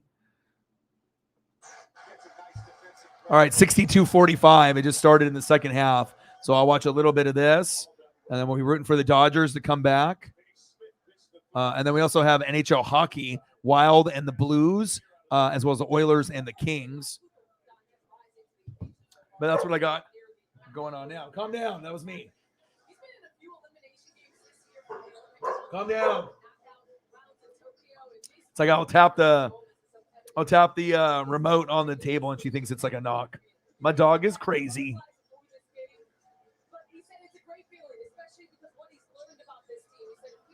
Oh, Kendrick drops in 1 or 2. Last time he dropped an album, you were in 8th grade, and now you're much, much older. How long has it been since Kendrick Lamar's last album? 5 years? I know the Jack Harlow, he's been getting fucking ripped online. I haven't heard it, but I heard it's not very good. But I mean, remember when Drake came out with his last album, we were kind of disappointed. I mean, obviously when you go and you're hungry and you're trying to make it, you're going to come out with your best work. Once you've made it, it takes a lot of effort to be able to, keep on top. But I think Drake's last album probably was the worst one that he's had. But still, when you go back and listen to it, there's still some bangers on there, but they're not as good as the old stuff that I like when he first, started off. But every Kendrick album is good. I don't think there's ever been a bad one. And especially if you take the time to make it kind of like Avatar with their movies. I mean, that's kind of extreme, 10 or 11 years from the first one. But once that second one comes out in December, and we'll see when the third one comes out, it's going to be amazing. The Lightning won in overtime. All right. Maybe I should pull up another thing for hockey as well. Air says, we ain't afraid of no Miami Heat. We'll sweep them again. Easiest schedules. I know I saw it on here. Hold on. I had a graphic that had it on here.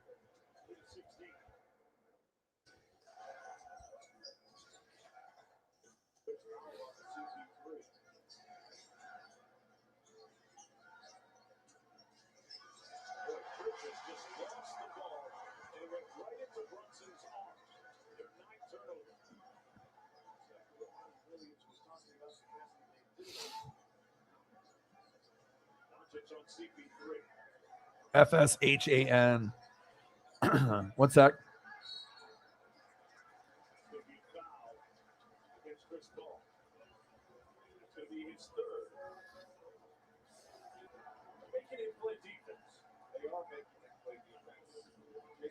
All right, FSHAN, FSHAN. Where are we? FSH. Oh, there we go. I found it. Your boy works hard, but I'm a master of the internets and the interwebs, baby. All right, let's take a quick look. Strength of schedule. So as you look, the Rams, Cardinals, Bengals, Tampa Bay, Niners, Chiefs, Raiders, Saints, Falcons, the Chargers. These are the teams that have the hardest schedule based off opponent win percentage. And then let me take my banner down. And the bottom, easiest schedules. Commandos, Cowboys, Eagles, Giants.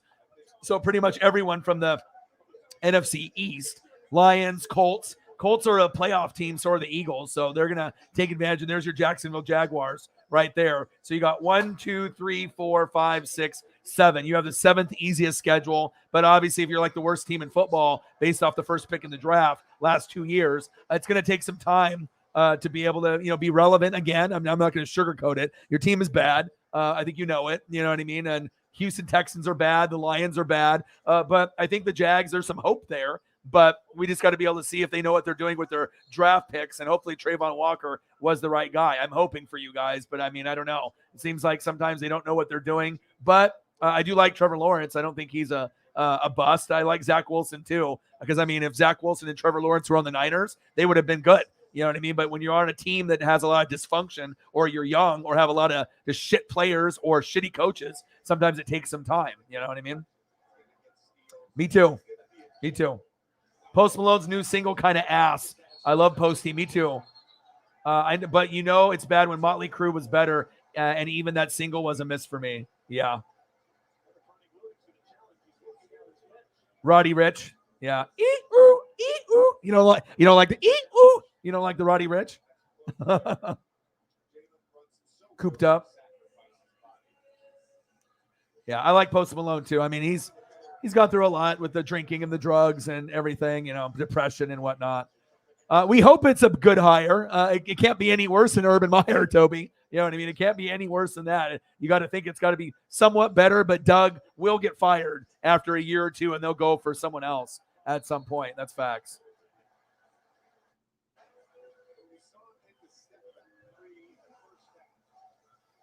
Yeah, Packers schedule's easy. All these people are like, oh, we have a hard schedule. They don't have a hard schedule. Schedule's fucking easy, man. Look at Green Bay Packers. Look where they're at. 1, 2, 3, 4, 5, 6, 7, 8, 9, 10. 11th easiest schedule. I mean, get the fuck out of here. Like, oh, our schedule's tough. Fuck out of here. If by that schedule, you should probably be in the NFC Championship game, or if you're not there, you should be winning quite a few fucking games, even with Devontae Adams not there. Or MVS, so. But we'll see. All right, 68-48. Dallas is up big. Paisley's getting impatient with me and the girlfriend in here working still because she always wants our attention. God, she's so big. How much more work do you got? A lot?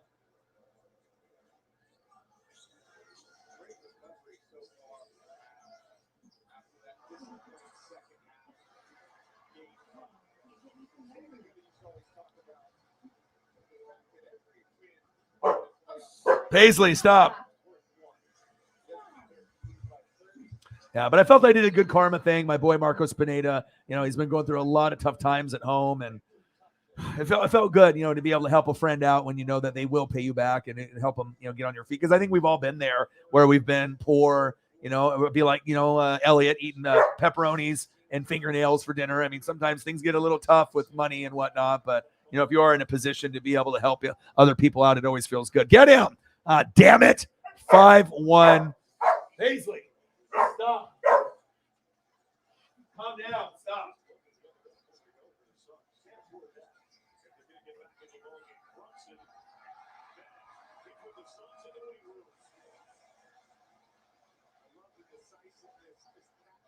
No.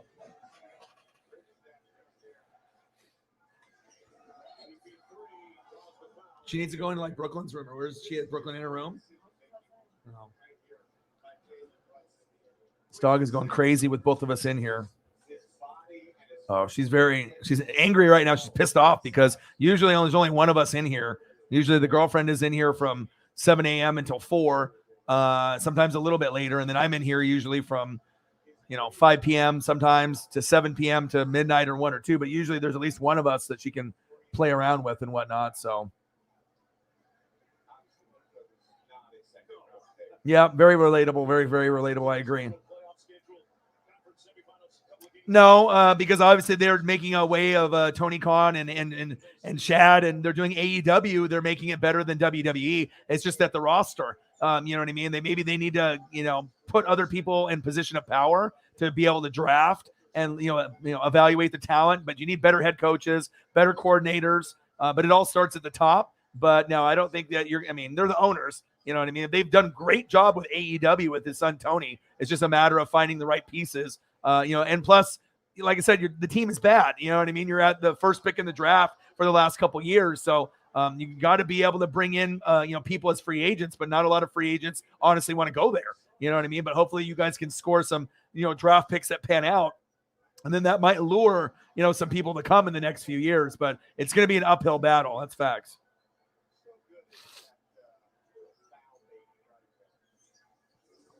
Regular season Rodgers. Tank for the easy matchup. Yeah. She's probably saying, who dat? Who Paisley? No. She'd be like, give me some food, you motherfucker. Like, I've fed you like 10 times a day already. She's like, play with me. Yeah, bitch. They overpaid for Christian Kirk. You know what I mean? But you did need more weapons to come in. And, I mean, the roster looks better than what it was. But, you know.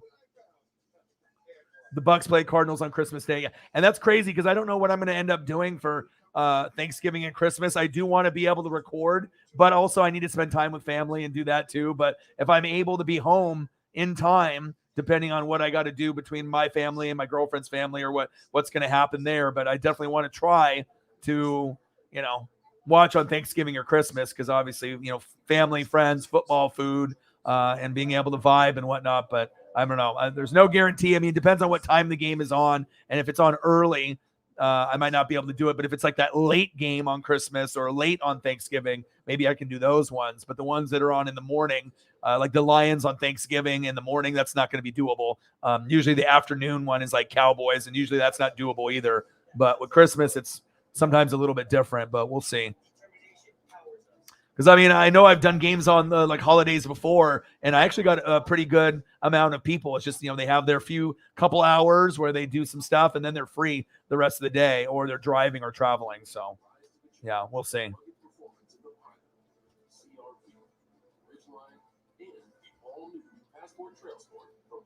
Dude, John Cena is everywhere now. He's like, I'm going to make money everywhere because I don't even need to wrestle anymore. I'm just going to be doing commercials and all kinds of shit. Shout out to John Cena, man. Do you think Jags beat the Commanders week 1? No, because I think the Commandos are they going to be a little bit better than people think. And this is not me just hating on your team. I'm just being brutally honest. You know, I'm not going to sugarcoat it for you and tell you you're going to win, you know, 6 games or 9 or 10. It's just not going to happen, man. You're going to probably win 5 games or less, probably the next 2 years. It's going to be rough, you know. And this might be the 3rd year in a row you have the first pick in the draft, but you got to make sure that you're getting the right players. And I'm not even sure if you guys got the right one with Trayvon Walker, but yeah, you're not going to beat the Commandos. I don't think you're going to win very many games this year. The rest of the league has gotten tremendously better. And like I said, you guys have gotten better from last year, but the rest of the league has gotten that much better also. So yeah, it's going to be definitely challenging and very, very tough, man. But with the Commandos, I mean, you got Carson, but I'm not even talking about him. You got Antonio Gibson, Scary Terry McLaurin. You got Logan at tight end. You know, you got plenty of pieces on defense. You know what I mean? So it's like I don't know how many wins you're going to get, but that one could get ugly. A lot of the games are going to get ugly for you, just to be honest. I mean, there's going to be a lot of losses, probably a lot of pain. But if you just stick with them, you know, down the road, you know, hopefully you can build a team up like you did when you had Blake Bortles, Fournette, Bouye, Campbell, Ramsey. You just got to be able to hit on those draft picks and have the right, you know, people in place to lead the team. So,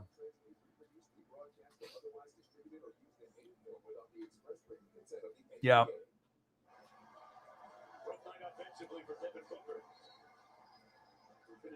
Still young, though, and they still have holes. You know what I mean? You got to look at the rest of this squad. Like if we're talking about Jags and like the Texans, you know, battling it out, then that's kind of like, you know, but if you're talking about, you know, the other teams that are like middle tier teams or the elite, I mean, I don't see you really winning too many, but you might be able to surprise some people. I mean, it is the NFL, and every once in a while you might be able to surprise a team like maybe the Commandos, and you might find a way to win them. But okay, let me check.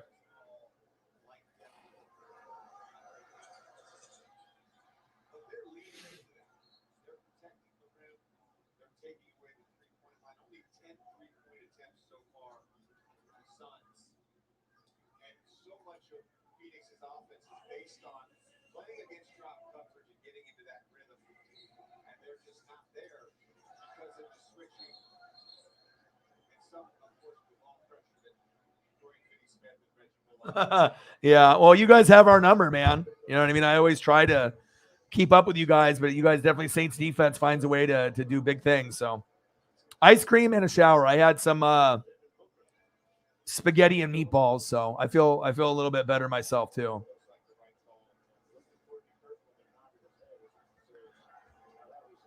$70-52. This game is almost becoming unwatchable. All right, let me see when I go to the hockey. What hockey matchup am I supposed to be watching right now? I got Dodgers down 5-1 in the fourth. What am I supposed to be watching? Am I supposed to be watching the Kings and the Oilers, or the Blues and the Wild, or the Lightning and the Maple Leafs? Which ones are still going on?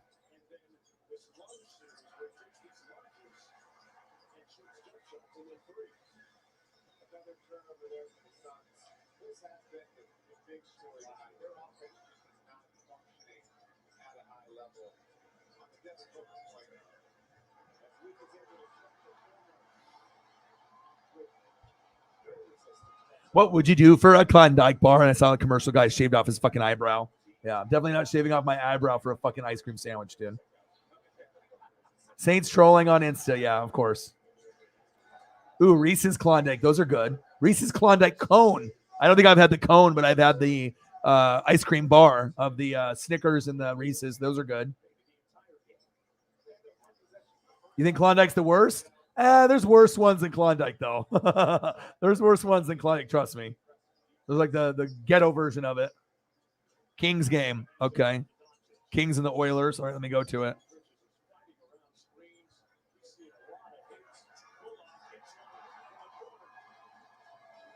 It's intermission, though. 75-55. No, Paisley. Get out of there. No. This is green screen, not for you. No. No.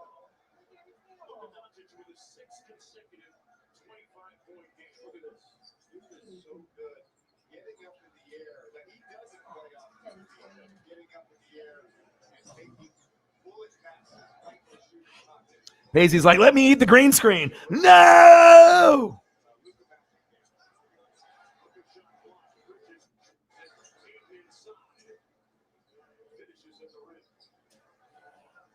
All right, Paisley's going to the bedroom. She knows she did something bad. She's like, uh-oh, Dad yelled at me. She tried to climb in behind the green screen. Well, now she brings a bone in. Never mind. She's like, fuck you, Dad. Here's a bone. Eat your bone. I got her this bacon bone that's like $20, and it's still going strong. There you go. Eat your bone. Eat your bacon bone. No, nothing in there. We just had the one dono earlier.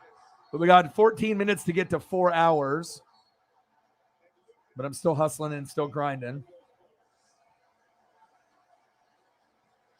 I mean, I'd rather go popsicles usually than ice cream sandwiches, but they do have the Haagen-Dazs. If you go Haagen-Dazs is the best. They have a coffee ice cream one that has like, I don't know, what's it called? The one that we get, the coffee. It's a Haagen-Dazs.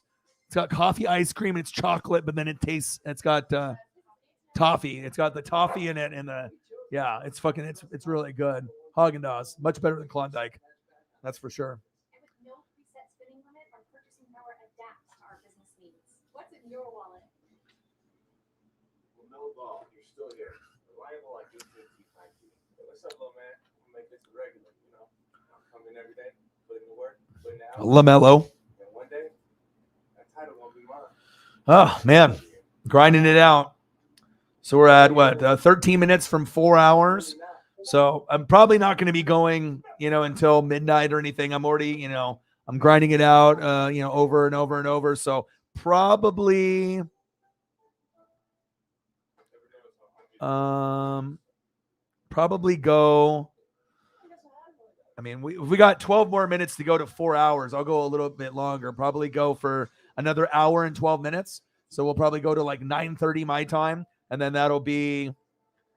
An hour and 12 minutes will put us at 5 hours flat. So we'll probably end up doing that. Hopefully we can get to a good number at that point. I mean, if we start going on some massive dono train, between now and, an hour and 12 minutes from now, then maybe I'll go a little bit longer and maybe we'll do a 6-hour stream or something like that. But we just kind of play it by ear. But right now I got the Phillies and the Dodgers. We pretty much went over the schedule already in the first 3 hours of the show. So now we're kind of getting to like our regular, just kind of hang out, talk about, life or food, mental health, RKOs to the haters.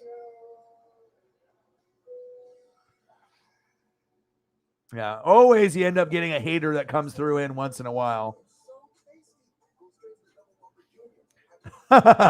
Hagen Days.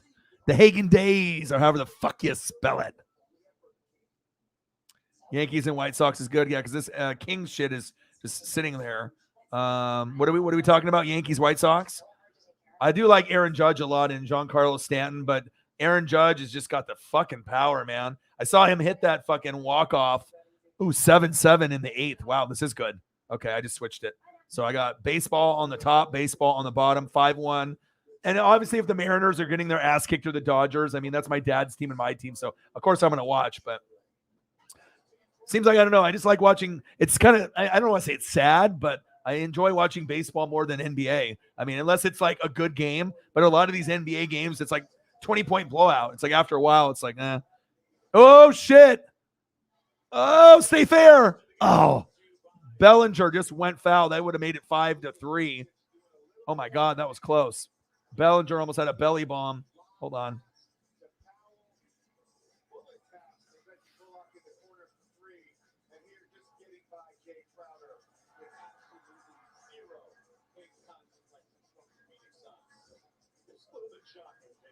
They were set up away, then they came in, and boy, he thought he got it, but it just hooked a little bit at the end.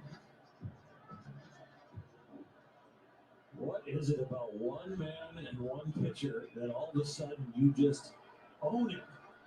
Bellinger, my goodness. Pictures, there's always that guy or two. That close. All right, man. You can't take it easy. You can't run the food. Come on, Bellinger. Oh, strike. Fuck. Not backing away from the fastball.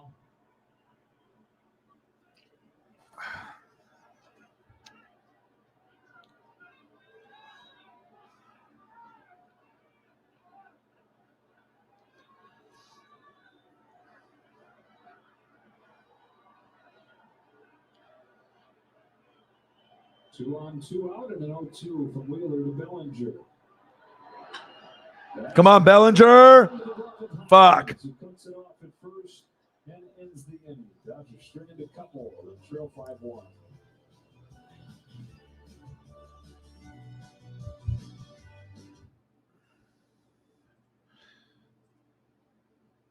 What are you doing? Are you going to work in here like 12 hours?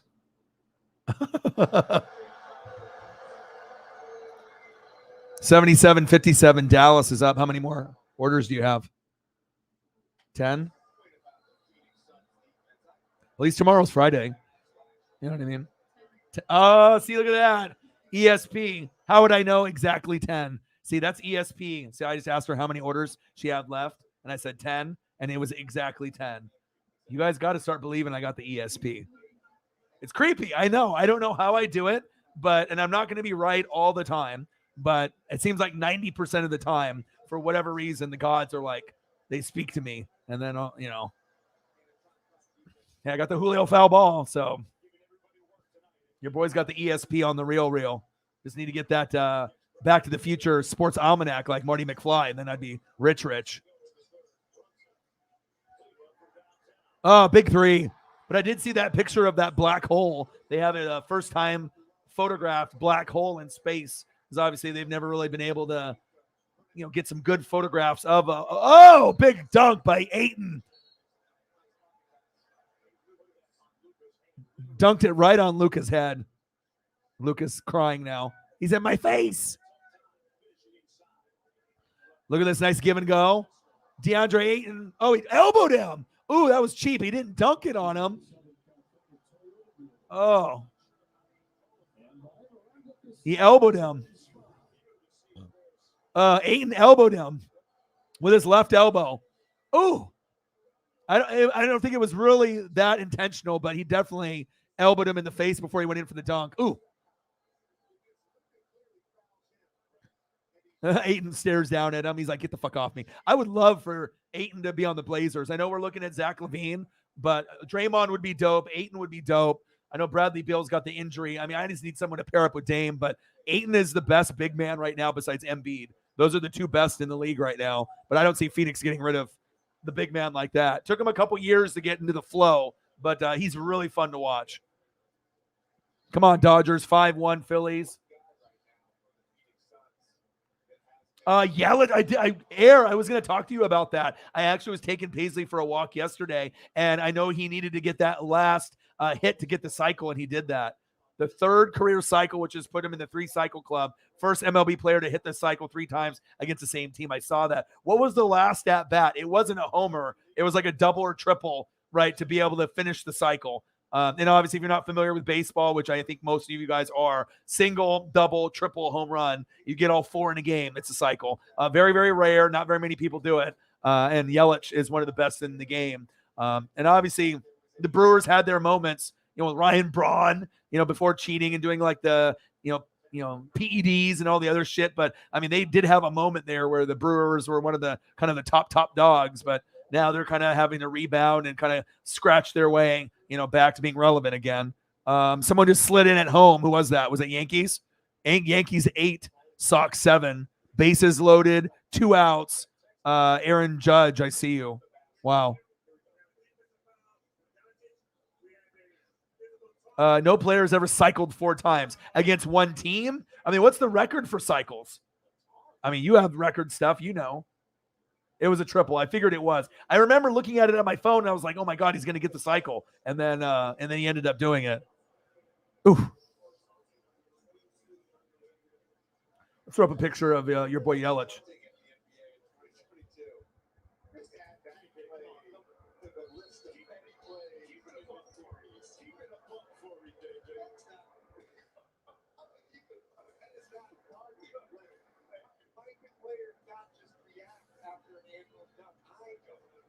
I really like these jerseys right here that I'm about to post up. Brewers have all kinds of jerseys, dark ones, gray ones, but this white one, it gives me kind of like Paul Molitor, Robin Yount vibes. I like this one the most. I'm a jersey guy, as you guys know, so got to have that style.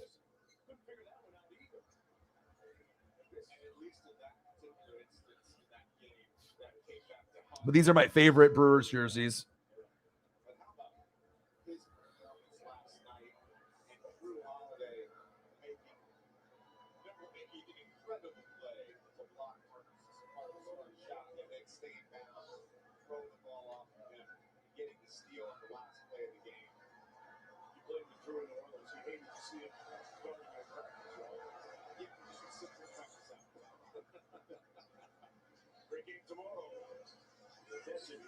ESPN, double game 6s, Celtics and Bucks, Grizzlies and Warriors. Those ones right there, those are fire.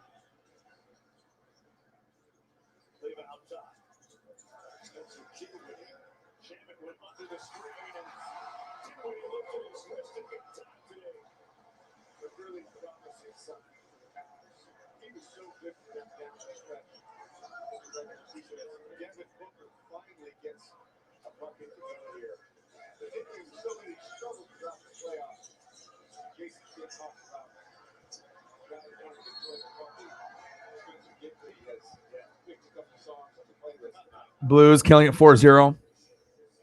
I still can't believe Rizzo's on the fucking Yankees. You know what I mean? But I guess, when you get these big name guys and they have money, they're gonna go to where the money is at.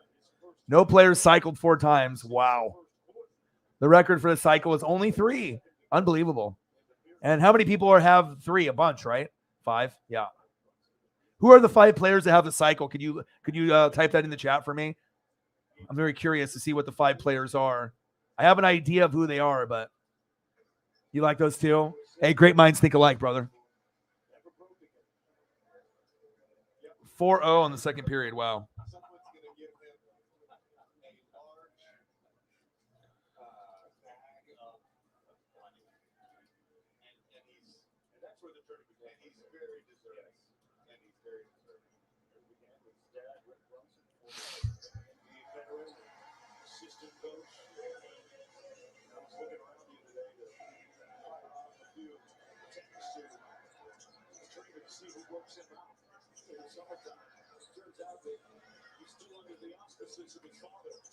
Damn it. Phillies are just fucking the Dodgers up right now. And he goes into fucking second base for a double. Who was that? Bryce Harper? Of course it was. Fuck.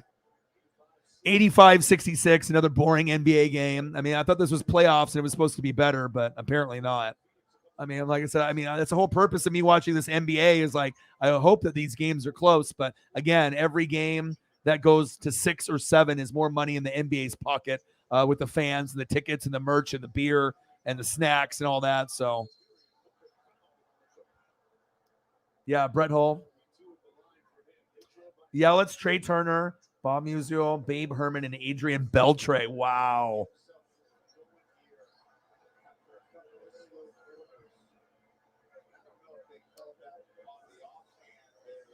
How long ago did Bob Musial and Babe Herman play? Are we talking about guys like in the 20s, 30s, 40s, 50s, 60s, like old guys, like old school? Because those names don't really ring a bell to me. I assume that those guys have played a long time ago. Obviously, Yelich, Turner, and Beltre are kind of like current, recent within the last 30 years players. Yeah, he is. Ryan Braun couldn't have been a beast too if they could have put all that shit together. And then they had Prince Fielder, Cecil Fielder, his dad.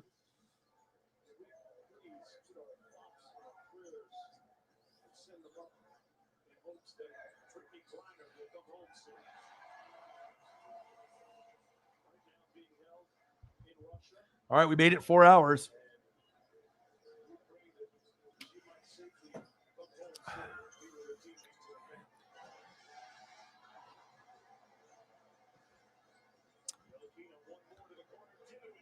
Oh, big three. 90-68. Anytime Phoenix tries to get on a little bit of a run, they'd be like, see you later. 6-1 Phillies against the Dodgers. See, I was right in the 20s. I figured it was like old school. Those names just seemed like, not Babe Ruth, but I was like, these names seem old school. Because if they were in the 50s or 60s, I think I would have recognized maybe some of those guys. I mean, I do a lot of research on the old school stuff, but I was like, it's got to be like 20s, 30s, like old baseball guys. Wow.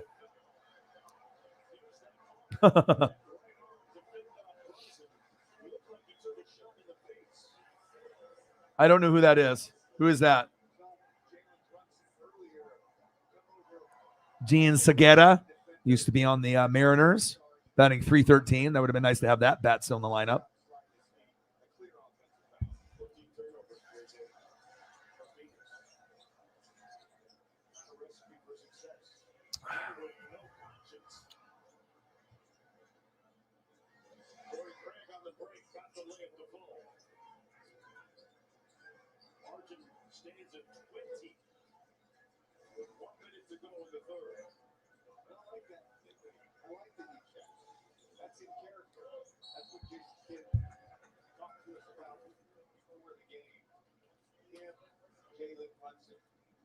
Okay. Well, that would understand. I mean, obviously, I don't watch Milwaukee Brewers baseball on a regular basis, so. Oh, yeah.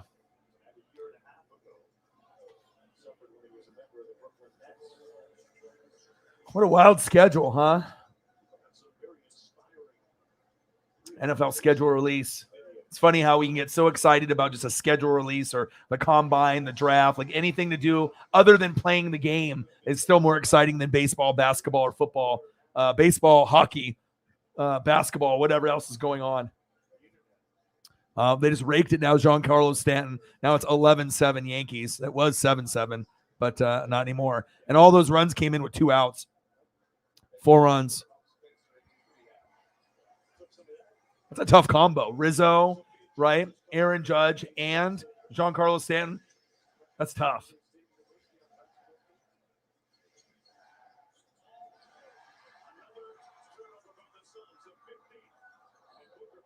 Booker with a big block, but you're down by 22.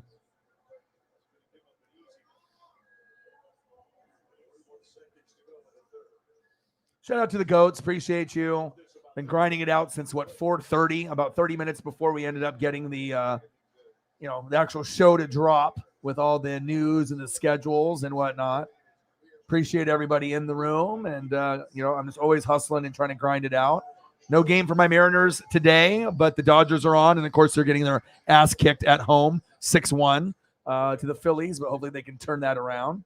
And I'm just hanging out, grinding with you guys. Cool gift for my dad. I got it all framed up, PSA. Looked it up on the PSA website, make sure everything is registered properly. It is. Authentic, baby.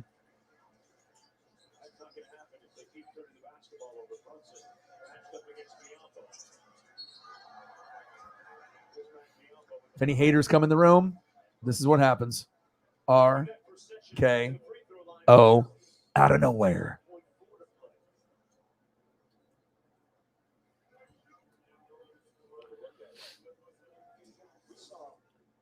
Harden, 22 minutes in the second half, no points. Yuck. If you're the Sixers, do you pay him the max? Hell no, because he's not even the same player as he was when he was on Houston. I mean, he's got the ball skills and whatnot, but he's starting to slow down with his legs. He's always been kind of a one-on-one player with his dribbling and whatnot, but no. I mean, if you couldn't get to the fucking Eastern Conference Finals with what you had there, with the roster that you had, no, and another no. Yeah. Okay, send it to me. I mean, I know the Brewers back from like the 80s and 90s. I mean, with Gary Sheffield, and I've seen some pretty cool ones over the years. Robin Yount, Paul Molitor.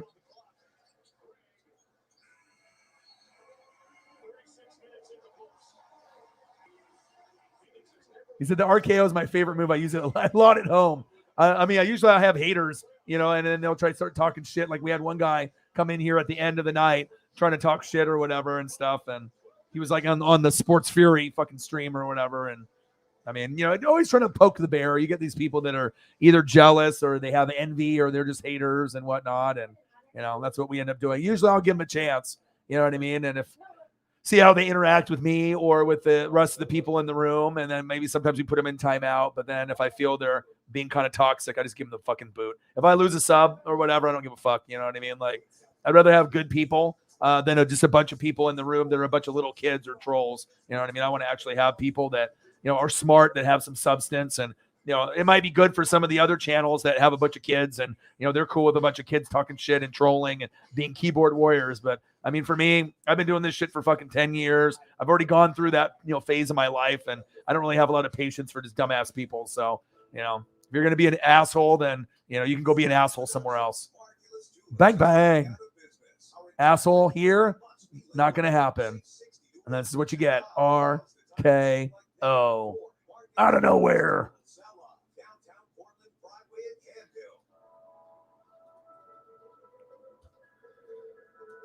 All right, let me see.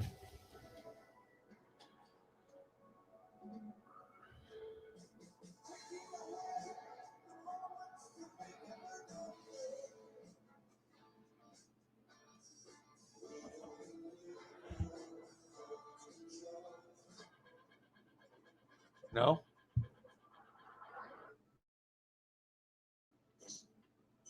Tomorrow? Today?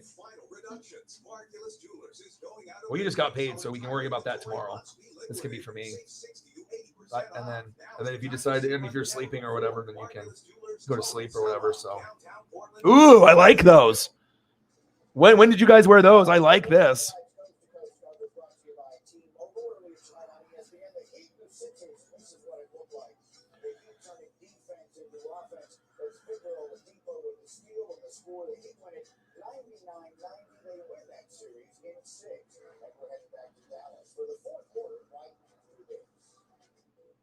Just like Marion time, because we got White Hot Ranch nacho fries over there. Yeah. Same different day. Spice up every bite with the new White Hot Ranch nacho fries at Taco Bell. People assume these photo shoots are easy. Just like they assume they can afford great insurance. Surprising ways to fit any budget? Call or click to get a quote today. YouTube TV is more than cable for less than cable. More innovative, more technologically advanced, more convenient, more enjoyable, more modern, more flexible, more standard features like unlimited DVR, more of a whole bunch of stuff for less money than cable. In a nutshell. Sign up for YouTube TV and you can watch live sports and shows. Dude, I like those. So, Error, I mean, that's always cool when you have, friends first it turns into fans, then friends, and then family. And it's like I talk to you a lot of guys on the Instagram and the Twitter, and it's always cool to be able to share, jerseys and just cool football cards and just random things that we both like. And yeah, I like those, dude. Those are slick. They're a clean ugly.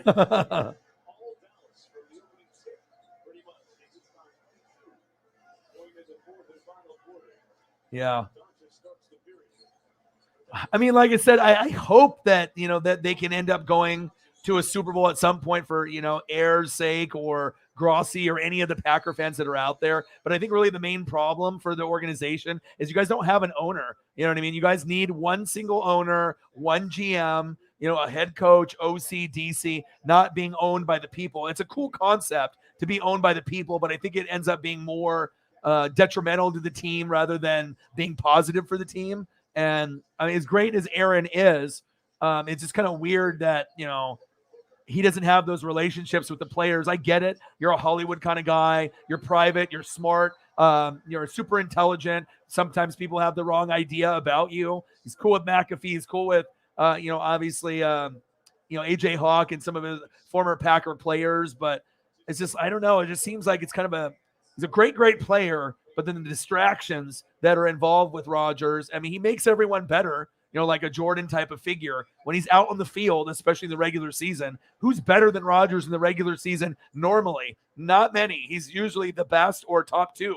Like it's either him and Mahomes, him and Brady, him and Matthew Stafford, him and, whoever, Josh Allen, him and whoever. But I want to be able to see him exceed. But now with no Devontae Adams, I know Christian Watson and a lot of these other guys, there's potential with the defense and whatnot. But, I mean, the offense, no MVS, you know what I mean? No, I mean, I can do without MVS, but Devontae, I mean, we're talking a top 2 wide receiver with Cooper Kupp. And then obviously now we got, Jerry Judy situation, and you got the Broncos and Russ, and they're trying to get their shit going with all the rest of the teams that are out there. But, I mean, it's pretty much right now Cooper Kupp, Devontae Adams, Jamar Chase, and Justin Jefferson. I think those might be the best guys. And Tyreek still will be pretty good, but Tua can't throw the football worth a shit, so.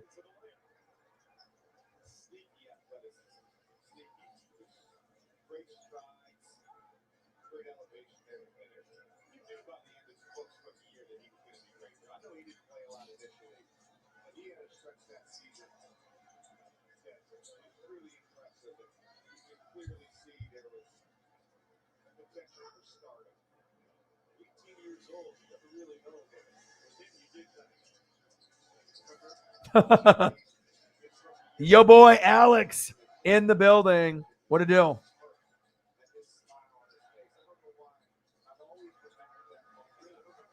Yeah, well, there's other ways to watch the games, okay? So if you don't have a Sunday Ticket or Amazon, there's other ways that you can watch the games. So no one's going to be going to Amazon and paying the money. I mean, some people might, you know what I mean? But the reality is there's other ways to watch the games, for sports, right?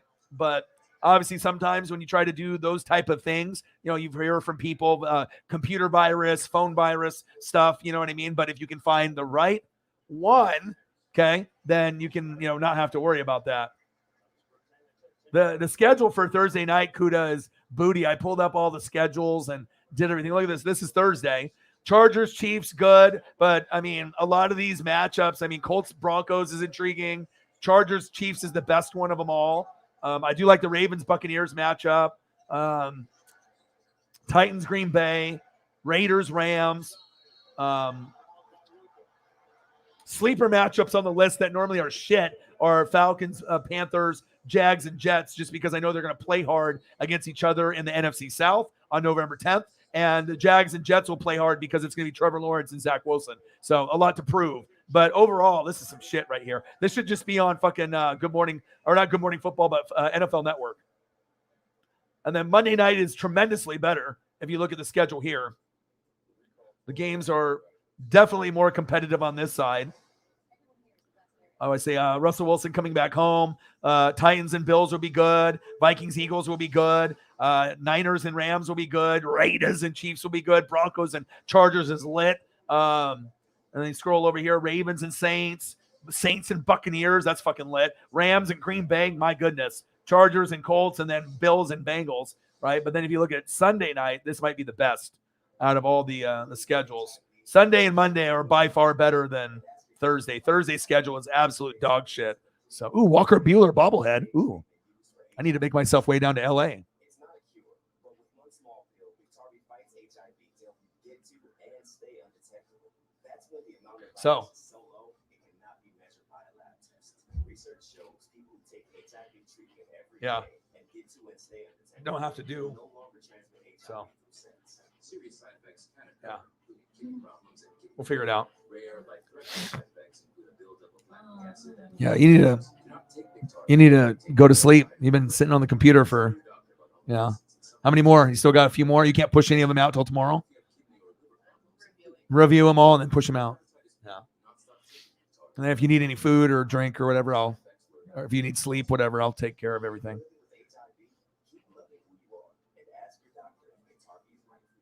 When you carry out Domino's 3-topping pizzas for $7.99 each, it takes skill to get that pizza from our store to your door. Through tight spots. The site works on the PS4. And water shots. So next time you're Troy and Joe Buck. But Troy and Joe Buck, Alex, are garbage, though, bro. And you know what I mean? Like, Joe Buck is more of a baseball voice to me. You know what I mean? Like, obviously, Romo and Nance are the best. But I had a tweet earlier where we can kind of go over who's going to be, where. But let me see if I still have it. I don't know if I do, but let me take a quick peek here. Success starts with Intuit QuickBooks. Hey, this. Two championship hopes. Last night with Darby Allin and Jeff Hardy, if you guys ended up watching AEW, crazy. Rewatched it this morning and last night. That was crazy, crazy shit, man. I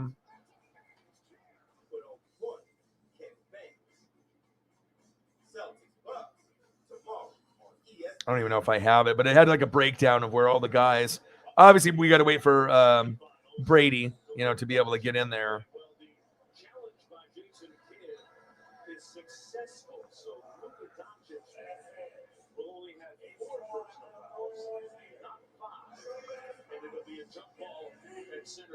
Yeah, I don't think I have it anymore. I had it at one point, but I don't think I'm not sure if I liked it or if I retweeted it. I'm going down my timeline right now and seeing if I still have it. Oh, here we go. I found it. All right, so you got Jim Nance and Romo on CBS, right? Kevin Burkhardt and Brady once he's done playing on Fox.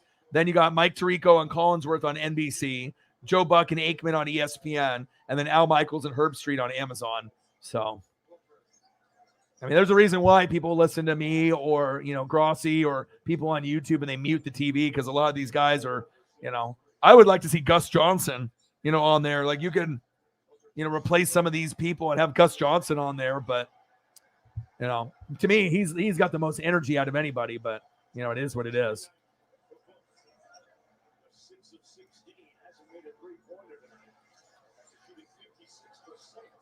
Well, there's people that enjoy him. Like I said, I don't think Joe Buck and, Aikman are the worst. It's just, they have good chemistry together.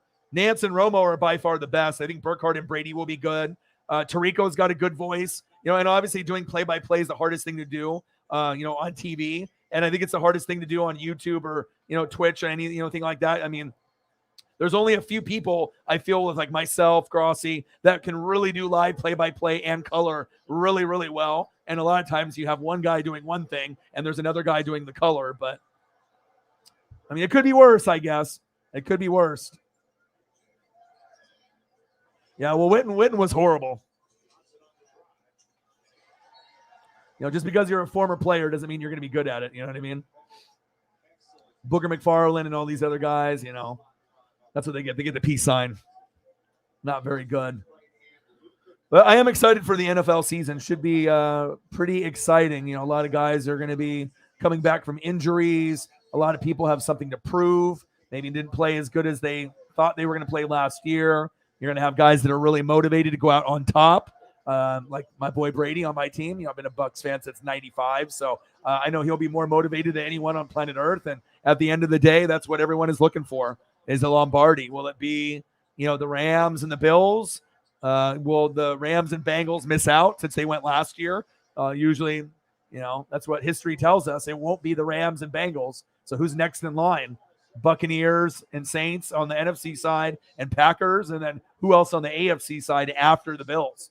Is it Chargers, Chiefs, Broncos? Who is it going to be? We're going to have to wait and see. But it seems like the AFC representative will probably be from the AFC West or Buffalo Bills. And then on our side, it'll probably be, Tampa Bay or the Rams, more than likely. And if it's not them, then maybe the Saints, Packers, or Niners. So I guess we'll have to wait and see.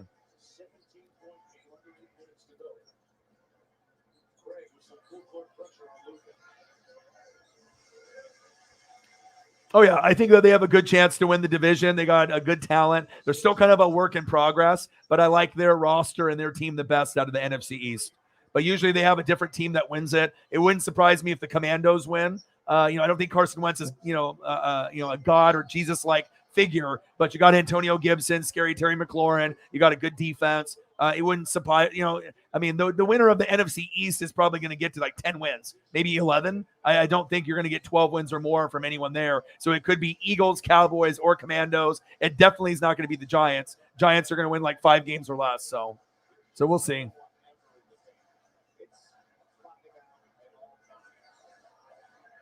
What are we sitting at on the donos right now? Are we just right under 100? What are we sitting at? 80? Which is a little low, but I did start the stream a little early, and normally we end up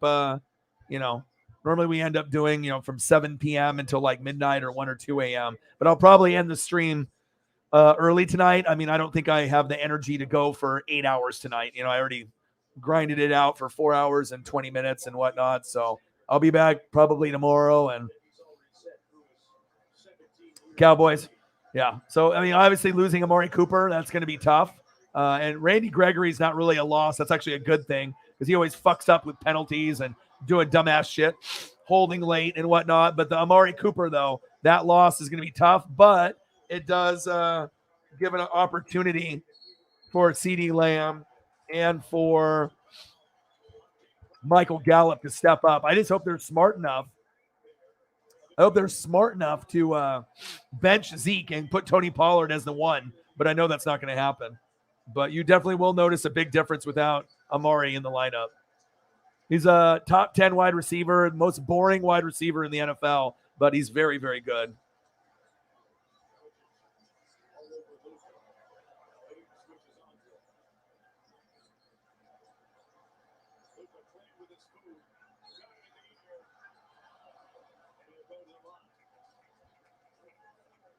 Amari Cooper.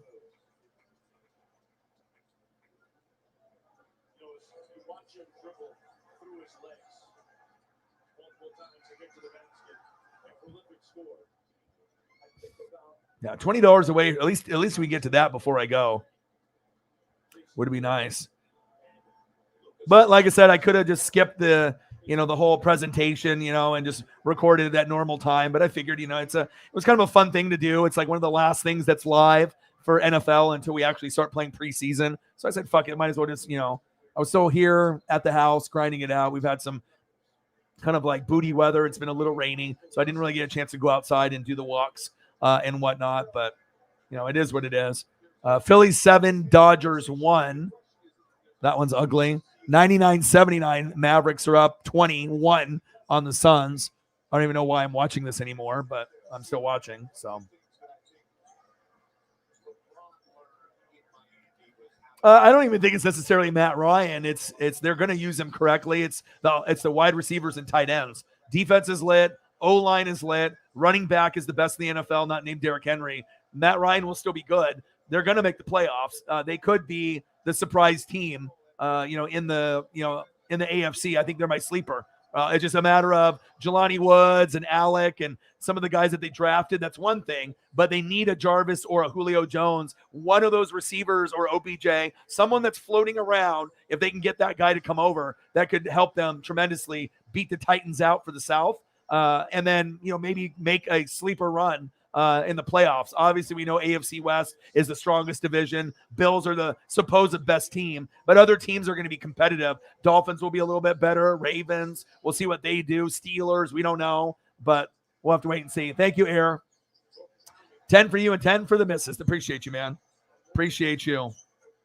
There we go. And then we got another dono right here from Cyberpunk. $45. Awesome. There we go. Now we're getting a little bit better on track. Thank you so much, man.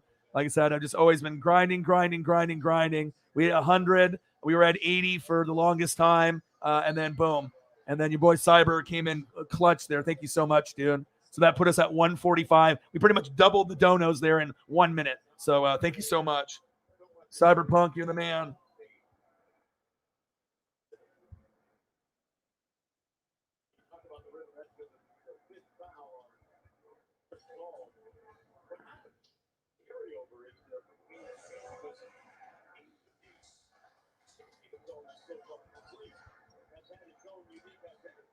Thank you, Cyber. Appreciate you. And thank you, Air. That definitely made it much worth it there. I mean, you just hope that, you get to a decent number with everything that's going on. And it's not like I've been streaming for an hour. I mean, we're almost at 4 hours and 25 minutes. So I've been really putting in the work. I will stream until 5 hours. I always like even numbers. So it'll be either 5 hours, 6 hours, or, 5 hours and 30 minutes. But we're going to go for another 35 at the very, very minimum. But thank you so much, Air. You're the man. And Cyberpunk, thank you so, so much, man. I know you probably just got to work and you're getting settled in, and usually you don't even hop in the room until 10, 11, 12, 1, 2 in the morning. And I started early. I started at 4:30 Pacific time because the schedule releases at 5. So I definitely decided to go early and just take advantage of that moment. So 145 in donos. Let's get to 200 before the stream ends, Sarah says. I think we do have a chance to get $55 more in the next 35 minutes, or depending on how long I go for. So shout out. Cyber, did you get a chance to see the schedule? And did you get a chance to see everything? Appreciate you, brother. Thank you so, so much, man. You guys are the GOATs. I can always count on the GOATs no matter what. Haters. RKO out of nowhere. Bang. There's the Chiefs schedule. Cardinals, Chargers, Colts, Bucks, Raiders, Bills, Niners, Titans. This is the hardest first 8 games in the NFL. I have not seen a schedule harder than this. They literally could go 0-8. We know they're not going to. I mean, they'll probably win against the Cardinals, maybe lose to the Chargers, maybe beat the Colts, Tampa Bay, who knows? Raiders, they could win that, but you never know. Bills, and then you got Niners, Titans. So in these 8 games, right, you got the bye and then you got the Titans. What's the record going to be there? Worst case scenario, 4-4, but best case scenario, 6-2. You know what I mean? Maybe you drop games to the Bucks and the Bills and you win the rest. I mean, I don't know what's going to happen. Obviously no Tyreek, no Honey Badger, but the second half of the schedule is a little bit better. Jags, winnable. And then Chargers, Rams, Bengals, Broncos. That's a rough fucking stretch of 4 games. But then you get 2 easy ones, Texans, Seattle, and then 2 hard ones, Broncos and Raiders. So you can definitely tell whoever goes 4-2 or 5-1 in the division, those are going to be the teams that make the playoffs. If you go 3-3, which the other 2 teams will do, then you're not going to the playoffs more than likely. So, I mean, who are the 2 teams going to be? We have no fucking idea. Could be any combination of teams there. So.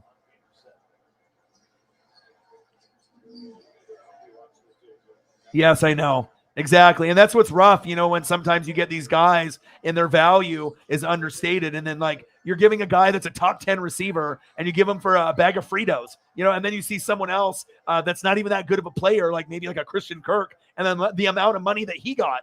So sometimes teams overpay, but, it is what it is. At least it gives, I guess, Deshaun Watson something to work with, wide receiver wise. And you got Chubb and you got obviously Kareem Hunt, but yeah, that's definitely going to be tough, but more opportunities for Gallup and CeeDee Lamb for sure.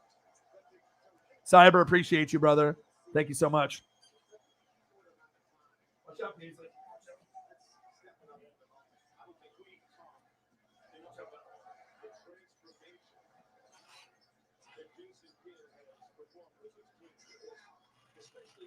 Paisley's right in front of the light.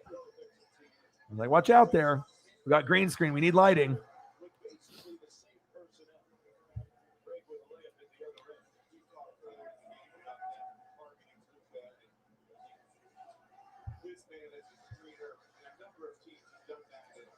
Yeah, that would be crazy. Bucks for the first game. Yeah, and then they're doing the whole Bucks Cowboys thing like we did last time. So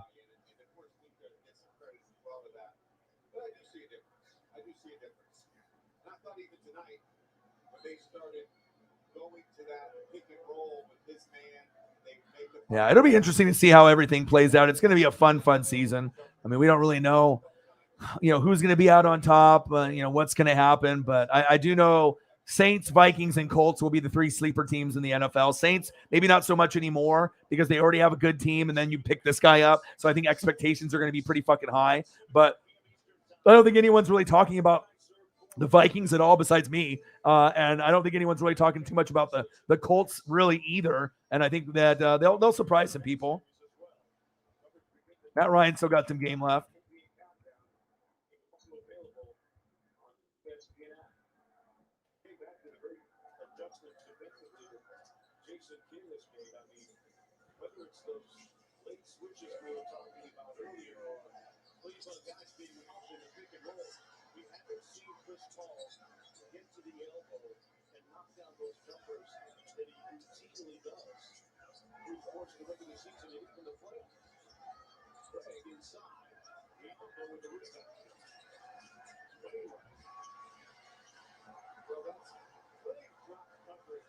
$104.86.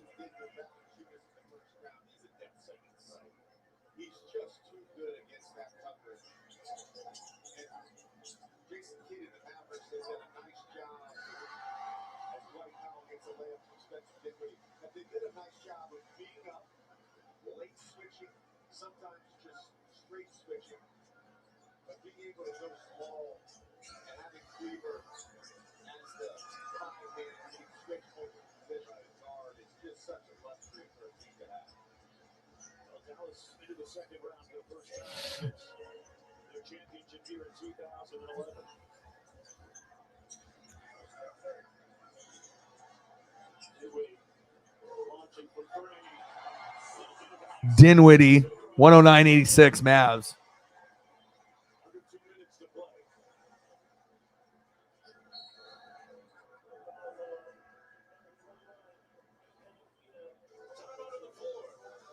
Yeah, I mean, there's a few revenge games and whatnot. I mean, usually I got to get back at the Saints and Buccaneers and the Rams. I mean, there's a lot of I don't really know. I mean, the Packers have beaten Dallas like 7 out of the last 8, though. So it's like I don't really know if Dallas is going to be able to hang with the Packers. But since they don't have MVS and Devontae Adams, maybe. But you don't have Amari Cooper either. So it's like you guys both took a big hit on your offensive weapons. So.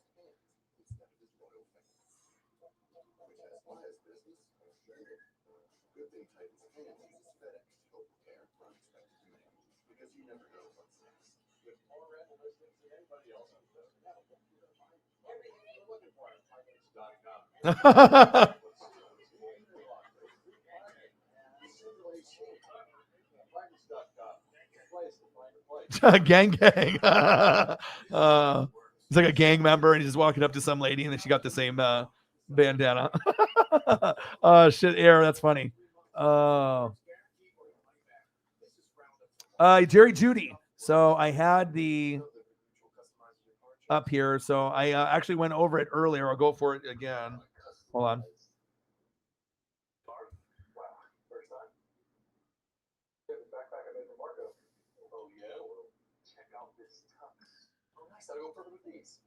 So one sec, I'll re-bring up the photo, and then we'll go over the story here real quick. Doesn't seem like it's that big. He's going to court tomorrow. It wasn't anything of physical altercation. Looks like the girl that he was sleeping with or whatever. Like, he's got 3 cell phones. I don't know what he's doing with 3. She decided to not give one back, and he kept some diapers and like some other stuff that was like hers. And I don't think she wanted to call the police or whatever, but he got in trouble with some minor stuff. But we'll see what the bond is tomorrow. But I'll read the article here real quick as I throw up the photo.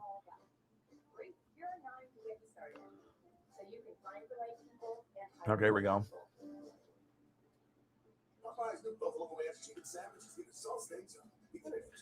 All right. So with Jerry Judy, and shout out to all the goats in the room. Your boys hustling and grinding. 27 minutes to 5 hours. Shout out to you guys. Appreciate you. All right, so Broncos wide receiver Jerry Jeudy is arrested and held without bond until tomorrow, and we all figured the worst. He's facing charges of criminal tampering and domestic violence enhancer. I don't know what the fuck that means. The only thing I know about enhancing is like when you get a tan and they have those bronze enhancers, or if you have like some kind of scope on a gun, for like vision. But I've never heard of a domestic violence enhancer. But there's always something new for every day that we're alive, right? So Denver Broncos wide receiver Jerry Jeudy was arrested Thursday by the Sheriff's Department, charged with second-degree criminal tampering and a domestic violence enhancer misdemeanor. He's held without bond until tomorrow, till 8:30 a.m. And it was a dispute between Jeudy and the mother of his 1-month-old daughter. Solely involved property, no damage to the property. Let's see here. Brown said Jeudy prevented the woman from retrieving several items, including the woman's wallet, medical information for the child, and a car seat. And then she took one of his phones. They called the cops. So it sounds like it's nothing too crazy, but that's one distraction they probably could do without. You know what I mean?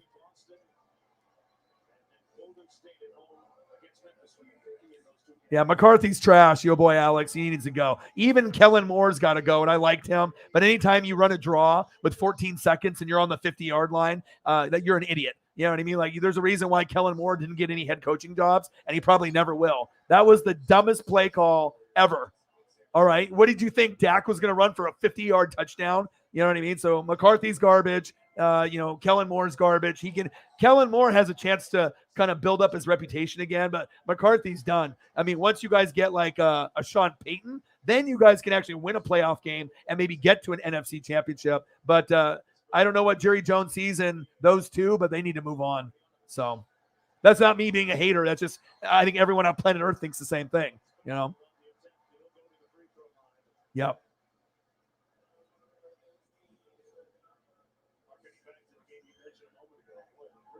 Yeah, that's true.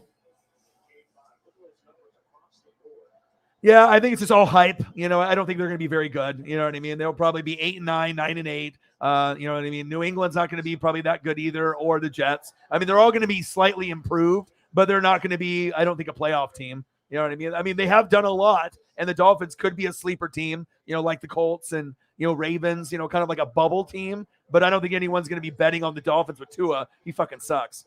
They need someone better than Tua. I think it's facts. Every time they try to do a highlight package for Tua on the internet and throws it to Tyreek, it's a wobbler. It's like, look at this amazing throw. He fucking threw a missile. And then you look at the throw and it's like, like some fucking duck or whatever. So, yeah, Miami has once Miami gets rid of him, like now if Herbert was drafted instead of Tua, they would be in the perfect spot. Then they would just be money, for years and years and years. I mean, shit, they would have made the playoffs Herbert's first year. You know what I mean? Every year Herbert's there, they would have been good, but they were morons and they took Tua instead. And hey, that's how it goes. It's like when the Eagles took J.J. Arcega-Whiteside instead of DK Metcalf. It's like when the Eagles took Ragor instead of Justin Jefferson. Imagine the Eagles with Justin Jefferson and DK Metcalf, but you just drafted J.J. Arcega-Whiteside and you drafted Jalen Ragor.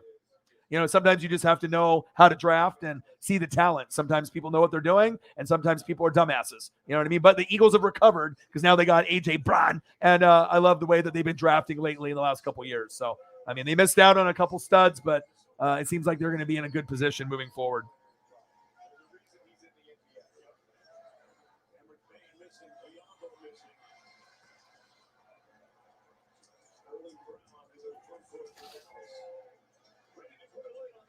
Yeah, seriously. Well, I don't think they're going to be throwing deep because Tua can't. So they're going to be doing like a lot of bubble screens, slants, reverses. They're not going to be, going deep with Tua because that's going to be a turnover every time. And Jalen Waddle's pretty sick too. So, I do have that information here. I'm like always reading and doing that. So, primetime games, 1, 2, 5. A Thursday night football, week 2, with the Chargers. And I'll put up a little.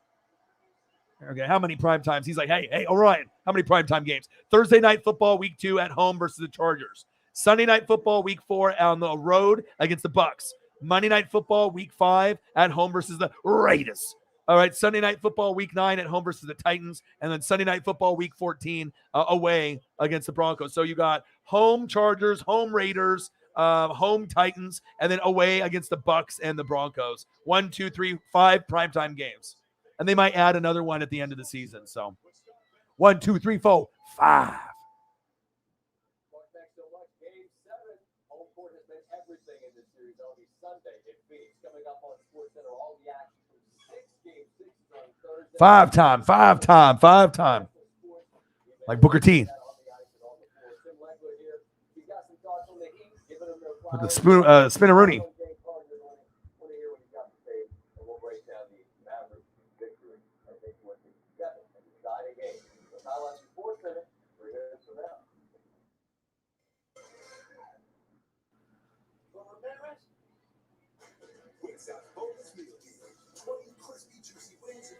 Harlem Heat. I miss those days. The WCW days.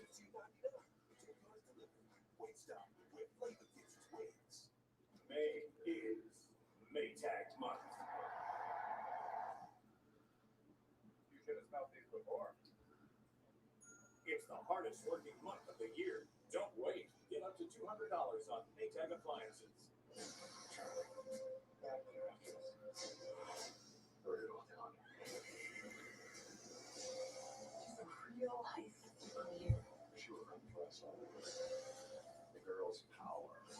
Yeah. Did you know that this was a remake? The original movie, Firestarter, actually started when she was little. Oh, really? No shit. Firestarter. Rated R.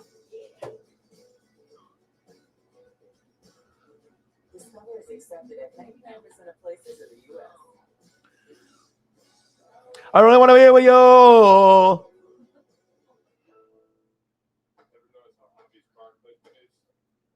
Booker T. 5 time. That's how many you got. 5. How many primetime games I got? 5 time. Booker T. With the Harlem Heat, baby. Good old Booker T. Good old him and Stevie Ray. And then Stevie Ray went to the NWO. Some good shit. The old school days when wrestling was good. Yeah, you think? And also, too, no one really thinks that much about Raiders and Chargers. Everyone's still kind of talking about maybe Chiefs and Broncos. I don't have any idea what's going to happen. I mean, I could definitely see the Chiefs winning the division and overachieving. I could see somehow the Chargers don't get the injury bug and then they turn into the Bengals from last year. I could see that with Herbert. Raiders weren't supposed to make the playoffs. They did last year. I told you guys they would make the playoffs as a wild card the first 3 years in Vegas. They made it year 2. And now you got Carr, Adams, Renfro, Waller, and Josh Jacobs, and new Josh McDaniels at head coach. O-line and defense is sus, but, I mean, they're starting to put it together. And then Broncos got Russell Wilson. I mean, who the fuck knows? I don't think anybody knows. So it's either going to be the Bills or an AFC West team in the Super Bowl, as far as the AFC is concerned, in my opinion. And then probably Bucks or Rams, and then you still got Saints, Packers, Niners, and a few other teams that are going to be battling in the NFC.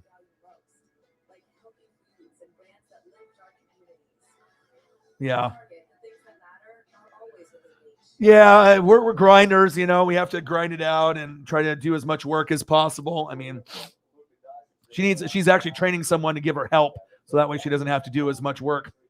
But when you're using like the Verizon systems for business stuff, you have to do quoting and you have to know how to use all the tools. And I used to work with her too, so I know a lot of that stuff, but she's even using stuff that I don't know how to use because I haven't been in that field for a couple years. I went, did warehouse stuff for a couple years, and then now I'm doing YouTube full time. So Danny Green's knee got bent into 5 places. That didn't look good. Jesus. Maybe an ACL tear.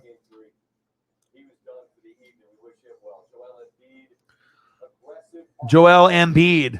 There's a reason why you didn't get the MVP, but obviously the Joker won it, and they didn't go very far either. But probably very disappointing, after bringing in Harden, they thought they were going to be able to go, but just not good enough, man. Not good enough. So now it'll be the Heat versus the Celtics or the Bucks. I wouldn't count out the Celtics yet. They got to win 2 though. Bucks only need to win 1, so Bucks are definitely favored. And then on the West Coast side, I still would think it would be more than likely the Golden State Warriors. So.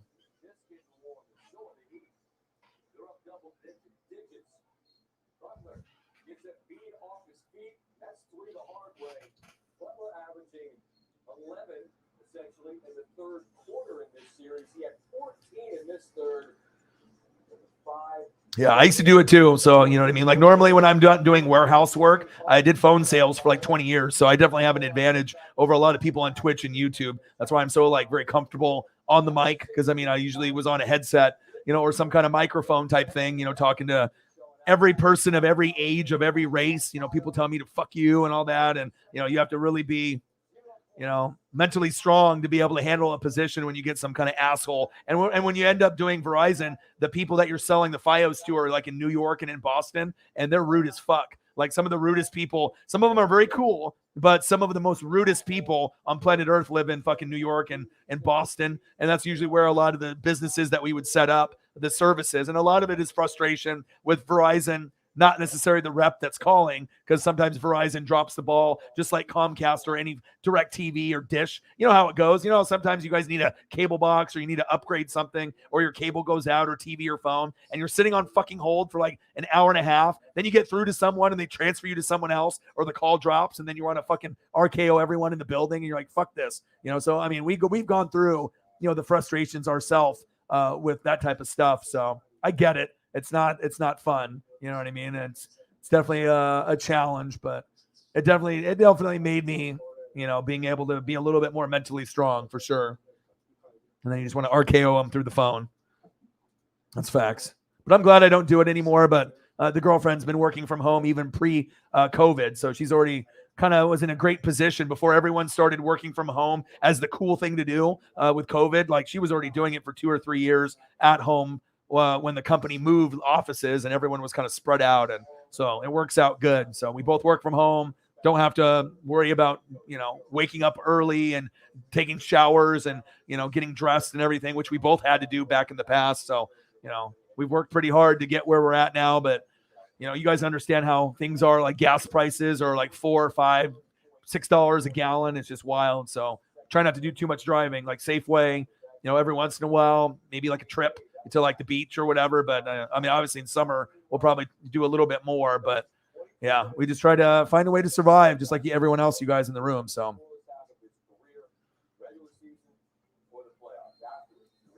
Well, of course, dude, John Moran and Steph and everyone. I mean, this is the, you know, opportunity to try to get to the NBA finals, you know? I can accept that. We just were not. And that's a tough thing to say, but we were not. James Harden, you suck. Nothing in the second half.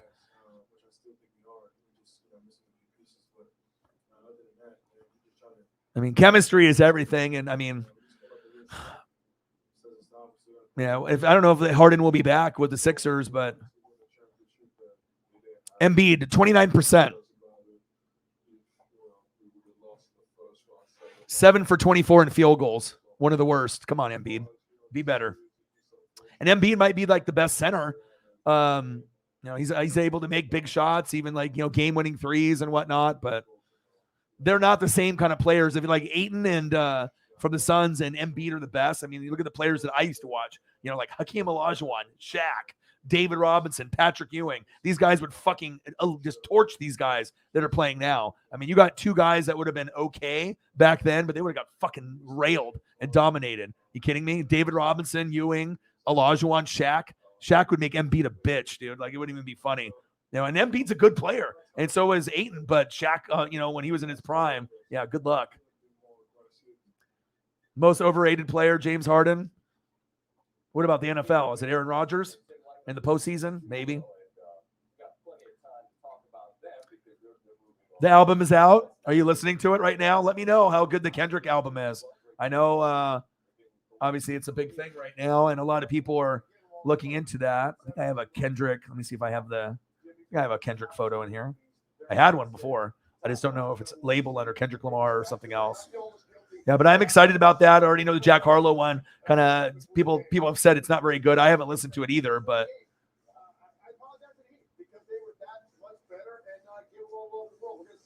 Oh, I do have a Kendrick. I knew I had one. The album. What's the album called? I mean, normally I know everything hip hop, but just with all the preparation for the show, I haven't, looked into it. But what's the name of the new album? Do you know? How many songs are on it?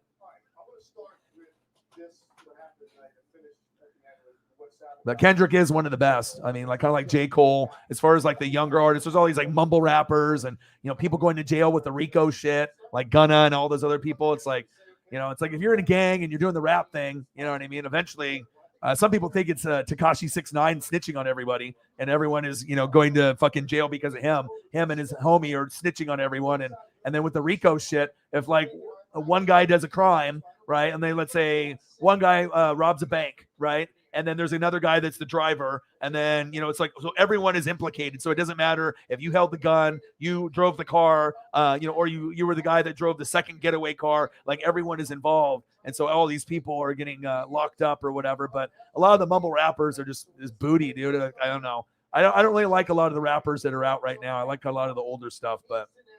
Separate back a little bit so we can still get the screen and have an angle to deliver the pass. He doesn't do that. Instead, he floats this. And you can take a look at Bam Adebayo. Richie Sexton. Come on, bro. I know. That's him, right? I'm pretty sure he's got the hair in the back. I'm pretty sure it's Richie Sexton that was on the Mariners. Am I right? I'm pretty sure that's him. Unless I'm thinking that's somebody else. I'm pretty sure that's him. It's quite crazy. I haven't even seen pictures or heard his name before in a while there.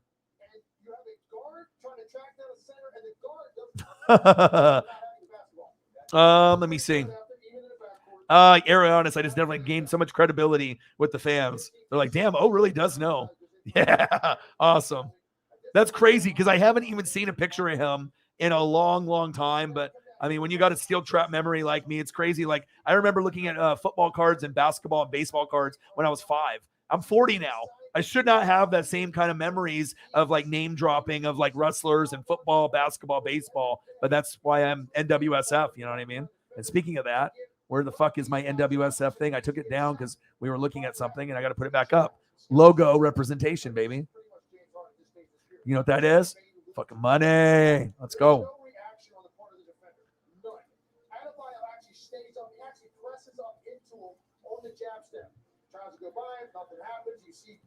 All right, I gotta hit the bathroom here real quick. Give me a second and I'll be right back. He reaches with his right hand right there. You can see Oladipo reaches with his right hand. Now, this should be a crossover to his strong hand and downhill. That's what James Harden was brought here to do. And you're going to see a little token help here by here, but he doesn't really commit. Harden has to get into the gap so that he can occupy these two guys on the back line and make a play for one of your two teammates. He just can't do it. Goes behind his back for no reason. Again, gets the ball taken away, and again goes into John Code's back. Finally done. There were so many plays I could have written down that really looked like that. And what it came down to, I said 2 guys get out of the season. Ben Simmons did it first because he wanted no part of that environment last year in the Atlanta Hawks series, and they quit on the team. He waited 2/3 of the season to get this guy. He's the replacement. He comes in. He came in specifically to help Joel Embiid navigate these scenarios. And again, you get a guy that doesn't really want a part of this and has no responsibility to the guys on his team. That's what bothered me the most about this. Where's your accountability to your star player? Where's your accountability to the coaching staff, to your teammates? I just didn't see any of it. And even the comments after, it's just not there. And that, to me, is what's most alarming about the end of the Sixers season. He said he opted in, but I mean, the thing that I think that you see these things, and I always want to be careful because you say about somebody who doesn't, I'm not going to say that, but when you get evidence in these closeout games, you go back 5 years in a day to the infamous 39-point loss at home playing for Houston, the Houston version of Harden. No Kawhi, you get beat by 39. He didn't shoot in the first quarter. He was 2 of 11 and scored 10 in the game they lost by 39 points in closeout game. Now in this game, he doesn't score in the second half, goes 4 of 9 and scores 11. And whatever he feels, however much he cares, I mean, I don't know what it is. I can't say. I just know that what we see is the evidence that continues to mount in these spots is enough to say, you want to match this version of Harden in your Philly? I mean, we know Corey's got a sweet tooth for the guy. You tell me. me, all your Sixer friends. What are they saying? Yeah, he's going to get that $47 million. Obviously, he's going to opt into that. Okay. I don't know how you could potentially give him that kind of money to sleep at night for Daryl Morey, based on what you just saw. And it's not. He played poorly. I can live with that. Guys play poorly all the time. I certainly did it enough when I played. It's not that. It's when you play that far from the norm in terms of your mindset and aggressiveness. That's impossible to overcome. And it's deflating to everybody on your team and everybody in that building. You brought up the Houston game. That's a great example. I've used that one. But I've used that one many, many, many times because that was one of the most bizarre things I've ever seen. This one, what do you take? 2 shots in the second half? 4 of 9, 2 didn't score 2 shots. 1 shot third quarter, 1 shot in the fourth. That's 1 more shot than I took. And I was sitting in the office watching the game. Oh, I would have got him up. I mean, he took 1 more shot than I did.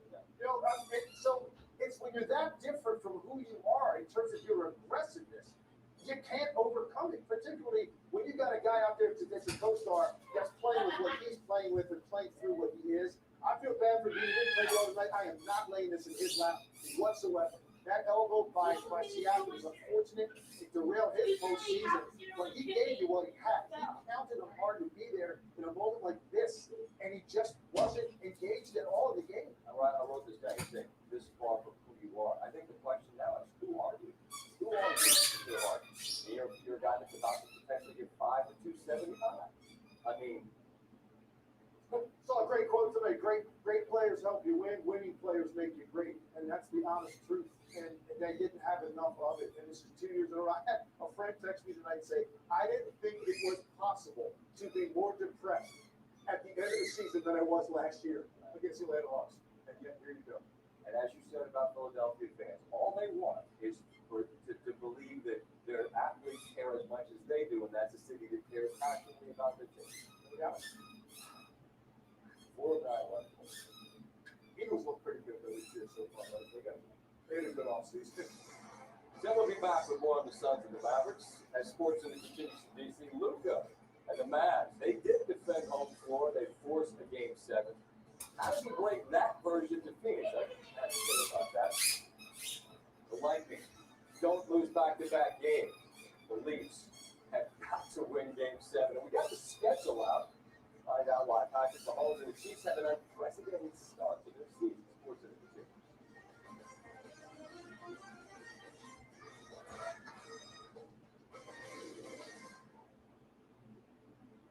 If Mark, Mr. Cartoon Machado, didn't have the fighting spirit to draw on his passion, he never would have perfected the street look that made him a street legend. That's the fighting spirit. That's what makes him mine. Modelo, root for those with a fighting spirit. Hitting the road? Not all 5G networks are created equal. T-Mobile covers more interstate highway miles with 5G than Verizon. T-Mobile has more 5G bars in more places than anyone. Another reason T-Mobile is the leader in 5G. The big $5 Your Way deal is here to make your choice easy and so tasty. Go straight to the Double Whopper Junior. Piping hot small fries, 4-piece crispy nuggets, and a refreshing small drink. Can you believe you get all this for only $5? The $5 Your Way deal, only at Burger King.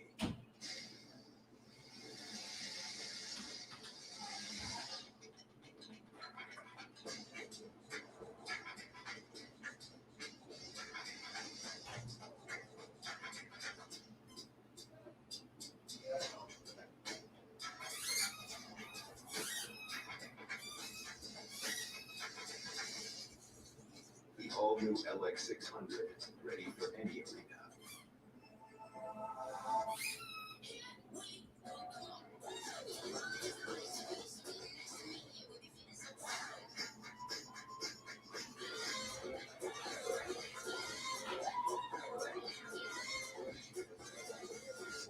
So I'm a beachside hotel. As you can see, I'm pretty relaxed.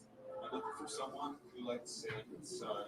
If you have kids, All right, I'm back. Sorry, that took a little bit. Said take care of Paisley, go to the restroom, see what was going on. But let's see here. Let me scroll down. I'm probably just going to end the stream here. We're at the 5-hour mark. Already went from 4 hours and 30 minutes. Usually I like to go a lot longer, but I normally don't start the stream at 4:30 either.